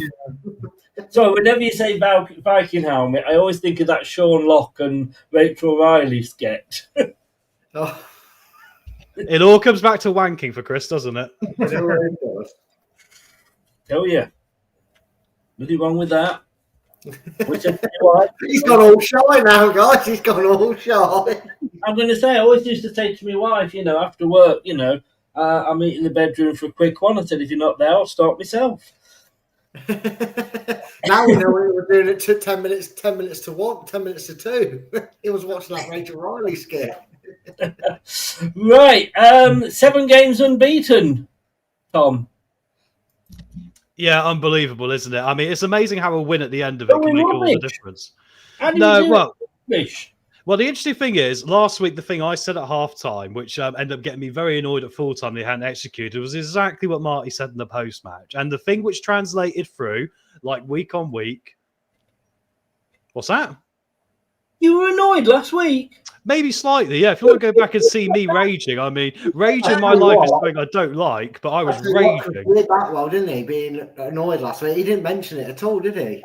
Did you notice it, Wayne? I didn't realise he was annoyed. I watched it. I'd said to the lads, I watched it at the back just to see what the energy was like, and it was a bit cold outside. I wore my hands just watching the recap. Can I just say we had 30 more viewers this time last week? Yeah, it shows you how bad news is the news everyone wants to watch nowadays. Is that why we're all so blooming miserable in this world at times? I don't know. But anyway, I thought my mic was off then, the way you were reacting. That's what spun me out. So what was the question again, Chris? Yeah, 7 undefeated. Yeah. No, great. Like I say, it's frustrating we've got an international break because you'd like to carry it on from here a bit quicker, wouldn't you, really? But then, we've got a lot of stuff we can look at for next time. With Carranza, say, look, next time do this when you get this opportunity. Obviously, he's not very confident with his left foot, perhaps, I imagine, because he had the opportunity to hit it with his left and he didn't. So little things to still work on. But like I was getting back to my original point, we are seeing a trend of Marty with substitutions. Yeah, they didn't work last week, but he is taking things from this game, obviously directly showing the players, and is positively affecting the next week's game. So I mean, we got nothing we can moan about. I think with the team we're using here, I think he's managed to motivate a team that was very unmotivated, which if the manager can't do as a starting point, whoever it is, irrelevant to tactics, we'd be right at the bottom of this league. That's the desperation we'd be in. So I'm really delighted, and thank you very much, Marty Cifuentes. Talking about not being able to moan about anything, Wayne, if Daka had done what Carranza did, he would have been hung, drawn and quartered like Mussolini after the Second World War. I mean, Carranza, and I'm allowing him, I'm giving him a bit of, leeway here, because I'm saying he's a bit ring rusty maybe, and he's only just come on. But if that's the standard of his finishing, then that's another second American we've got that next to useless. Yeah, I just think his touch was heavy, and I think what he did, he wanted to cut across the defender to stop him getting the challenge in and then set himself, but he just pushed the ball too far forward. And then he couldn't get his shot off. And although he did try to regain, I think that's just the speed of thought in the moment. And he is nearly there. But I do agree what you said about Daka, and I do think that's the best game Daka's played for a few years, I'd say. Yeah. I think his touch is getting better. You can see his touch is getting better. His control's getting better. His confidence is getting better, actually. You can see it. He doesn't look a worried man anymore. So I think Marty's just relieved the pressure from people. He's just such a brilliant manager. I like what Brecker said in the chat, though, as everybody said about the goal, having a great game. He's posting the crossbar. Yeah, but no, he would have been hung, drawn and quartered. But I don't think you can really do that with players this season, because I think what Tom said last week on Tuesday's frustrations, Marty had exactly the same frustrations, and they've obviously worked on it, and there's a collective to say we need to do better as a collective, and that's the attitude that was demonstrated today. Brad, before we get on to man of the matches and all that rubbish, sticking on Carranza, right at the end, I mean, great substitutions by Marty, Fatawu off, Thomas on, Ricardo off, Acoli on 89 minutes. Let's run the clock down. That's all they were. And fair enough. 7 minutes of stoppage time. Again, we had a couple of long stoppages with head injuries. But in the 94th minute, Winks got the ball. I think he did a 1-2. I'm not sure who it was with. Got to the byline, or near to the byline, crossed the ball into the box where Carranza was stood. And I use the word stood because Carranza was there. There was a defender there, but not on him. He was basically open. And Winks played the ball in, and Carranza went, "Oh, it'll come to me eventually." Yeah. I wait here long enough, the ball will come to me. Oh, the defender got in the way and took it. That's not very nice. Maybe he should have gone forward to try and meet the ball. Maybe, but also I think you're doing a bit of disservice in the sense that Paul Winks absolutely was blowing smoke out of his arse. I think with his last dying breath from the pitch, swung his leg at it. And don't get me wrong, he got the trajectory on it right, but Carranza was obviously positioned for a higher ball in, and it kind of came in, and he was flat-footed, which I would agree, Chris. He shouldn't have been. He should have been a bit more spry on his toes. Maybe he could have got a bullet header, but he obviously kind of saw the break down the left. Brilliant work, by the way, by Winks. What a difference the transfer window closing makes. I will say that, in terms of a player's attitude and commitment. But I think he was flat-footed when he should have been on his toes, and he probably could have got in front of the defender he'd done that. But what I will quickly say in the defence of Carranza, that chance was a golden opportunity to really show his confidence, boost his confidence to do well. But he was an absolute workhorse in creating chances and winning the ball and continuing what Marty had asked him to do from the off. Little bit of luck, that first goal's come in, and when it does, I think we'll see why we're trying to get this player loaned in to potentially buy in the summer. But yeah, bit harsh, but I see exactly where you're coming from. He could have maybe won there, but Winks' cross was a bit laboured because he'd burnt himself out just getting in that position in the first place. To I mean, Carranza had been on 6 minutes. He must have been knackered.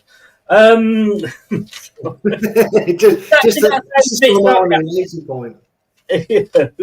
Right, okay, the results are in. I have got Alan's performance and man of the match. We've had Winks quite a few weeks, haven't we? We're going Winks and 6. Will it be a Winks double? I'm loving it. That is the question. Okay. Tom. Sorry, I was mesmerised. What's the question? I didn't even hear it then. What's the question? Performance rating! Performance rating, sorry. 9. There you go. Really good resilience. Really like the effort in the second half. So going to go for a 9. You know me, I want to see passion out there. I want to see commitment. And I saw them turning a corner today in the face of a potential adversary where they failed before. I think they took a complete, they got something off their back there. So we got to give them a high performance for that. And I appreciate the commitment, especially towards the end of the game where they were really pushing players forward still and really wanting to get more goals here to really give us a good day. So 9 out of 10. Did you say 5? No, because we won 3-1 and we had a great second half. 9 out of 10. It just sounds like 5, when it comes out over the air. Wayne? Oh, I don't want to agree with Tom because I don't really get on with Tom. Me and Tom, we differ so much. But I've got to say 9. Got to say 9 like Tom. Got to say 9 because Tom said it. Ooh, football friends. For the same reason, you got everything that we've had glimpses of, like Tom said in the first half, we did it more as a complete package. And Swansea, you won't have all 90 minutes where you're bossing it. And we dealt with Swansea and a cock up, but we recovered, and that is just a brilliant performance. I bet Marty, he will think, yes, we're getting there. Yes, we're getting where I want us to be. How's it go? Go on, yes, go on, give us another yes, go on. Yes! He'd be going around high-fiving everybody in the changing rooms, having a bit of a dance with the lads. I'd be naked running around bouncing up and going, come on, boys. Woo! How much of an insight to that dressing room do you have? Hang on. You would be naked running backwards towards the boys saying, come on, have a bet, did you say? Yeah, I probably got a bit carried away, Chris. I think last week I'd be tearing the walls down. I'd have my top off running around, bouncing chests off and going, yes, lads, come on. I think his happy pills have kicked in. I don't know what he's been drinking. I think it's vodka. Oh, my goodness gracious me. It's zero as well. Right. Brad. I'm gonna give us an 8. I'm gonna give us an 8 because that first half still left a lot to be desired after that first little period. I said it was 70-odd% Marty football. I think overall, because of the way we ended the game and won it comfortably in the end, and it could have been 4 or 5, and we nearly saw goal of the decade by Fatawu. I bumped it up to an 8 from a 7, so it's an 8 for me. Okay. We can give halves, can't we? No. Some dickhead decided we can't. So no, Chris. Channel.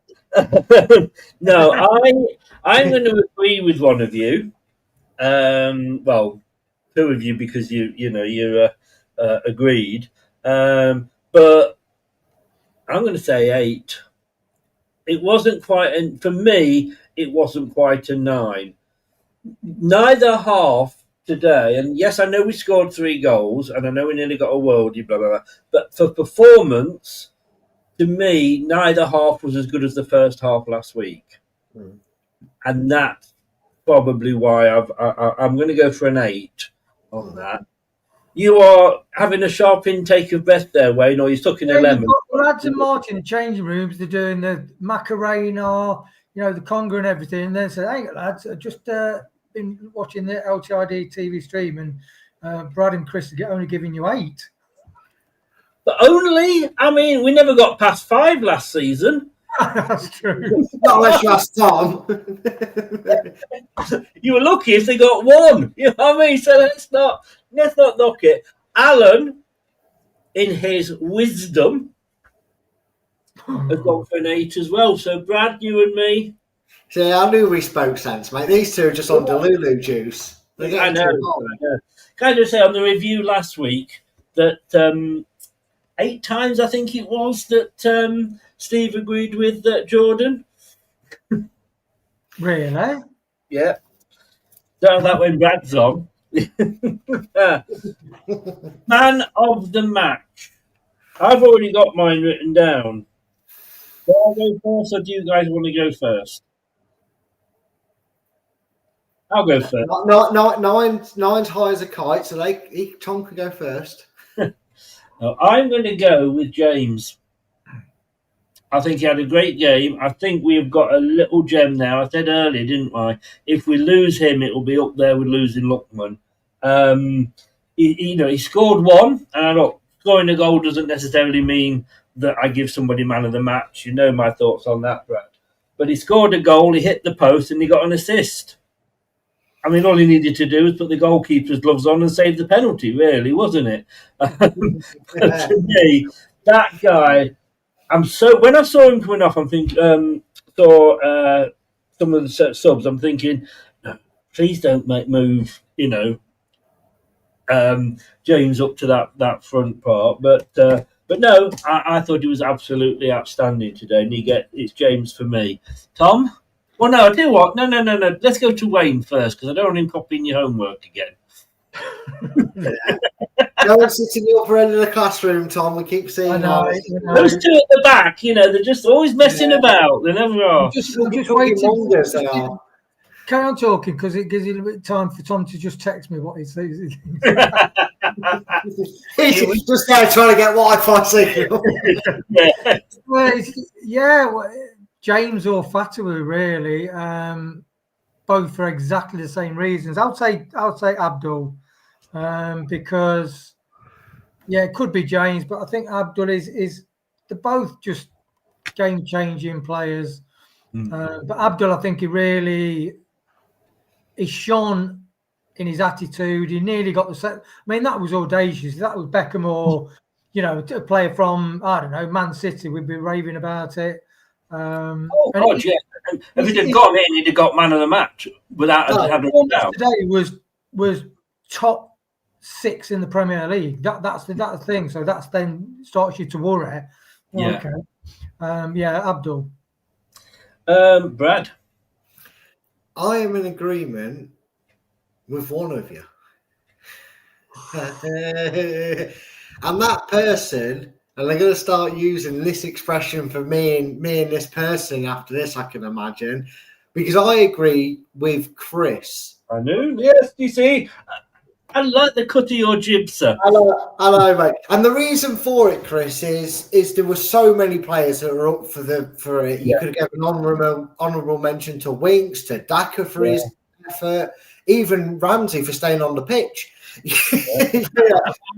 it was. I am going to give an honourable mention at the end, but But between Fatawu and James, the one thing that really separates me in giving it to James over Fatawu isn't the width of the crossbar, by the way, although that would have been a Jerry Johnson-esque had it gone in.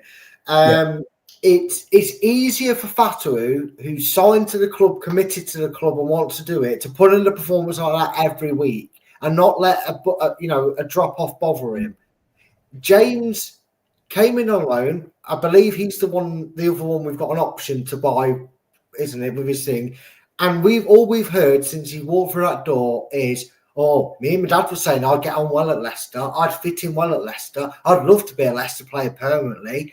Fuck me, these last 2 performances, the effort is showing. Don't balls this up, Chris. Like you said, let's make this a Fatawu and not fumble it like Lukeman because it was quality. And he deserved a hat trick of 2 goals and assists to his name today. He was absolutely brilliant. It's James. Are you sure about that? Yeah, actually, Chris is Vestergaard. Are you unanimous in that? Yeah, I am. I think the fact that he's done it for 2 games on the trot now shows that it's not a one-off. Thomas, Mr. Smith. Well, do I support my mate Wayne on this one or not? Because there is 5 or 6 of them you probably could give it to. Yeah, look at his face. He's loving this, isn't he, Chris? I think the thing is, there was lots of them that had exceptional moments, but the one who was in it the whole game was James. So it has to go to James today because he was in the majority of it throughout the process. Yeah, I mean, you've got to call it for what it is, right? So I think he's been superb. Here's the interesting thing. Is it from Lille he's from? I wonder if they'll take... Rennes. Oh, that's a shame because if it was Lille, we might be able to swap him for Samare because they might want him back. But do a bit of be like, because obviously he was really good at Lille, wasn't he? Wasn't he like involved in the team that won them the title? So obviously that's not going to happen now. But no, he was superb today. When we talk about trying to link up the forward play, and trying to get that goal and trying to create more opportunities there, him going into the team has really contributed to that. And he's done it from central midfield, not even attacking midfield. So he's been superb. James for me, man of the match. Oh no, ex-football friends. Hang on, Wayne's going to come back at you here, Tom. He's not happy. I'm getting ganged on here. I get ganged. It's not fair, Mum. It's not fair. They're ganging on. Now you know how I felt last bloody week. What I would say as well about James, I said to Tom, I said the way James he tracks runners back from midfield. He's not only busting the gut to get in the box. He literally he looks at his runners and he runs them. He follows them back into his own box. So there's no cattle prod needed. Tom's cattle prod will not be needed on James. Well, certainly not in a football incapacity. You know what they're like in Devon. Have you been watching Carry On films, Chris, or something? I'm not. I'm just saying. You wonder how they get the clotted cream. I'm going to direct this away from anti-Devon talk. All I can say after this is it needs to be Carry On Leicester every week now, lads. From today, come on. Yes, yeah. We laugh and enjoy these. And I am going to give a very quick honourable mention to Yannick Vestergaard because coming up at the end and actually scoring with a header, which we've always accused him of not being able to do, he's done. But the man of the match officially, again, is agreed with either Wayne or the rest of us.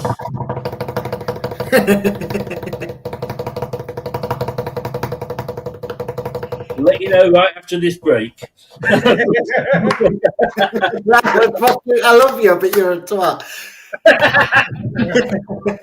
It's on to James. James is out. Hey, for one on your big day out. For one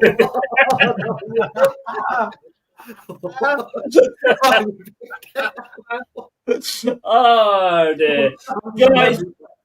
Thank you so much, and I'm going to say this, but even though you three guys don't have no idea who he was, but probably Tuesday evening we'll be having a one-to-one with Dave Bartram, who used to be lead singer of Show Waddy Waddy, and used to have his music played, obviously, when it was Filbert Street, number one with Under the Moon,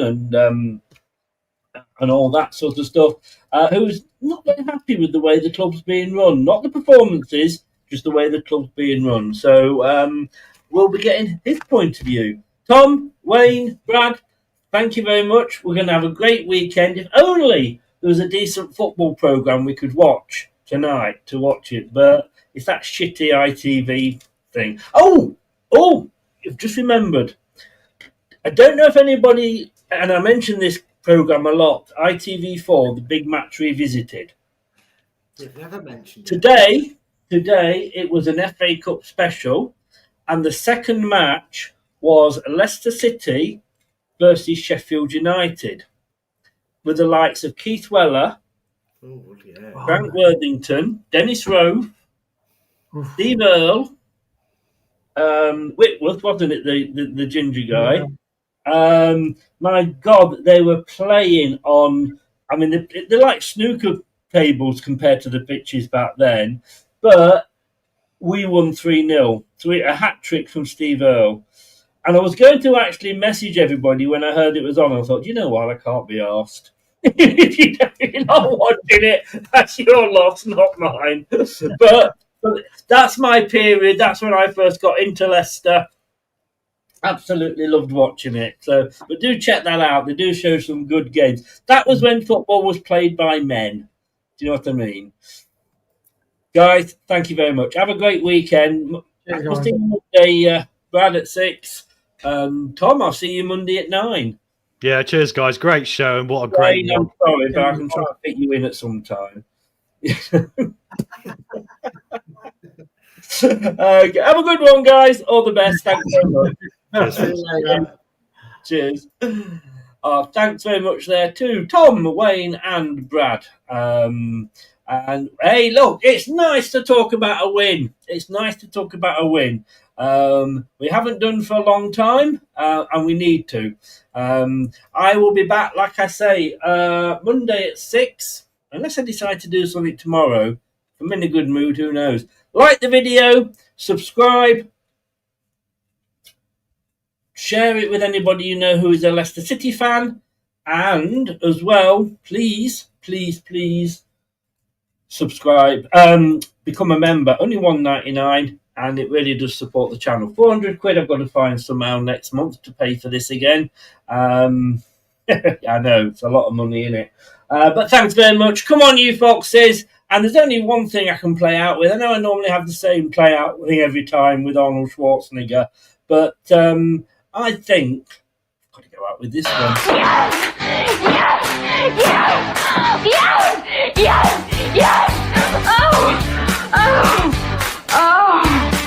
Oh, God. Oh, I'll have what she's having.